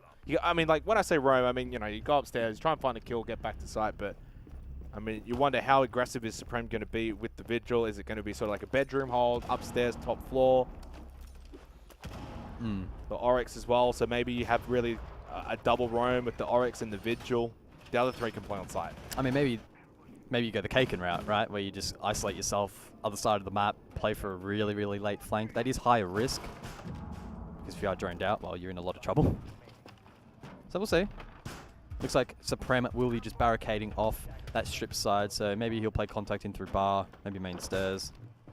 Look to whittle away that drone economy. Motor hatch opened up. So it's going to be quite aggressive here from the defense. Aerial Arise will want to try and drain as much time as possible. Okay, these EDDs from Wet. Already placed. Don't think I saw any on the window here. Don't think there really would be. Too easy to just drone out. Very common entry point. Gonna want to probably place them more on site, you would imagine. So hanging around blue at the moment, watching pit is Wet. It will be the east side push in though for NQS, and that will clear out Lounge. And I wonder, is this contact going to come through? It does. Bullets fly, but nothing lands until just then. It's Supreme on the Vigil. Successfully wins out. He's getting shot over from strip side. So Reelers, that is an interesting entry point, and I think it has caught Supreme well off guard. Yeah, good trade. A little bit messy. I thought Supreme would, you know, dodge a couple more and fire back. But left hanging. Hayward up above. Information through to Cash. He spots the player. Not once, but twice. The goo mine as well, just to confirm, give away an additional sound cue. But Hayward, it's a tricky shot to land, unfortunately. It does just go astray. But now he's put pressure on this position. NQS, how do they elect to respond? They have presence over towards the Jacuzzi Balk. So Hayward's in a rough spot, droned out, confirmed. A lot of pressure now on this Legion to really step up, but he's cut off. I think he just needs to try and play for his life and play for time. He's got to play for 1 kill here, and I think he might have almost just got it. He might still. He can keep the pressure on Kakin. Pulls out the pistol. Wow, that was a pressurized moment for both Kakin and Hayward. If Hayward gets 1 there, I think that's job done. You fall after to the trade. You're expecting that. Gives up his life, and now stretches this defense on site to just 3 players.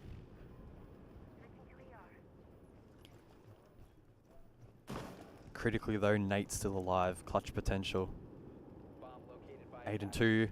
3 smoke canisters. A good position inside of Armory as well. Site has been scouted. I think these players have been spotted. Smacker on top of the jukebox. That could be a bit of an off position maybe to deny entry into church. Oh, there we go, Nate. Boom. Responds to the vert. And now can send out those canisters. Only 20 seconds left. Yeah, it just stops that immediate kind of rush in bot main. Obviously, just want to try to open up these angles. President, hello, comes in, but Wet times it perfectly on the other side of the generator. He's able to shoot him from behind, then gets a big shot onto Shant. So, a big turnaround, but it gets the knockdown onto Weta. Pulls Nate with the shotgun. Oh, Nate is on something in this game. Well timed, well placed. And he's been a big, big reason for the success of Aerial Arise in this game. Yep.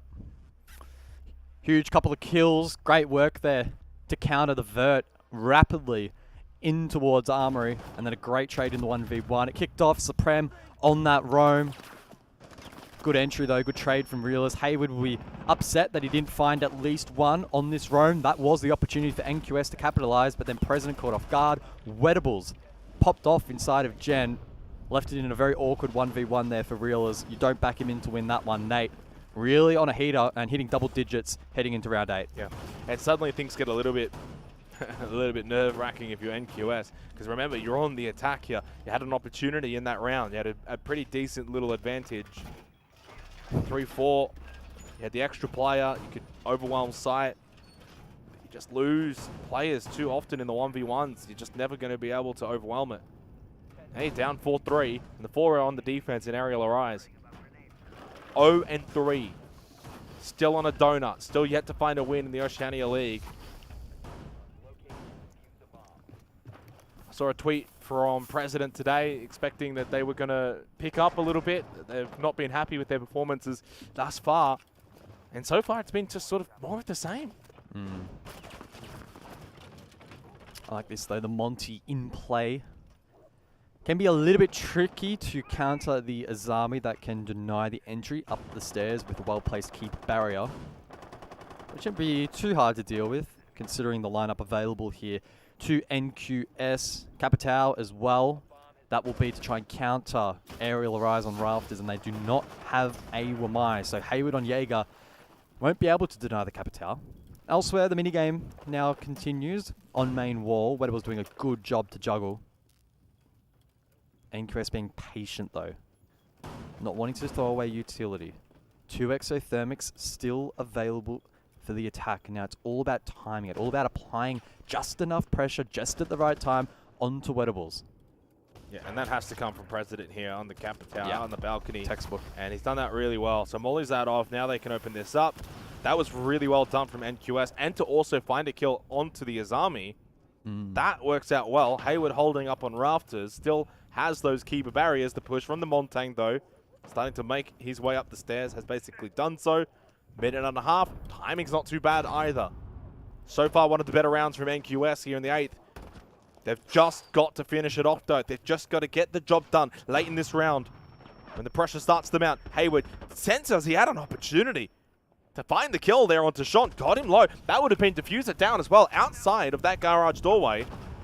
Gets him very low. Now he's a little bit cautious to make the cross. There's not enough pressure on Hayward. Where's some help. President? The Montang makes the push to get the kill. Realist has had enough of it. Finally, that is job done. And then they get Nate as well from Pit. Oh, it's all starting to go the way for NQS in this round. Still, though, need to be a little bit careful. 50 seconds on the clock and Wet with a Nitro. That said, Karma has the breach control for that cross. And Realist can send it forward, play for information. Can even lock down either doorway later on in this round. So now it's about NQS just putting on a bit of a clinic. 30 seconds, wall will get opened up. That enables now for the attack to prepare for a default plant. Stalled out just a little bit longer. Smacker still does have an additional canister. Yeah. So don't rule out the defense to pull something out here. There's also a Nitrocell as well from Wet, but Sean putting a little bit of pressure. He's low. Yep, so one elbow shot and he falls. He's down. He would have seen that. 15 seconds left. Final gas canisters out. Realers has pushed in regardless. Took a little bit of damage. Nitrocell might get 2. It got at least 1, and it got the knock. Of course, Sean is already down, so it's only a 2 versus 2. One of them being a Montang, now on the ground as well. Wet gets the other one. They've done it. Aerial Arise. How do NQS still keep losing these rounds? Well, I said don't count them out. Yeah, you did. But I didn't really expect it to actually happen. So one-dimensional, though. You've basically got 4 garage side, a little bit of pressure from a low HP shot, bot red stairs. That's it. And all it took was trying to get rid of that barbed wire. His elbow sticking out. 1 bullet, dead. Why not send someone else who can be a little bit more aggressive? The Nitrocell pointed that out. That came into fruition. They just were set up. And yeah, look at the faces here for NQS. Realers hand on head. They are sensing that this opportunity is getting away from them. Yeah, that's such a frustrating round. I mean, we've all been there, right? You've got the advantage. You've got the positions. You've got a clear advantage heading into that plant, and you just fumble at the final step. Such a frustrating feeling to try and shake off, and NQS don't have many more opportunities now left. Aerial Arise leading 5-3. We continue this run up above, I believe, over towards bedroom, and an extension from the defense. And you've got the players like Wettables really feeling themselves. Nate as well, 2 incredibly dangerous players. And if NQS don't quickly shut them down, it does feel like this one could run away a little bit. Well, I think it already has to some degree. You think back to the opening 2 rounds. They were really clean from NQS. The spawn peaks from Karma held well on defense. Oh. Nate gets the opening kill on Karma. A little bit of taste, and well, maybe lives up to his name. That is Karma for those opening kills in the first half. But yeah, since then, it's been 5-1 in favor of Aerial Arise. So after those first 2 rounds, they went bar stage, and since then, 5-1 to Aerial Arise. That is an avalanche. And NQS took their tack leading into this half, right? So we thought they'd settle, they'd be ready to go. Hasn't looked like it. Aerial Arise riding this momentum at the moment. And a good start to this round. NQS preparing a response. Jacuzzi wall next on the agenda. Nate has batteries on it, but that's easy to deal with. Wall gets opened up. And Hayward now tasked with holding that breach. Kaken down below could be a threat. Vert nades may be able to come into play. Don't know what the roam game exactly from Aerial Arise is looking like, but I think down below, it's clear. Really. So, bit of information on site to the likes of Smacker or Nate, and the nades could do some damage. I mean, Supreme could look to drop Garage, make his way through Lounge into a bar. He could do something like that, maybe eventually go for a main stairs rotate, but I think obviously in the first half, he just wants to make sure there's not going to be that Garage push. And he can lock down Balk, right? So he can just sort of sit on that window, just watch balcony, and if there's no balcony pressure, defenders on site are going to be feeling pretty comfortable. So we'll wait and see what Kaken can cook up. Well, he's got 2 nades. For a Vert player, if he can get some information, that is where the opportunity is going to come from. Yep. No line doesn't help, though. Could have locked these players in position. Yep. Well, yeah, get the information, EU1D, bang, couple of nades, there's an easy kill, opens up sight. Suddenly, though, time's a factor, 50 seconds left. Do they look to maybe get the player in logistics? Wet still hanging around there, President. What's he got up his sleeve? Well, that goes one of the nades. That is not going to find anything, no damage. And time is just dwindling. President looking to open up the logistics hatch. Obviously, at some point, Supreme probably has to get the idea. It's not garage side. He has to make his way over. Where does he come from? Does he come con side? Does he come in below? Eventually rotating main stairs. We're watching this hatch. He's watching it well enough to spot the kneecap. Gets a bit of damage onto Reelers. Shot has been knocked. He got traded after finding his kill onto Hayward. Wet knows that there's one that's just dropped in and says hello to Kaken and bye-bye to Kaken. President in bathroom. Gets one, but no time. Despite having the diffuser in hand, he still has to clear 3 more players. Won't be able to do so. It's match point. Match point for Aerial Arise. A very convincing half at the moment here. Aerial Arise looking difficult to take down. Things going from bad to worse for NQS. Great first pick from Nate, alleviated a lot of pressure. Kaken then forced down below to try and make a play with the vert nades, but just could not find anything. Nothing. Made this entry tough. Keeper barriers still up as well. And that was like a 4-man defense as well, because Supreme was all the way over on Rafters and Garage. He wasn't even involved. Yep. They gave them vert down below, did nothing with it. They got Jacuzzi opened up at a decent time. But I think that kind of highlights, right, especially on Gym Bedroom, if you're not coming in from both Jacuzzi and Kennels and you're getting that sort of pinch, you're not putting pressure on. I mean, there's no pressure. The defenders can just swing. They can do what they like. I mean, yeah, okay, there was a little bit of pressure. Top main stairs into logistics, late round. We saw that. Obviously, Kaken sort of snuck in, but he got timed, and ultimately they were just a little bit too slow in their attack. It was honestly quite poor. 6-3, scoreline, well and truly deserved, in my opinion, for AA.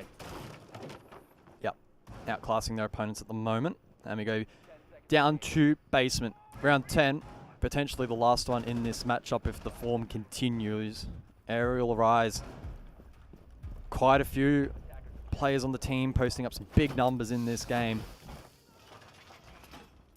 11 from Nate, double digits for Wet as well, both playing incredibly well. And we're just not quite seeing that same frag power from NQS. Let's see how they respond to this round. Looks like a very locked down defense here from Aerial Arise. Not really sensing any kind of roam at all here. And you've got the Warden as well, right? So you're more than happy to just allow them, and the Warden just completely... Well, they're picking Ying into Warden, so they mustn't have had information. Yeah.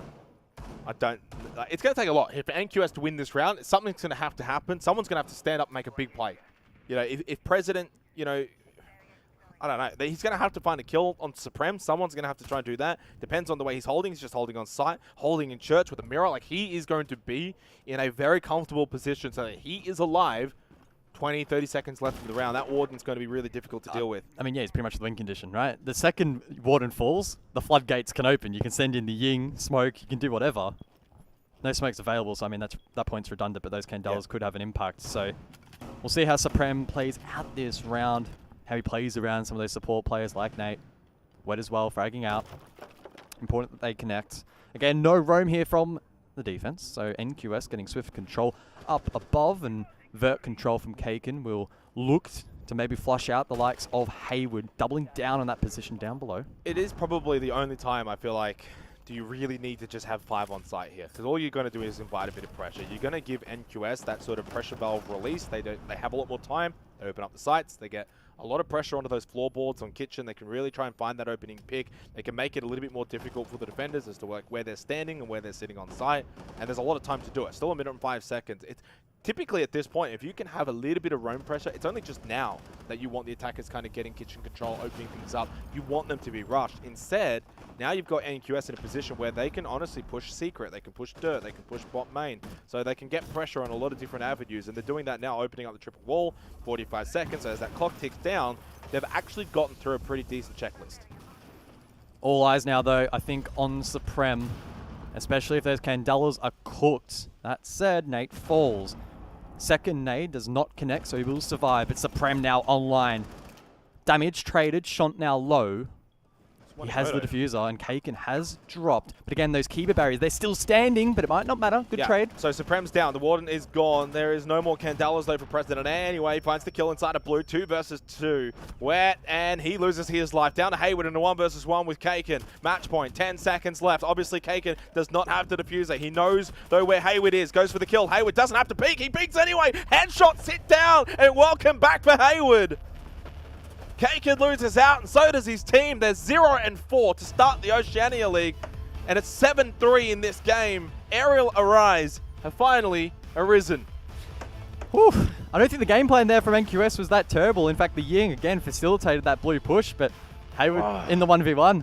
Bit quiet throughout that game, but he stepped up when it mattered. Didn't look like he was going to win that fight. Probably could have lent into time a little bit more, but hey, he backed himself in, won the 1v1, and a very, very, very good half from Aerial Rise. NQS didn't have any answers. No, disappointing. Probably the best way that you could phrase it for them. But for Aerial Arise, definitely, I was very happy with the way that they played this game. Kind of just got through, did the things that they needed to. They go 2-2 now in the league, and they look a little bit better as we can kind of continue on with this season. They are a team that, you know, can probably cause an upset here or there on a really, really good day. And obviously for NQS, they're straight back to the drawing board. for them, and for us, straight back to the couch. Just hold on a second here. We're nearly there. Yeah, look, I reckon this one's going to take a while. Yeah, we're almost there. We're almost there. Almost I would there. like to say I already finished mine, but I actually ripped mine. Yeah, you've torn it. Mandy's actually very close. This is very difficult. This is precise work. It's very This is difficult. precise work. It did take you the whole game, though. I Yeah, can it tell you has right taken now, me the it's whole game. almost as difficult as it is for NQS to get around on their attack, Dev. You had to go there. Unfortunately, we did. Did we get it? No. Okay, well, yeah. We'll come back to you in like half an hour, like maybe. NQS, slow a and few steady. more minutes, I promise. So not only is it hard for NQS to win a round on attack on club, but it's hard for them to find any footing in any of these games so far. They are 0-4 right now. Yep. It is looking rough. Yeah. And what is really a shame is the first half looked really interesting. Like, yeah, it went back and forth between the two teams. First 2 rounds go to NQS. I thought they're on here. Like we're on with Mandy, I can't tell you how damn difficult that is. That puts my one to shame, I think. It took us almost half an hour. Yeah. Oh, yeah, you got absolutely... you got dumpsters on. You got dumpstered on, I'm kid. the best. Yeah, so first half looked so good for NQS, but it definitely did not follow through, unfortunately. No, I think what was the nail in the coffin was the Thatcher Maverick ban, right? Yeah. When those two are banned out for the attack, walls staying closed. Not only that, but playing the mini game to actually get the walls open is your baby EMPs, your capital bolts, and your grenades. All those things super finicky, Yep. and it just felt like NQS, even though sometimes they did do it successfully, it just took way too long to be able to Yes. play the mini game. Whereas Aerial Rise, I think we're just a little bit more on the ball with that, and then as a result, Aerial Rise really closed out a lot more of those defenses. And that's, I mean, is it a fault of the attack or more of the defense here, Dev? Look, to be fair, like you got to credit Aerial Rise for how they dealt with some of these things that NQS tried on their attack. And one round that really sticks in my brain is the second attack. Yep. From NQS, they had the Montaigne of Reelers trying to take Garage, and really with the Monty up on the top of the rafters, putting immense pressure on that defender playing it, and the Capital's fire making it impossible for that defender to have anywhere safe to stand. I thought that round was going to be an open and shut case for NQS, and then it was Wettables and Smacker won a 2 versus 4. Yeah. 2 versus 4. Very large. It was very large. I mean, those are the kind of pivot rounds that not only tilt teams, but obviously tilt the scoreline. I mean, That's what happened. I saw Reelers, who was the Monty player, that really impactful operator. His camera after that round, he was like tearing his hair out. Yeah, I could imagine. And he was devastated. And I think that was really the turning point for me. Like NQS did take their tactical timeout earlier and not have much success after it, like only a little bit. Yep. But that was really the turning point for me. But like talking about Aerial Rise for a minute, like these guys have really come into their own, I think. Yeah. And we're getting to see a lot of these veteran players that maybe we haven't seen a lot of greatness from in a while, like Hayward. Yep. Really step back into it. Yeah, for sure. And another player that is, one of those figureheads, one of those players with just so much experience, who I'm also a little bit scared of because I've been talking a little bit of shit on the side. It's Nate! Nate! Lovely to see you, mate. It's good to see the results swinging back in your favour. How are you? It's been a hot minute since we last spoke to you. But 2, how is the team feeling at the moment? It's been a bit of a tough trot getting started in this league, but now we're starting to see the improvements. Yeah, well, I've been good, and it's nice to see you guys. Finally got the interviews back. It's always awesome. But, yeah, I just think we're a Tuesday team. That's fair. So that's one of our problems, and I think on both of the first games of the week that we played, obviously yesterday and then last week, we were very slow, and it showed because both the games we won were, in my opinion, very dominant, regardless of how we won the rounds. We still won. So, yeah. Yeah. You want to go? I've got a question for you, Nate. Look, looking forward from here on out, it's actually going to be a really tough home run. You got Bliss on your next play day, and then Circular Spheres, who have been utterly insane. And then to finish it off on the final play day, you got Homeless. How do you feel going into those games, and how many points do you expect to get out of those 3 matches? Honestly, we should expect as a team to get all 9, but this is a BO1 format, and obviously the teams we're versing have a lot of experience, and obviously Circular have showed a lot of like good things in their play days. But we're not afraid to verse these teams. It's just going to come down to our preparation. Yeah. like now we're getting into it. Like we have been together a very short time, so we have been just hard working at making sure we can get as many maps as possible ready for these bans and stuff like that. But I think like out of those games, honestly, I think Circular is probably going to be the most difficult. Whether you look at it and be like, oh, Bliss, obviously they haven't lost, blah, blah, blah, but you know what to expect when you're versing Bliss. They play their game and all that. Same with Homeless. They have these names that we've seen before. You know how they play, you know what their play style is. Where Circular is a bit more fresh and it's going to be a bit on the game day. We have to try and figure out our problems and solve what they're throwing at us. Yeah, well, that's a lot of insight. Thanks so much. And my question for you is, I've been told that you've been leaning more into that IGLing leadership role in the team. Is it your first time picking up that IGLing role, and how have you found it? No, not necessarily, because I was IGLing for a little bit, like for IG with like Mentalist and stuff. We were kind of IGLing there, and I was like not a main IGL, but I was like helping out. And now I've taken over more of a, I want to say main IGL role, but it's not really like that now in the team environment because everyone chips in. I just kind of like, if they hear my voice, they resonate with it and they're like, okay, he's like he's like re-saying what we have been saying and then putting it more clear, which is kind of like how we're running it. Mate, just a little bit more clarity. That's all we need. Nate, you've obviously been a player that has hummed around in the region for a very long time and been on some absolutely notable rosters and put up some unbelievable performances. You know, I'm thinking all the way back in 2021, you've had some star-studded moments. One thing I really want to get out of you before the end of this interview, it's a question I asked OJ when we were talking to Homeless. Where do you feel like you're going to find your identity as a team? Like, do you feel like you've already established your play style and how you all kind of interact within the team? Honestly, yeah, it's a tough one because we have some players who haven't played at a level where it is every single point matters, and they never understood. Like, I'm sure they understood it, but they never properly realized that. Especially saw in the wildcard game, like them taking an OT win might not be like that 1 point would make a difference. So us forcing out these wins and getting it is going to be good. And with our play style, it's like we're only new, we're only learning. I think every week we're getting better and better. So yeah, I think we've said it a couple of times that stage one may well just be that foundational period for everyone to kind of, you know, solidify rosters, understand how they're going to play, and again, finding their identity, which looks like you're slowly but surely finding, which is just being a Tuesday night team. Anyway, Nate, as per usual, anything you'd like to say before we let you go? Obviously, just thank you to the boys, you guys, and Aerial Arise. They've been huge for us. Like they're slowly getting in support staff, and it's honestly just such a lovely environment to be around and very supportive. Mate, I'm very happy to hear that. You know, having the old guard of yourself and Haywood, obviously not calling you old, just saying you've got a bit of experience behind you. It's great to see. Yeah, it's great to see, mate. So all the best for what will be next Monday, and hopefully we'll speak to you soon. Awesome. Thanks, guys. Appreciate it. Love it. It's always good to get the insight. And again, when it's someone that isn't juicy, that just gives me, one game at a time, we get a little bit more insight. I'm kidding, Juicy. I love you.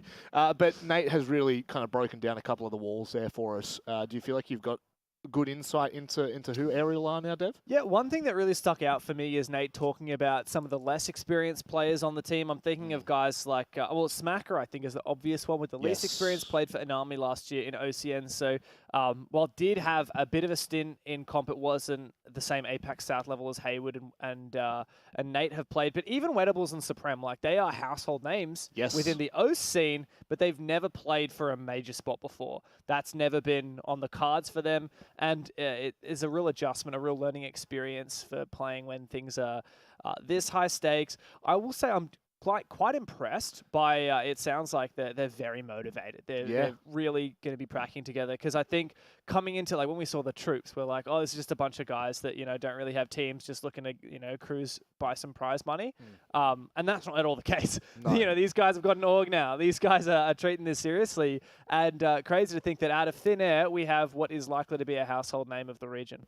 Well, it always felt like Nate was kind of that player for a lot of the teams that he's had in the past, right? You think back to YG, you think back to very old days of Order when, you know, Itby and Specker were a bit more of the piss-taking. Yeah, I know, that's a bit of a throwback. Nate always seemed like the kind of head that was most serious about the game, and it's great to see that he is now in a leadership position that can potentially take over and start to compete with some of the best rosters that OCE has to offer. Speaking of the best rosters that OCE have to offer, this is a game that is a must-watch. You will not want to miss this. Both teams absolutely well and truly flawless with impressive results. It's Bliss and it's Circular Spheres. It's coming up right after this.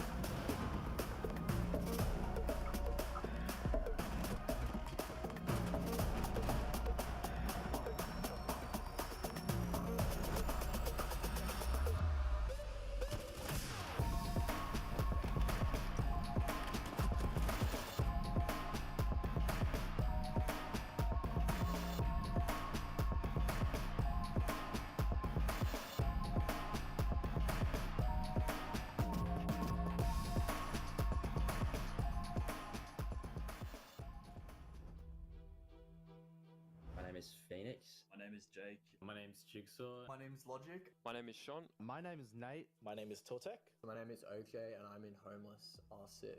I'm in Kilton's Knights. I am a player for Circular Spheres. I'm in Team Bliss. I play in Wildcard. I'm in Team Troops. The team that I play in is Bar Backstall. I play the hard support for Not Quite Sure.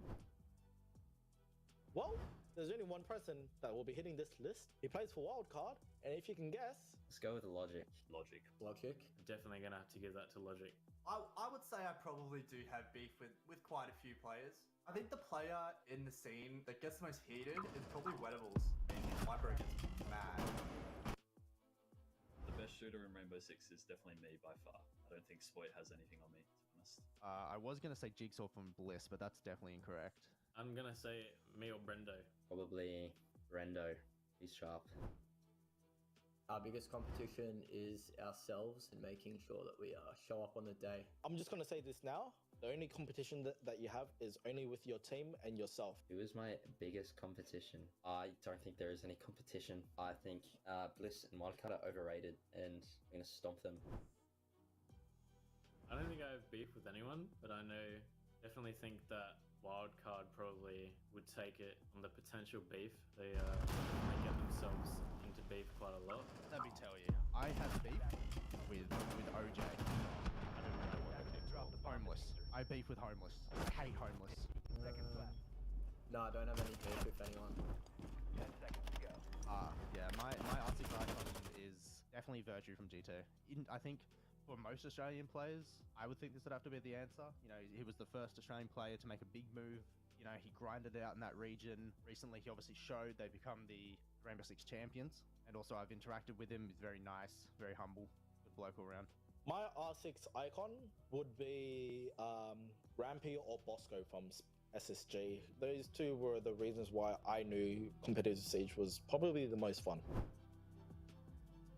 Right, so I think the best celebration that has ever gone down in R6 history, and everyone will remember this one, Pyro left Ludovica, joined Wildcard R6. He then versed Ludovica in stage 1. And then at the end of the game, when Ludovica won 8-7 over their previous teammate, Mr. Twent.Ludovica. Probably Twent. He's a pretty average looking bloke, and then he starts making funny faces with his hands going all like this and stuff. Hit the camera with one of these ones. Oh, it went wild. It went wild. The scene didn't like that one. There is a goat celebration. Jigsaw did it. I remember it very, very clearly. He basically won a series, and then he got his pillow, and he got his covers, and he fell asleep on the webcam.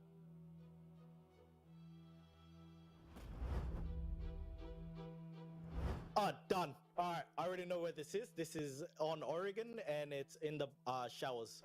This is Oregon Showers, 100%. Lock it in. It's on the locker in the middle. Oh, we're guessing where they are. It's a lot of pressure. Alright, this is Oregon Showers. Yeah, this one's very obvious. Ooh, I want to say that's Villa. Idea where that could be. I don't know. I don't know the names of the rooms in the basement. The best I got for that is basement. I don't know what any of the rooms are called. That's on Villa somewhere. I have no clue where though. Let's go for art downstairs near piano.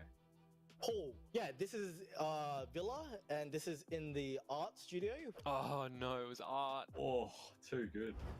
Pipes. Is this garage on Chalet?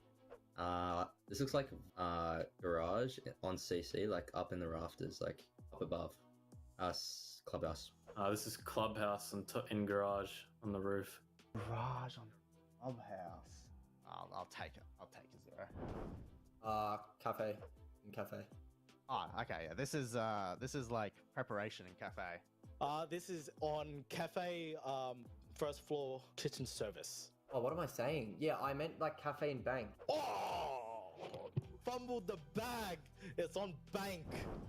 That's theme park in Anish. This is Sky. Where is that? I'm gonna guess Shrine. Oh, I think there's like 2 of these. There's one on Sky and there's one on theme. I'm gonna go initiation on theme park. Yeah, I knew that. I was just double checking. This is. Oh, I know what this is. I hope this is gonna be embarrassing if I don't. Villa, and it is. It's the room next to the library, I think, but I don't know what the call that is. Just go Villa and library. It's not library, but that is cafe in mining room. That is one.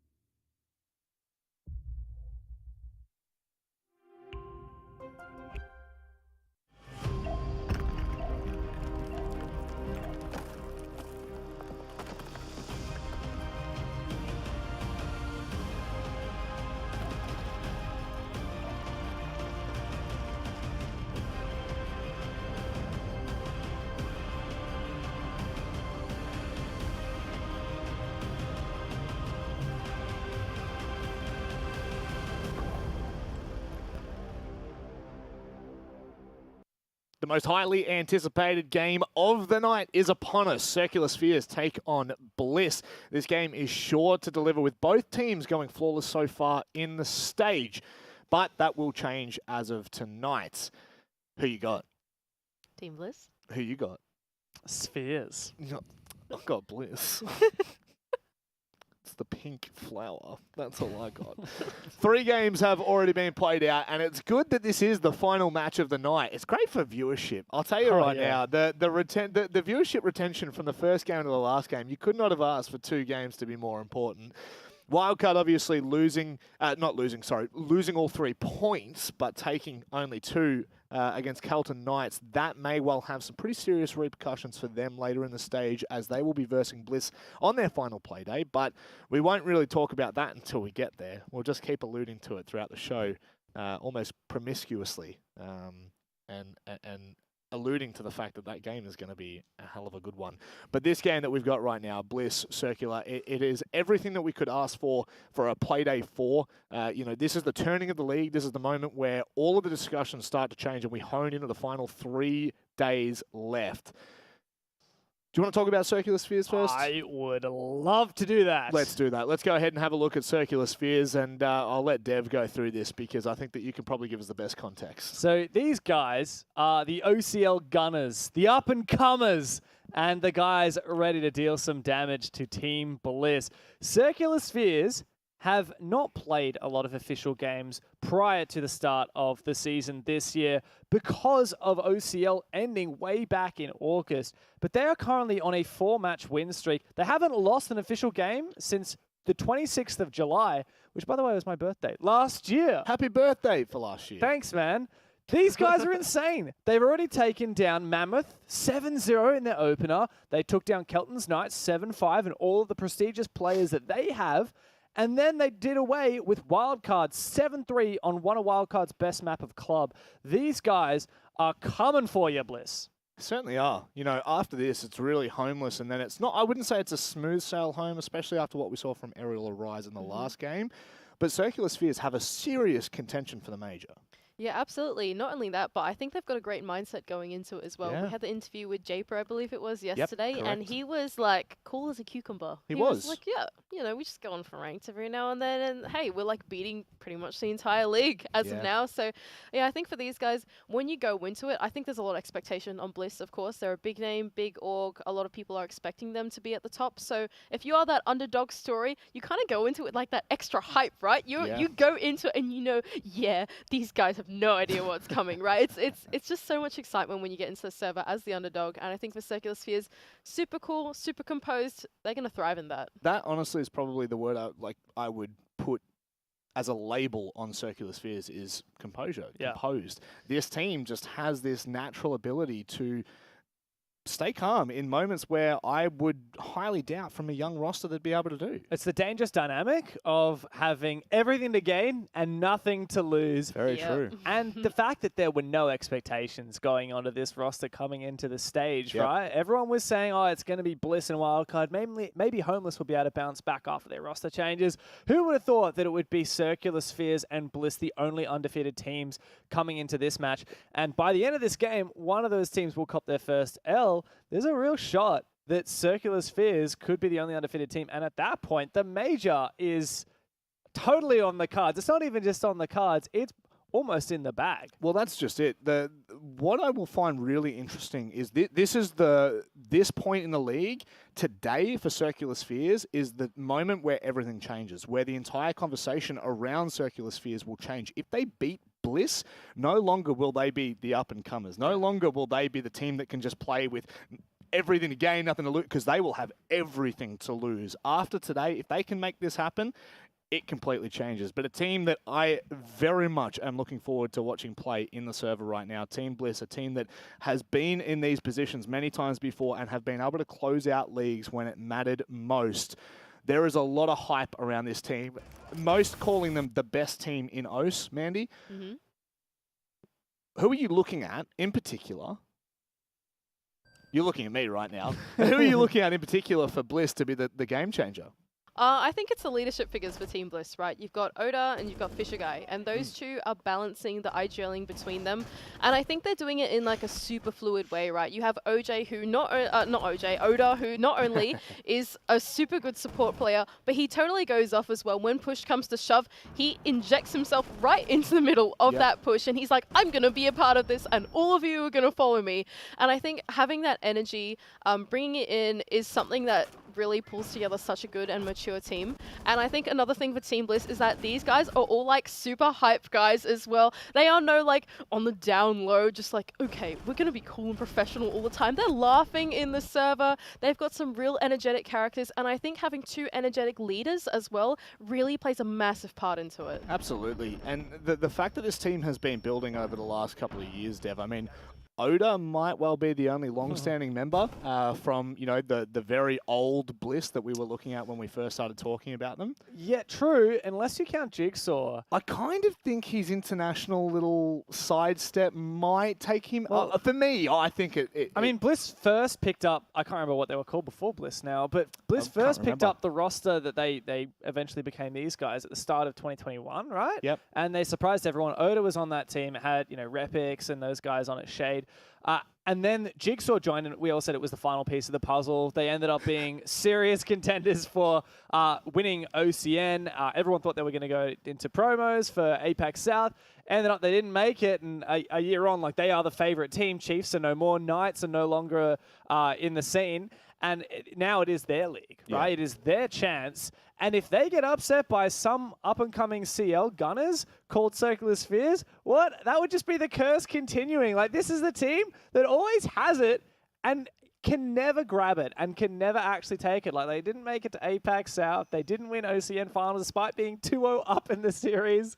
Like, surely not again. Surely not for Bliss. No, I think this is the moment their storyline changes. Personally, I think that this is where everything comes back around full circle. They've had 2 years. And if you look at all the great rosters of the past for OCE, you look at like Wildcard way back in the day. You know, we're talking 2020. You look at Knights last year. You look at Chiefs the year prior. It all comes from a core roster building and kind of, you know, bringing the pieces to that meeting almost that really starts to set the picture and set the tone.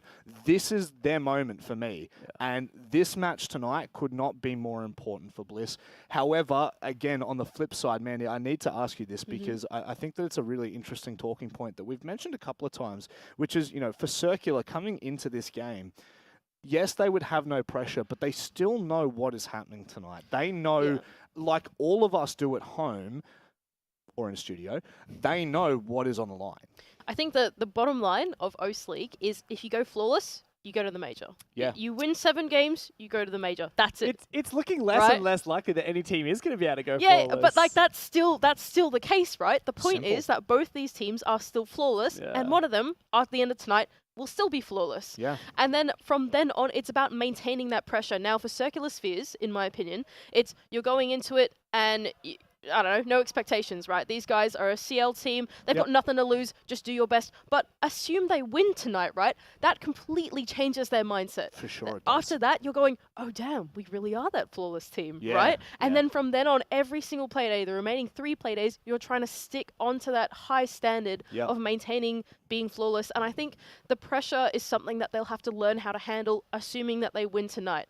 Now, tonight, of course, is a different story entirely. They're going into it. Just do your best. Let's see if we get ourselves into that position first. That's their first thing they've got to worry about. Certainly do. And one thing we need to worry about is where we're headed for this map. Let's go ahead and have a look at the vetoes. Start to break down what may or may not happen. If we see Clubhouse, I'm done. Well, Circular Spheres have actually showed quite a deep map pool for such a underdog team. They've played 3 different maps so far, Club, Chalet, and Villa. We've also seen Club twice from Bliss, so surely not. Oh, here we go. Oh, we're actually going back there. Come on, Chris, roll me through. Thank Circular God. Spheres, the Club ban. Thank goodness. Oh, So we're we're going to Border, a map that neither of these teams have played so far. I'm so excited. This is a certified Poggers moment. I'm so telling you excited. right now. I'm so excited. I am This is sick. I'm shocked. Of all the maps we could have, that was not on my bingo card. The most important match that we have to this date, I did not have on my bingo card as Border. This is pure undiluted chaos. I know. That's and exactly what I was going to absolutely say. here for it. That's exactly what I was going to say. I don't know what to say. So I'm shocked. Here's a big one, right? Bliss, last time they played Border, it was actually in the 6 Invitational qualifiers against Knights, and they defeated them 7-2. Knights were like the primo Border team. And Bliss took them down. Obviously, there was a bit of an asterisk on that game. Knights weren't playing with their full roster. They had some other issues. Circular Spheres, on the other hand, you have to actually look pretty far back in history, way back to June last year when they last played Border. And they did dominate on that 7-1. So they're pretty familiar with it. What? I didn't see the pop-up. What did it say? Just nothing. That didn't say anything. Didn't Sorry, say not anything. important. I'm feeling very left out and very bullied right now. Was that some smack talk about me? HR? Oh, yeah, they're asking you to leave again, Dev, unfortunately. I'm this close. Yeah. I'm this close. I'll push over the edge soon. Continue, sorry. You had a good point there. Oh, okay, I'm cool. done. I'm just ready to get and see this game because this is a great map for Bliss. Yeah. It's exciting to see Circle Fist go to a 4th different map. Yes. In That is a O's. massively deep map These pool guys are for giga chads. Yeah, for a team that There's some really serious doesn't have BDE that. coming from Circular Spheres, I'm telling you. It's wild. It's wild to think that they have a map pool that deep. Let's go deep in the game, shall we? Xenox and Cuz, please take it away from us. You guys out of there and get into this game. It's a big one, obviously, for Bliss and Circular Spheres, both 3-0, both wanting to stay undefeated. And realistically, whoever wins this game, guys, will keep themselves as the best and more likely team to go to the major. They'll be 4-0. They'll only have 3 games remaining. That is the scenario for one of these two. The other, though, ends up being in a position where it looks a hell of a lot more unlikely. I mean, what a game and what a stage has been set heading to Border. Both of these teams flexing their map pool muscles heading into this one. Border, probably the most chaotic map in the pool at the best of times, and you add the stakes of this match on top, and this is going to be seriously the best game of the stage so far. So, we get underway to close play day 4 for the Blast R6 Oceania League. Bliss versus Circular Spheres. 3-0 apiece coming into this game. Their last wins, respectively. For Bliss, it was Mammoth 7-1. And obviously for Circular Spheres, they took down Wildcard yesterday 7-3. That was an amazing game. They played out of their skins. And because of that result, and because of the results they've had thus far leading up to this, they now find themselves into a position where they get to challenge for a spot at the major. It really does kind of feel like the challenger versus the champions in some way. But Bliss have never been a champion in this region, guys. No. But they'll want to be that coveted spot at the major. Jackal, Nook off the board. That just allows the defense to breathe a little bit easier on some of these rooms, some of these extensions. Don't have to have that threat of being lurked upon or spotted by the Inox scanner. Solus, also taken out. At least the second time we've seen it banned so far tonight. And then again, leaves that window open, right? Azami, Valk, maybe a mirror. Which of the three will we Valk see? On Border. I would think so. It's all about information here, and that will continue. Not really a surprise. If in doubt, ban Valk is definitely the motto for this one. Circular Spheres defense first here. Bliss on the attack for Border. And in my mind, we obviously don't see a whole lot of Border in this region, but 3-3 half, that kind of mentality, back and forth. I don't think we're going to see really this being like super defender-sided or super attacker-sided. It realistically should be one of the more even sort of maps, especially considering neither of these two teams have played at this stage. We haven't really seen at this stage. We are in for a treat. Obviously, earlier today, for those that missed it, we had a banging matchup to start with. Kelton's Knights and Wildcard. That went the distance. Can this go and do one better? As we prepare ourselves for this one, buckle in. Such a huge game between the two and a lot of pressure riding on this one. Probably none more so, I think, than Bliss, really. They have the expectation on their shoulders to be the best team in the region. They have the best players, they have the history, but Circular Spheres, my word. They have really come out of the gate strong here for stage 1 of 2023. And a team that we probably didn't even put in the discussion for a spot at the major have put forward a very compelling case. Starting on the defense, Jay Kenner roaming around, trying to find information. It will be critical in this map, and it's, well, I thought 4 drones down, but it's 2 for Bliss that go missing in the prep phase. Yeah, and that's not too bad anyway, but we'll see. They've got 5 active at the moment, so just the one hard breacher. They did bring the Zofia. Sage on that. Obviously you can have those adrenal surges. LMG still very strong. How much of a roam game, though, from Circular Spheres? You've got Jay Kenner on the Oryx, and I'm probably looking to Jay Kenner and Pinku once again to beat the star players, but Jigsaw gets the opening kill of this massive match. Takes out Jay Kenner. That's the Oryx off the board.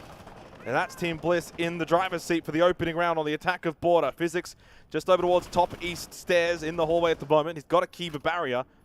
Over towards top main, along with Beepers, is where we're seeing a lot of defense from Circular Spheres at the moment. On site, no real pressure just yet. They've got the soft breach looking outside. It's Pinku inside of lockers on the Warden. And I mean, what a matchup. Jigsaw v Jay Kenner. Jay Kenner +6 on entry so far. Jig +5. Expecting them to go head-to-head, toe-to-toe in this game. And it's Jigsaw to give his team the advantage in this one. Goofed over towards his box position. Spots out the player. Had the first shot but missed. Sage will punish you. A 5 versus 3. Now Japer in the hot seat. He needs to try and make a play. Try to diminish some of the control over towards security, but it's a rough spot to find himself in. Does have 3 Kiba barriers in hand, though. But this is what Border does, though. It almost feels like it forces you to make plays, that you've got to go for these peaks, these contact fights. You can't sit on a site. There's no sort of basement side of Clubhouse where you can just hold these pillar positions. You've got to take fights. You've got to be able to win these fights. That's why Circular Spheres would have backed themselves in on this map. But so far, it's Bliss you've that got to have win started that. well. Brindo, half health. He wins that fight pretty comfortably in the end, actually. And obviously with the Adrenal Surge, they get that boost as well. They're all pretty healthy in a 5 versus 2. Bliss have just slowly but surely dissected the defense of Circular Spheres here on Armory Lockers. This is the perfect start. Basically the statement that for CS to go to the major, you've got to go through us, and that's not going to be an easy task. Physics in the hallway over towards 90, still has a shield. Pressure top main stairs, but Fisher getting the plant down. The round's over. It's flawless. They might not be the champions of OCE just yet, but they are definitely the still undisputed best contender. Textbook from Bliss and showing just how quickly a round can spiral out of control on Border. Again, Jigsaw on the entry. Jay Kenner down, such a big fragging superstar for Circular Spheres, then forces other players into slightly uncomfortable positions. A couple of shots went astray, and Bliss punish. And that's what they're great at. The second their opponent slips, they are there ready to pounce. You kind of have to wonder, what can CS really do? Definitely there, did they do a whole lot wrong? I don't mind the east stairs hold. You've got good pressure. Top main stairs looking over towards 90. You did give them quite a little bit over towards break and security, but it's just the ones. It's just the contact fights. Bliss were just clean. A lot cleaner around the map. They had a lot more presence around the map. And on a map like Border, you probably need a bit more presence. And unfortunately, Jay Kenner on the Oryx, that's where you probably expect that to come from. He dies early. So now you don't really have that roaming Oryx that can cause a bit of havoc. Japer hops onto the operator now, and we'll see if he can do anything with it. And that's what you need here on Border. The roam game is going to be so important. You have to back yourselves in. Yeah.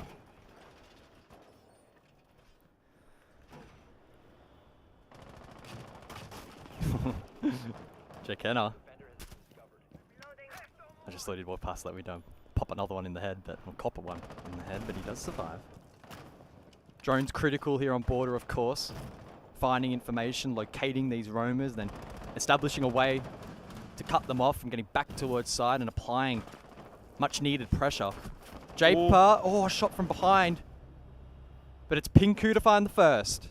Sage falls. That's the buck off the board, so some of that vertical potential now. Up above in the likes of Archives, well, it won't really be possible now for Bliss. Yeah, just a bit of a main entrance kill there onto Sage. Really nicely done from Pinku. Japer's still half health, of course, as you said. He was getting shot at as he was making way back up the hatch. Physics still on this catwalk area, outside waiting room. Japer wants to swing top east stairs. There's contact at the hallway, and actually can maybe get a pinch here. I think CS should have got a kill here. I think they've let someone escape on the side of Team Bliss. Regardless, Pinku's found a second one on the Frost elsewhere. So Fisho falls, that's your hard breach gone, and your soft breach gone with a minute 40 left. 2-player advantage for Circular Spheres. And, Jig. A beautiful grenade, Jay Kenner. Not covered from down below, just taken out. Let's see whether or not Circular Spheres can close out this advantage in a good fashion. Just like Team Bliss did in round number 1, but they're under pressure. Wow, traded. Physics droned out live. Drops down, not cut off, but it's goofed elsewhere. Fragging around the map. Oda will finally get an entry point, but he's greeted by goofed.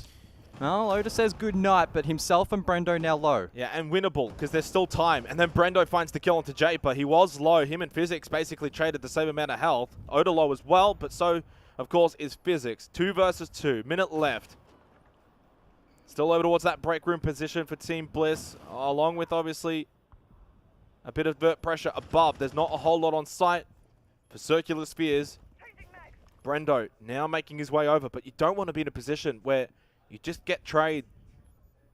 There's a 2-on-1 scenario here for Circular Spheres if they can time it, if they can take it at the right time. Pinku, does he swing from Workshop? He does, but he misses the initial shots. Oh, he runs straight into Brendo, but there's Physics for the trade. He knows there is one still on the other side of Workshop. 20 seconds left, though. The time, the onus is on Oda to make the plays happen. Physics can play closer for time. He has been spotted. Oda spots just a little pixel through the gap in the wall. behind the monitor, he finds the second round for Bliss. Well, here's that guy. And Bliss fighting from behind in that round. They don't let it spiral. Oda and Brendo, a formidable combo. A good trade initially there from Physics, but his HP deficit, costly. Headshot regardless. Good information there from Bliss. They had a read over towards that Harry Potter position and made that trade through Workshop just a little bit easier. Oda maybe having a read as well there, but good game sense. Knew exactly where that Goyo would be, and now they have a 2-0 lead. It's also the first round that it's really a 50-50 round there. It can go either way.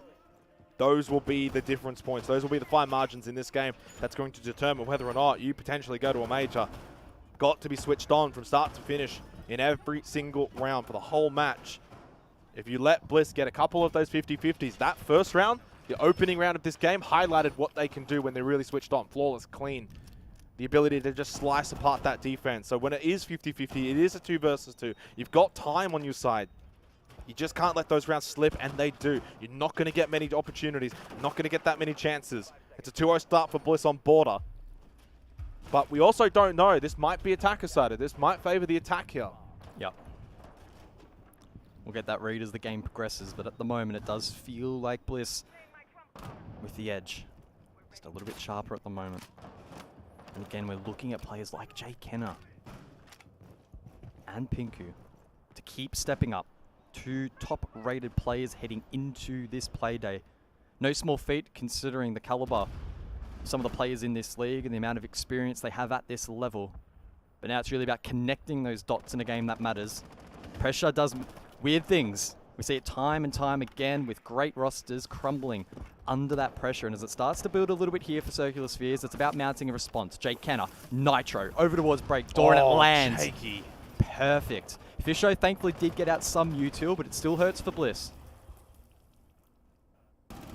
And Jake Kenner has just woken up. He's arrived to border. A bit of a slow start, but 2 crucial kills in this round. In the third round, as Circular Spheres are looking for their opening round win. It's Physics, though, that loses his life to Oda. 4-0. And he pushes further deeper in towards Officers now, and he has got an opportunity to maybe find another kill. If he gets swung here, he might just win it out. This is where Circular Spheres have got to be careful. These contact fights, they're great when you win them, but if you just over-aggress, if you keep looking for more and more, eventually you might stumble along the way and give a bit of a look in for Team Bliss, and they'll take it. You can fall back here. You can play sight. You can play time. You don't have to keep contact off-site, up above, like super far away, over towards security and armory and an office. Well, that's what they do. Oda just looks so dangerous at the moment. Top-rated player on Bliss, 1.41. Been posting huge numbers. Jay Kenner now low. Will it crumble again here for Circular Spheres? Oda almost catching a player on Vert, but it's Jigsaw to catch one with a grenade. 55 seconds now remains, and the rotation coming through from Team Bliss. Sage has that diffuser in hand and a couple of different options as to how they wish to approach site. Jigsaw now lurking over towards main entrance. Has a read on Japer. Swings, but he doesn't land the shot. That's bloody sharp. Yeah, and must win for Japer there. Has to get that kill. Otherwise, main position is just all for Jigsaw to push through onto site while you've still got the Vert above. Now it forces one of these two above to obviously make play. Noda's going to have to do that. I mean, they're both going to have to do that. Sage is the one that's got the diffuser, so it's going to have to be a drop at this point. 20 seconds left. I don't know if they've really got a whole lot of time to actually make a really clean play. The only positive here for Bliss is the fact that Goof, Japer, both low. Pinku, half health as well. Won't take a whole lot. A couple body shots, and they find the quick double. It's only Pinku left. In red time, though, he gets the kill onto Oda. It's a 1 versus 1. No Oda this time, but Sage in a good position. He can go for the kill. He went for the skeleton key. Goes for the shot through the wall. Finally, Circular Spheres are on the board. They win this one. It's close. It's messy, but it's exciting. And it's Pinku to step up once again for Circular Spheres. Currently the top-rated player in the league. Also sitting on a 48% survival rate as well, and he used that win condition in that round. Just made sure that he wasn't entering an unfavorable engagement. Got out of line of sight from Sage. Team Bliss, though, still applying good pressure. A 3 versus 5, and they got themselves back in to a winnable position. They had the advantage. A 2 versus 1. Circular Spheres just inviting them back into the round. thankfully for them, though, again, Pinku playing it very, very well. They're in the 2 versus 1, survives on time, and critically able to now establish some presence on the scoreboard. It does kind of feel like win condition-wise for Circular Spheres, though. You're going to need players like Pinku, like Jay Kenner, Japer even as well, to get these opening kills, to give you these kind of advantages. Because honestly, right now, we've kind of got a very small sample size of 3 rounds, but it hasn't been really that good from Circular Spheres in the late. No. They've been a little bit messy, and that's where Team Bliss are finding their success. These kind of on-site trades, pushing to site, utilizing the time. That round was not as good, but the early 2 rounds are a good example. So ultimately, Circular Spheres, if they can do well early in these rounds, that gives them the best chance of success. Especially on the defense here of Border, you can get some really good peaks, you can be aggressive, make it difficult for Bliss to sort of get inside of the map. Jay Kenner's going for it. He might just find it, no. But at least a little bit of damage on the Fisher guy. It's something. Yeah, simple but effective play, really. Just checking the defaults at the start to get a read as to where Team Bliss wish to approach from, and almost lands the spawn kill. If nothing else, though, a little bit of damage onto Fisho, so it is a positive outcome for Circular Spheres. Bliss shaping up outside detention, and a lurk up above on the bulk from Sage. Wall reinforced. It is offense defense though, so an extension up above here from Circular Spheres.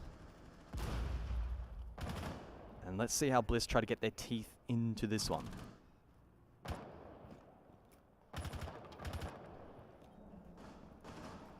But you can see the movement here from Circular Spheres. They want these peaks. We saw it at the start with Jay Kenner. You're kind of seeing it there from JP. He wants to probably just push out this doorway, find a kill. So they're active on defense, and that's what you need to do on Border. This is a lot better. You know, round 3, now round 4. Whereas I think the first 2 rounds a little bit stagnant on the defense, not really offering a whole lot. Not a hallway play, east stairs, not moving, allowing Bliss to get map control. But Brando finds the opening kill onto Physics. That's the Capcan gone. Didn't quite see exactly where that one exactly took place. It's on site. Minute 15, and the opening kill going the way of Bliss does open up that site quite a lot. Obviously, Vert hold for Circular Spheres. Oh, but now you got to think about actually on site. Do they rush this? Sandwich window. Japer, does he want to just peek this? Can Dallas go out? There's an EDD kill actually from the grave for Physics, and then the trades are all going one-sided. Goof will get an easy one here, pushing through beepers. 1 versus 3 now for Sage. For the first time in this game, Bliss have not been able to really win the trade fight at the crucial stages of this round. So credit to Circular Spheres. Starting to get some confidence, starting to get a couple of good rounds under their belt. And they were down a player as well, looking to play off those Candelas through front door, shut down, EDD as well, causing issues. So some minor oversights from Team Bliss will cost them this round. Japer concludes it, and a good response. There were question marks over whether or not Circular Spheres could respond at a deficit, and that's exactly what they've gone and done. They've put that pressure now back on Team Bliss. 2-2. Okay, all tied up, 4 rounds in. We've seen some really good things from both teams. Obviously for Team Bliss in the opening couple of rounds, just that bit better on the clutch, a bit better in those late round scenarios. But Circular Spheres, they're the ones that are making things happen, dictating the tempo at the start of these rounds now. Whereas in the first 2 rounds, they were a little bit slower, weren't moving as much. Now they're going for spawn peaks. Now they're moving around the map. They're happy to take these contact fights. That's when they're at their best. 2 rounds to go in the half. I still think 3-3 is probably a fair scoreline for both these teams at the half on a map like Border. So if anyone can get to 4, I think that they'll be in a really good position going into the second half, regardless of their sides. Yep. There you go. We talked about the quality of players in this game. Pinku, Jokena, Oda, top 3 in the league. I mean, we can look through their numbers and I guess confirm that, right? Pinku, 4-2. Jokena, a little bit of a slow start, but got a nice 2K. Oda as well, 5-2. Oda for me, I can't believe the stats he's posting up, right? Back in the day, he was a bit more of that flex player. He'd post good numbers, but would be more of a supportive role in the team. Wasn't necessarily in the front lines, but he's been getting down and dirty this stage, and he's been doing a good job. And even on a team, you know, that's absolutely stacked with talent. Sage, known fragger, Brando, Jigsaw. It's Oda that's the one that's really turned into the model fragger for this team. What about the additions of Pinku and Jay Kenner? To think they're the 2 new guys really on this roster for Circular Spheres coming into the Oceania League. Good scouting. Absolute standout performances so far. But you put all of that aside in this match and you just focus on the team effort to win this game, because that's what matters. Who can kind of get a little bit of a breakaway? Who can find a couple of rounds in a row? Obviously, it was 2 to start for Bliss, then 2 for Spears. We're all tied up now.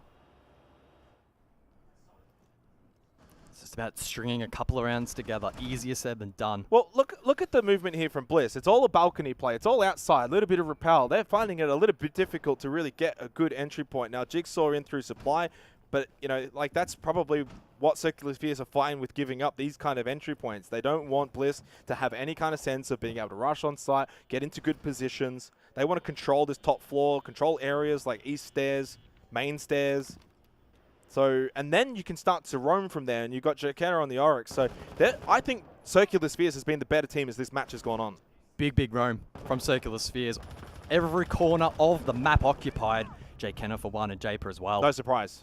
No surprise. You got absolutely critical positions being held. Yes, the roam now for Jay Kenner looks like it's activated. He's starting to really get some good movement. You're forcing Bliss out on the balcony, but they respond. Of course, when they start to push in, they are still going to be very deadly. Wow, they've just picked up 4 kills in 5 seconds. But Pinku has clutched out once before. He'll need to do it again. Much more difficult this time. A 3 versus 1. Fisho can play bait. Low on HP. As Pinku looks to aggress, now through Office.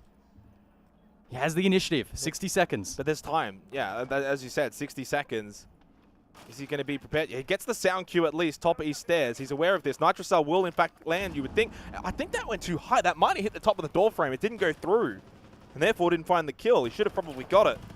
So that should honestly have been a 1v2 from here. Still has that information, though, that there is that player out into the corridor. 38 seconds. Hello, air jab. Will catch him off guard. Now he's expecting the pinch. He gets Diffuser. one. Didn't quite get the second. That's Diffuser down. That's a second kill from Pinku. He is aware. He is ready. But Sage swings the corner perfectly. Pre-aims, pre-fires.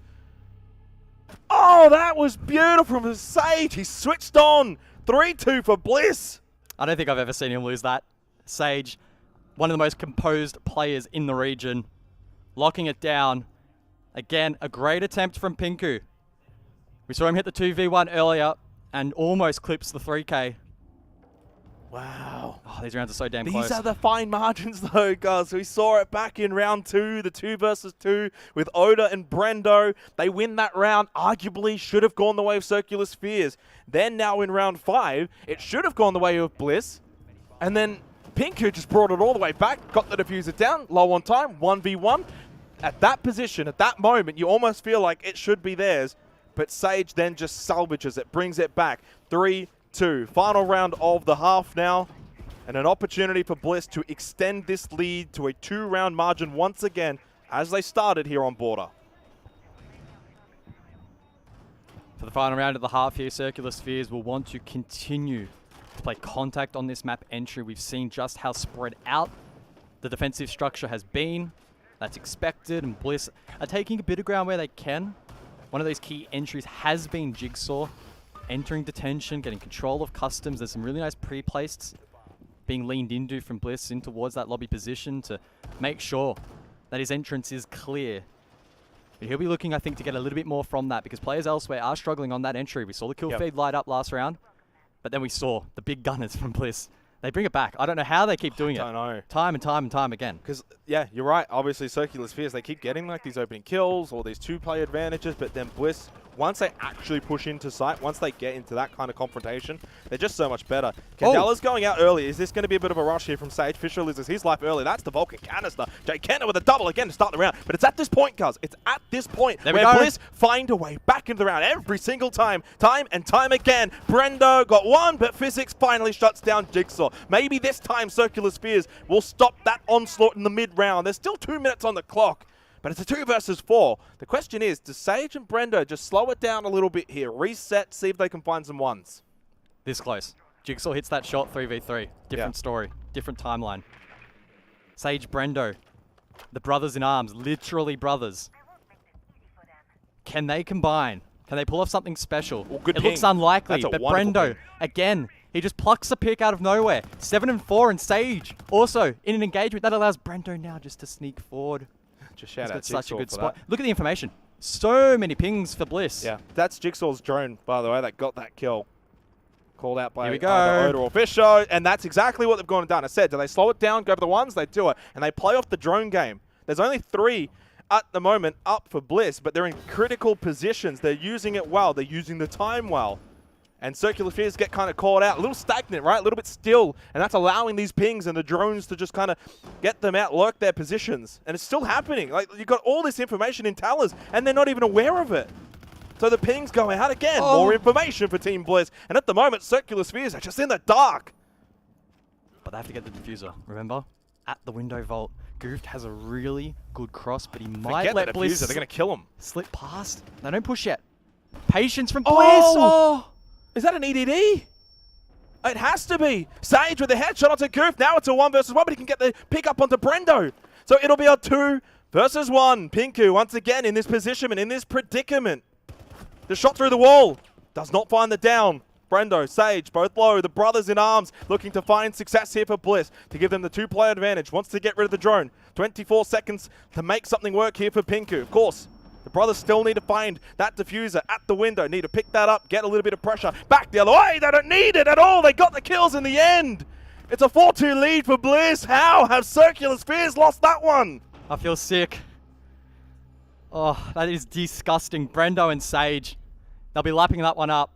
And it's a big boost for the rest of the team. It started off with a rush attempt. Fisho immediately denied, and Jay Kenner with the 2K. But then Brendo, he plucks one. Jigsaw loses that one. We thought maybe a 3v3. Then in the 2 versus 4, he plucks yet another. And systematically, they break down this defense. They get that diffuser. They leave Pinko in another clutch. You know what that is? They just stop moving. They're too still. They're too stagnant. You get a 2-forward lead. You play for time, sure, but there's 2 minutes. And obviously, you don't want to run into that 1v1, so you kind of end up just going into your shell a little bit. And that ends up meaning you can get droned out, you can get pinged out, your position's known. You give away that information because you're not doing anything, and then it's easy kills, easy picking, soft, wall bangs, whatever. Good peek, bot east stairs. That was a really nice shot. That was actually Jigsaw's drone that was set up for that. So, again, it's the same storyline, though. CS good early, very good early. I mean, they've been probably the better team when it comes to opening kills, getting a 1 or 2-player advantage. Every single time, though, Bliss are better in the mid and the late. Circular Fears have got to do better in the second half. They go to the attack now. Bliss on the defense. What have they got to show us? How to play border on defense. Do they get super aggressive? One of the strengths really for Bliss in that first half were the pre-placed drones, right? They banned out the Solace. They had some great drones. They got some really good ground down below. How will Circular Spheres go about getting that map control, which can be so challenging on a map like Border? Hopefully they have some good drones prepared and some information feeding to some of these entry players. Good ops for the Exy though. Lion and the Ying can combine, and Jay Kenner, very early Candela, he's just going to send it in. Yeah, straight through Sandwich. Straight into Sandwich. Not quite an Amaru grappling, but it's still quick nevertheless, and it's still a bit of a surprise. Oh, no! It's actually a team kill from Physics. They're killing everyone, though, because they also find Jigsaw. Oda takes a bit of a beating, but he manages to stay alive. I don't even know how, to be honest. And actually, if it wasn't for the team kill, I think he dies in that situation. Such a disastrous start for what looked promising. Oda, 2 massive rounds. Japer, though, gets at least 1 from the balcony onto Sage. 3 versus 2. Is this where CS can maybe make a play? Oda's got 3 in the round. He's cracked double digits. The man can't be stopped. Oh, imagine being in Japer's position right now. It's fallen apart at the seams. A 1v3. He pushes in, playing blind, playing contact. Oda up, and Oda dancing around the lockers, and they just implodes on this position. Oda on an absolute heater. Even he is just laughing at that one. 4K from Oda. 5-2 lead for Bliss. Where's the timeout? It's time for a chat for Circular Spheres. They need to talk that one over, surely. And they don't call it. It's a 3-round differential for the first time in this game. And it was all because of Oda. But in theory, it might have all been because of Physics. He should have been dead here. Jay Kenner was going to kill him. But his teammate took him down instead. And from there, you make a mistake and Bliss will punish you. That's the storyline. And they're proving it. Writing it into the history books at the moment. as they step closer and closer towards a potential spot at the major. Both teams, if you're just tuning in, undefeated at the moment. We send one team from OCE to phase 1. It's a close battle between these two. Circular Spheres have it in them. And I think that's the thing that'll be frustrating them right now. They're losing fights that they shouldn't be losing. They're finding themselves in positions that they shouldn't be in. They're playing well. Like, you look at their numbers, 5-6, 6-5, 4-6. Like, It's just that extra, it's that 1%. It is that 1%. It's the clutch. They're losing the 50-50s, that, you know, and obviously you get a team kill like that. So Bliss have made pretty much no mistakes. Yep. You can't then, therefore, make mistakes yourself. And so, unfortunately, that round, again, like a couple of others gone by previously, you've kind of really helped Bliss in some regard to get that round. So 5-2 lead, that pressure valve probably at the lowest point for the entire game so far now for the side of Bliss. They've got a couple of rounds in their back pocket. For Circular Spheres, on the attack of Border, it is up to you now. It is entirely up to you to make something happen, to be the ones to dictate how this game will continue. They're not going to throw the towel in. They'll back themselves in. They've just got to finish stronger in these rounds. They start well, they get opening picks, and then they just get a little bit stagnant. The next step in their evolution is to be a little bit more complete as a team. It's there, all the makings, but it might not be their time. It might be Bliss's time. Yep, their intent in the last round was great. It's just the execution, the small 1%ers. Jake Kenner now in through office, but there is barbed wire. Just a layer that he needs to deal with. If he could post up in office, that's a good position to start pressuring Archives, get that vert. It's a 3 stack up above from Team Bliss. 1 Archives, 1 Lockers, and 1 on the breach. The most crucial round that we've had so far in this game. Round 8, chance for Bliss to get to match point would severely put a lot of pressure onto Circular Spheres. Or can they bring it back to just a 2-round differential? A position they've been in a little bit. Chapers down. He's out now completely because of Jigsaw. Did he just try and push up main stairs? I didn't quite see exactly where that was. Regardless, though, 1.5 remaining. It was near the hatch. Pinku, though, gets one back. Okay, brings it back to 4 versus 4. We haven't obviously seen Circular Spheres actually down that early in the round. So for them to get a kill back that quickly keeps them alive. Minute 10. Bit of 90 control. At the moment, established through Jake Kenner. It's Physics, though, that finds a really, really crucial kill onto Fusho Guy. 1 minute left. 1 player advantage for Circular Spheres. Guys, they can't lose this one. They need to finish it off strong. Oda, though, I think is the big player here. Over towards Bricks, so he can't be verted from down below. Holding a key position on this map. Can also look to then vert himself down in towards the objective if he isn't cleared. And I don't think Circular Spheres are keen to take that fight up above. Instead, they'll start pressuring out the likes of Sage. Brendo falls. So it's a 2 versus 4. And it's rounds like these that Circular Spheres, if they want to go to the major, it's a must win. Yep.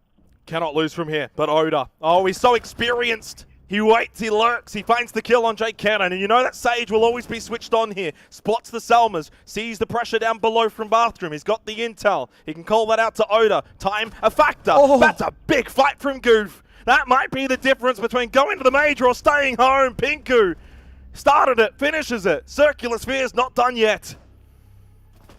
Sage and Oda both looking formidable there in the late round, but Circular Spheres backing themselves in. They win out those engagements. Critically get the round across the line. Just relieve a little bit of pressure, but not much. 5-3, now the scoreline. But it's enough to suggest that they're in this game still, that it's not, you know, that kind of runaway that we see so often, especially in the second half, where it's competitive, it's close, it's back and forth, and then one team just goes and wins 3 or 4 rounds in a row and wins it out. So they've at least stopped that. So 5-3, respectable scoreline. It's only a 2-round differential. They were in this position to start with when they were down 2-0. And they will know they're in these games when if they play at their best and they make no mistakes, they can win every round. They really can. They just need to be a little bit better, obviously, in the execution. They did that in the last round, and they need to not make any mistakes. And they did that in the last round, and look what happens. Yep. So the sample size is there. 5-3. But it's the same situation, the same scenario. Bliss win this round, get match point, pressure straight back onto Circular Spheres. The other thing as well, overtime. If we go back to the start of the day, of course, Wildcard won in overtime. They need this game to probably go to overtime to have any chance on the final play day. If Bliss win this in overtime, then Wildcard can beat Bliss in regulation and potentially go to the major. So there's a lot of ramifications here. Bliss would want to win this in regulation, collect all 3 points, and basically put them in a position where as long as they win every game, they will go to the major 100%.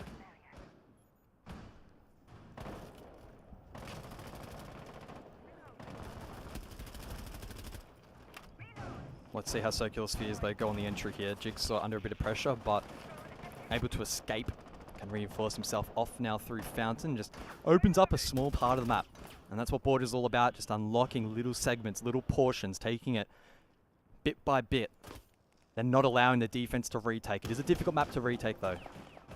That's where you see the likes of the Oryx come alive as Jay Kenner, the star player on the team.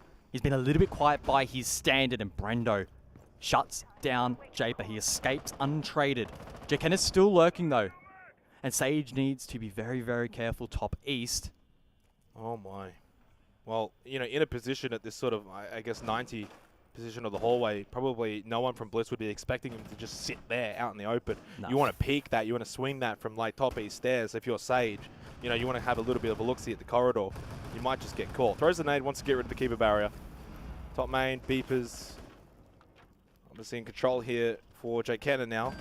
Down to play it, pushes through. No one in armory though. It is clear. He will make sure it's clear though. Where's he looking? He gets shot though from Jigsaw. Oh.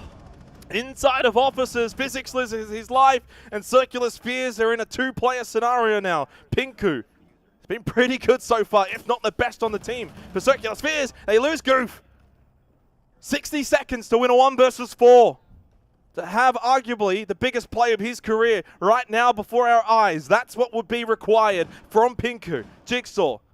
His position known in officers because he got the kill earlier onto Jay Kenner. Goomine stepped on, bit of health taken, diffuser in the corridor. Ultimately though, you think a bridge too far though for this very, very good player. Jigsaw not watching the doorway, watching more so over towards east. He gets Pinku and they get match point. And the tactical in response. And I think that really is probably the first round where Circular Spheres have looked genuinely sloppy. Yeah. Jay Kenner just looked a little bit lost there. Didn't have the information that he wanted. Didn't feel confident that Armory half was clear. Tried to swing it, then get shut down office. No info there. So a little bit rough from Circular Spheres. And again, the storyline persists. You make a mistake, Bliss will punish. Yeah, and obviously, unfortunately for, I guess, Circular Spheres now, you're in a position where you've got to win 3 rounds in a row. They've not done that so far in this game. 2 is the most they've gone and done. So they've gotten 2 rounds in a row, but they've never got quite to 3. Now you've got to go and do it for the first time. Tactical timeout call, but it looks like potentially a HUD bug, potentially, on the cards as well. So I wouldn't be surprised if this ends up turning into either a rehost or a tech pause, potentially. And it might just give Circular Spheres a little bit more time. We'll see if that ends up being the case. But for Blitzcuz, Oda, 14 and 5. The next best being the 8 from Sage and Brendo, the brothers. He's really, really led. Well, you stop eating fried chicken, you start fragging out. Yeah.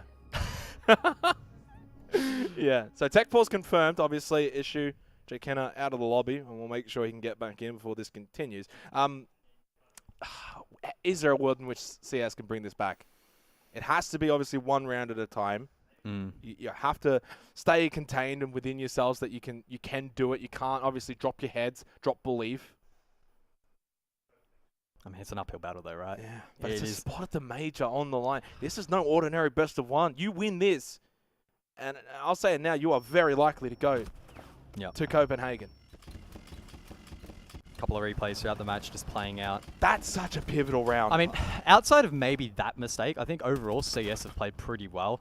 That last round gone, though, was pretty poor on the entry. And, I mean, Oda's just lighting up this replay at the moment. He's been very difficult to shut down. And Circular Sphere is not the only team finding it difficult. The other mistake would have been round 4. That vert hold was really poor. They got picked apart quite easily. But, yeah, that was the most clear-cut, quote, mistake, I guess you could say. A couple of 2v2s, 1v1s have really kind of decided this game and decided these rounds. But I will say, for obviously Team Blizz, when they've won some of these rounds, they've probably won them cleaner than Circular Spheres have, right? Like, there's been a couple of rounds where, you know, you think about round 1, which was basically a pick apart, right? A lot of ones, they just won all the contact fights. They've been a lot cleaner in some of these rounds, like that last round then as well, in the 9th round. Very, very clean. It was a pretty poor clear from Circular Spheres over towards Armory, and then, you know, you get caught from Jigsaw and Officers. Like, I think Bliss have been the better team. When they've been better, which they've been better for longer, and they haven't really made any mistakes, and a lot of the rounds that they've won have been a lot cleaner than Circular Spheres. It definitely, to me, the 6-3 scoreline and the way this game is played out, it does still feel like challengers versus champion mentality. Yep.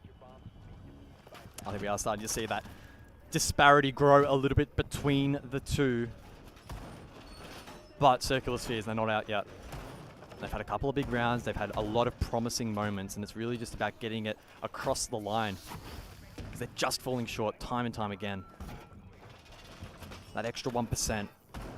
That extra shot here or there. Yep. That's the difference maker. And with one hand,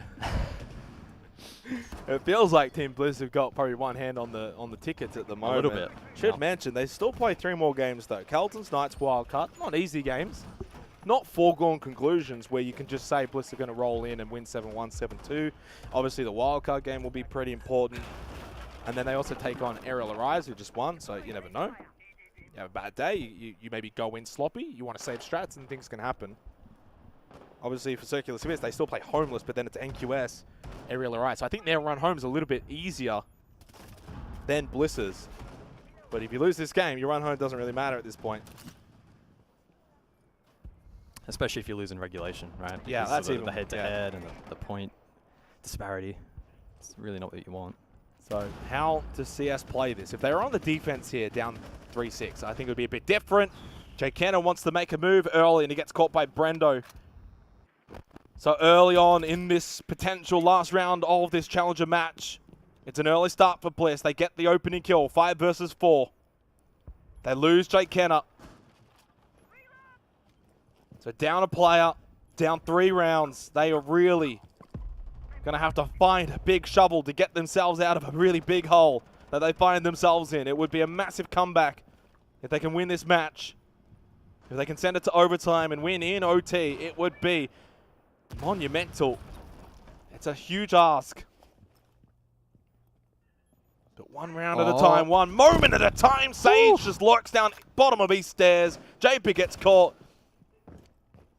That might just well be Bliss moving past Circular Spheres in the end relatively comfortably. Here on border, it could be 7-3 very soon because it's 5-3 in game. Coop finds a headshot onto Fisho. But Brendo with the trade, why not? Sage gets another opportunity, top east stairs. A little bit of a tag, but that went more to him, so he loses a bit of life. Brendo knocked. Pinku, he's been great. Double digits now, finds the kill onto Brendo. Can he keep this one going? Not going to happen. He's shut down as well. Physics in a 1 versus 3 with 60 seconds left. It's not looking good. Physics with Kit. Top east, minute to go, but there's Vert. And Sage has been applying a lot of pressure in this round. Still lurking down below. 50 seconds. Sage eventually will flank, and Physics forced to push forward. Information lacking as well. He'll be entering across. And it really feels like Circular Sphere's run may be coming to an end. They put up a good fight, but a 1v3 from here, it feels like we're asking for the impossible. Takes out the EDDs. Double setup there would have taken him down. 30 seconds left. Pushes over towards 90. One player bot main. Sage has probably made a sound cue, so Physics will swing this. He'll get the kill. Does anyone trade immediately from Beeper's side? Yes, it will be Oda. Of course it will be. It is Team Bliss that move past Circular Sphere 7-3 in the end. Very confident on border. They go 4-0. They are 3 best of ones away from a spot at the major. They might not be the champions of this region just yet, but you may as well start putting their name on the crown. Great performance there from Bliss. Some really good siege all around, and every single mistake that Circular Spheres made, they capitalized. And Bliss putting their opponent under a lot of pressure throughout that game. It really boiled over, I think, in the end, and any opportunity for Circular Spheres to fight their way back in was just completely shut out. You had the likes of Oda popping off. You had the brothers, Brendo, Sage played well. Jigsaw didn't have a standout game, but didn't need to. And Fisho obviously doing a rock-solid job there on support. That's Bliss, but what about Circular Spheres, guys? Give us your thoughts there. Didn't quite stand up to maybe some of the expectations we set on them in this basically behemoth of a match? They didn't quite show up to the level that we maybe expected.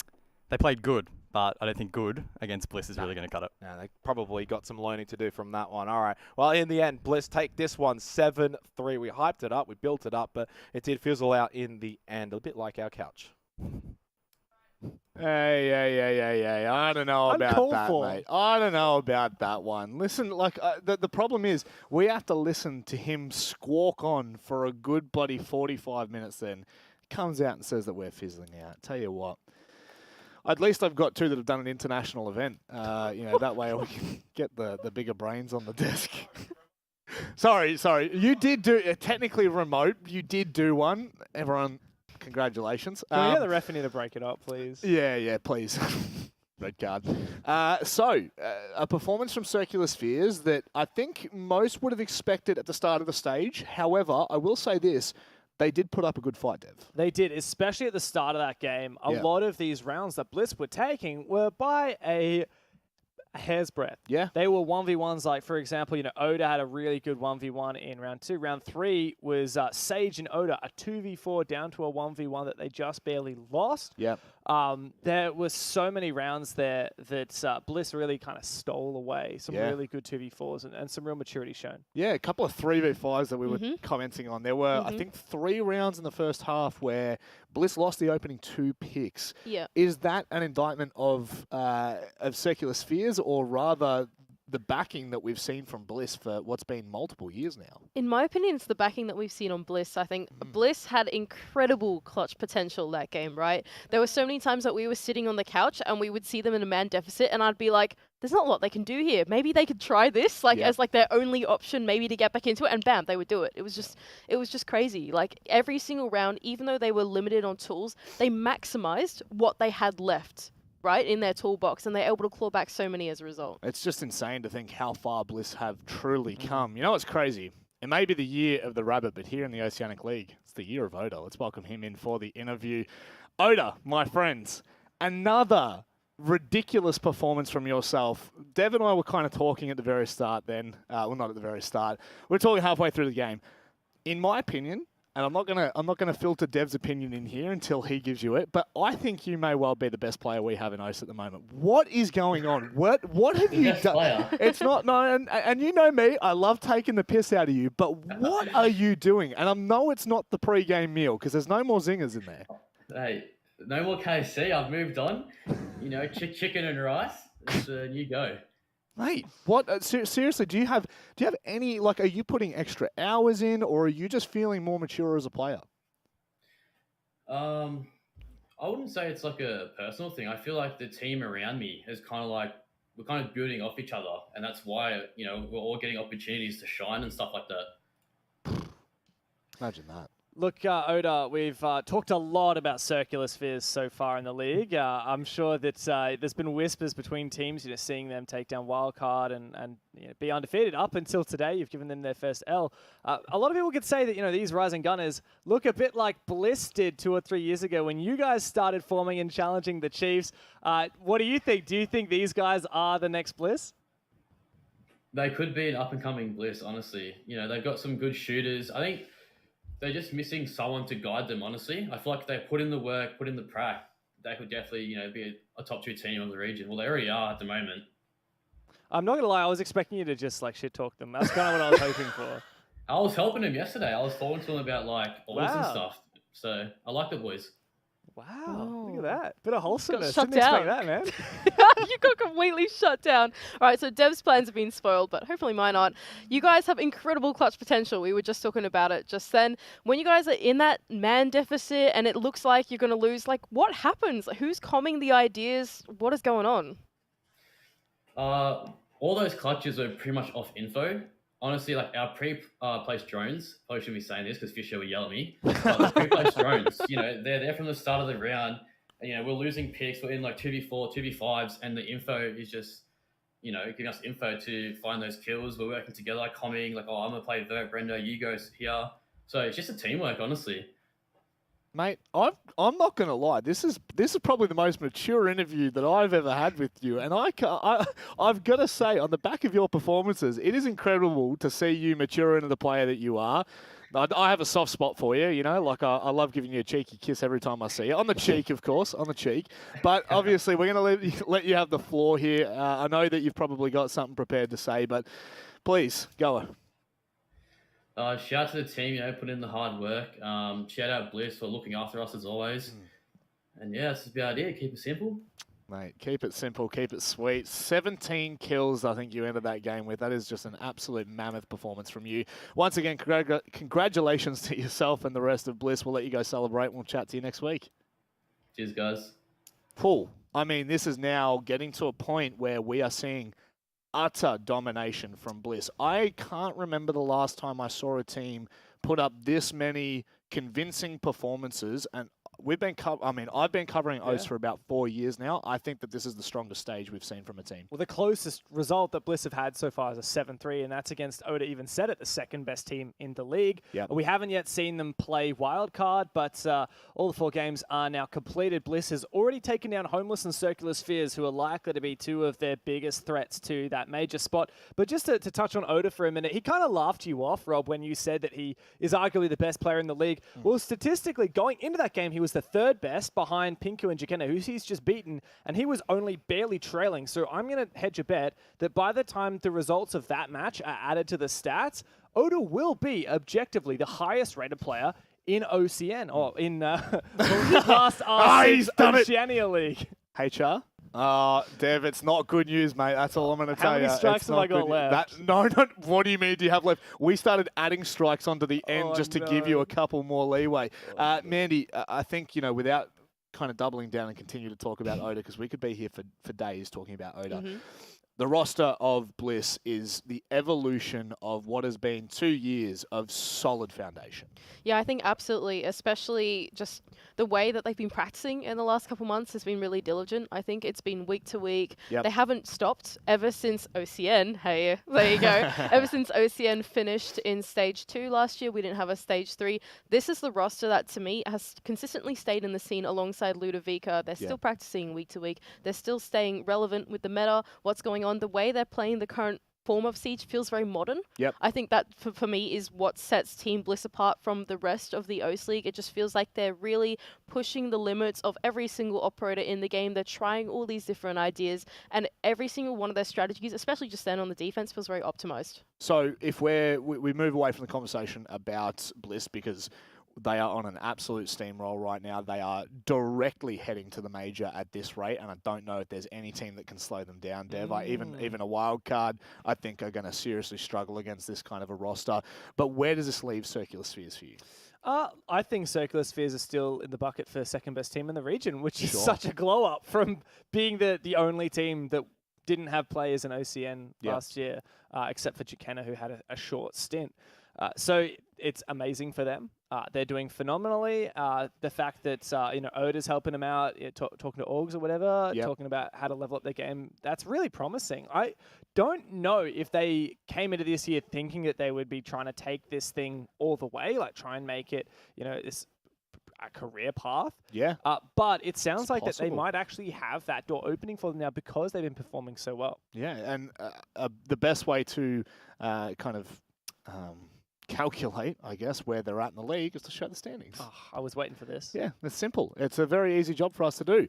There are currently 2 teams on 9 points, one trailing behind, which is Wildcard. The rest of the teams are still fighting for points.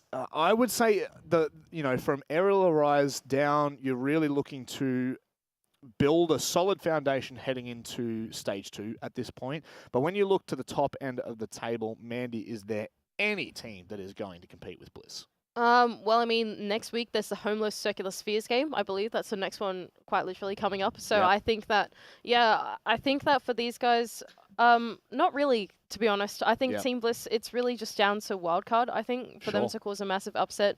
And Wildcard haven't shown the most incredible form, especially in the last couple of days. Yep. So I think, Homeless Circular Spheres, they're going to battle out between each other. Team Bliss perfectly fine with that. They've already gone ahead and beaten them. Yep. So the next teams look at, Wildcard, and I don't really see them being able to take down Bliss. Sure. And even if they do, they've got 2 teams to buffer at the moment in the standings regardless. Yeah, to me, there's only 2 teams that can beat Bliss right now in terms of the major spot. It is Wildcard, assuming they beat Bliss in that final playday, and then whoever wins out of that homeless Circular Spheres game next playday. But Bliss, it's not going to be necessarily that easy from here on out. You know, their 3 remaining games, Aerial, Arise, Kelton's Knights, and Wildcard, all 3 of those teams are filled with super experienced players, and we've even seen, you know, Kelton's Knights have such an improvement, 7-0 against them on Playday 1, and then today they took a point off of Wildcard. So there's a real shot, I think, that Bliss aren't cruising yet. No. And they can't be complacent, because we saw what happened to Wildcard if you let things slip away. Yeah, I think their biggest test is still ahead of them, because I think as this league has gone on, we've seen Aerial Arise. Sorry, oh my god, I've done it again. Arising? I'm just going to call them Rise from now on. Aerial Arise have started to really bolster their roster. They're starting to find their own feet. You know, Nate being the head of what I look at as the head of that team. A lot of maturity on that roster that is really starting to shine through. Wettables are starting to feel comfortable with the rest of that team. Smacker will start to really kind of bring in his own brand as he starts to get more used to these games, as you get used to this top end of Siege and OCE, it changes a lot. And I think that with 3 play days still to go, we've still got 2 weeks for these teams to scrim. Are you at all worried for Bliss? Do you think that as this stage has gone on, these teams have found more footing?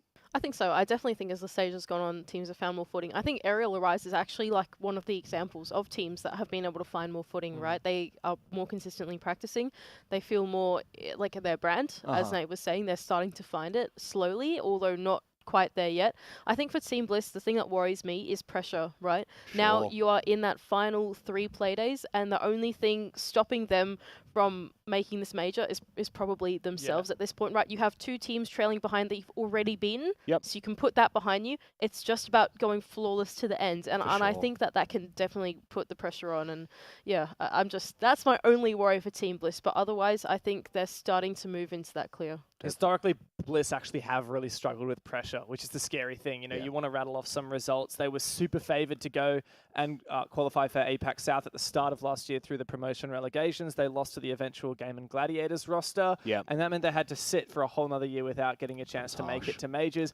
And even if you look at the national circuit, right, like I think about that grand final at the end of 2021, right, and like they were 2-0 up in the series against Chiefs, and they got reverse swept. Like every time there is something massive on the line, Bliss have chalked it. And so I think this is really the question of, do we see the truly mature 2023 Bliss come through? And that just means, you know, being thorough about these last 3 games, because like you said, Aerial Arise is on the rise. Kelton's Knights are not to be underestimated. They always look to prove an upset. And Wildcard, we just don't know whether they're going to be able to get over their own mental fortitude issues that they've been presented with. Well, that's the thing. We know that Wildcard have that dog in them, you know, but like, do they have that dog in them when it comes down to it? When they don't have necessarily a major spot on the line, are they going to be looking to play spoils?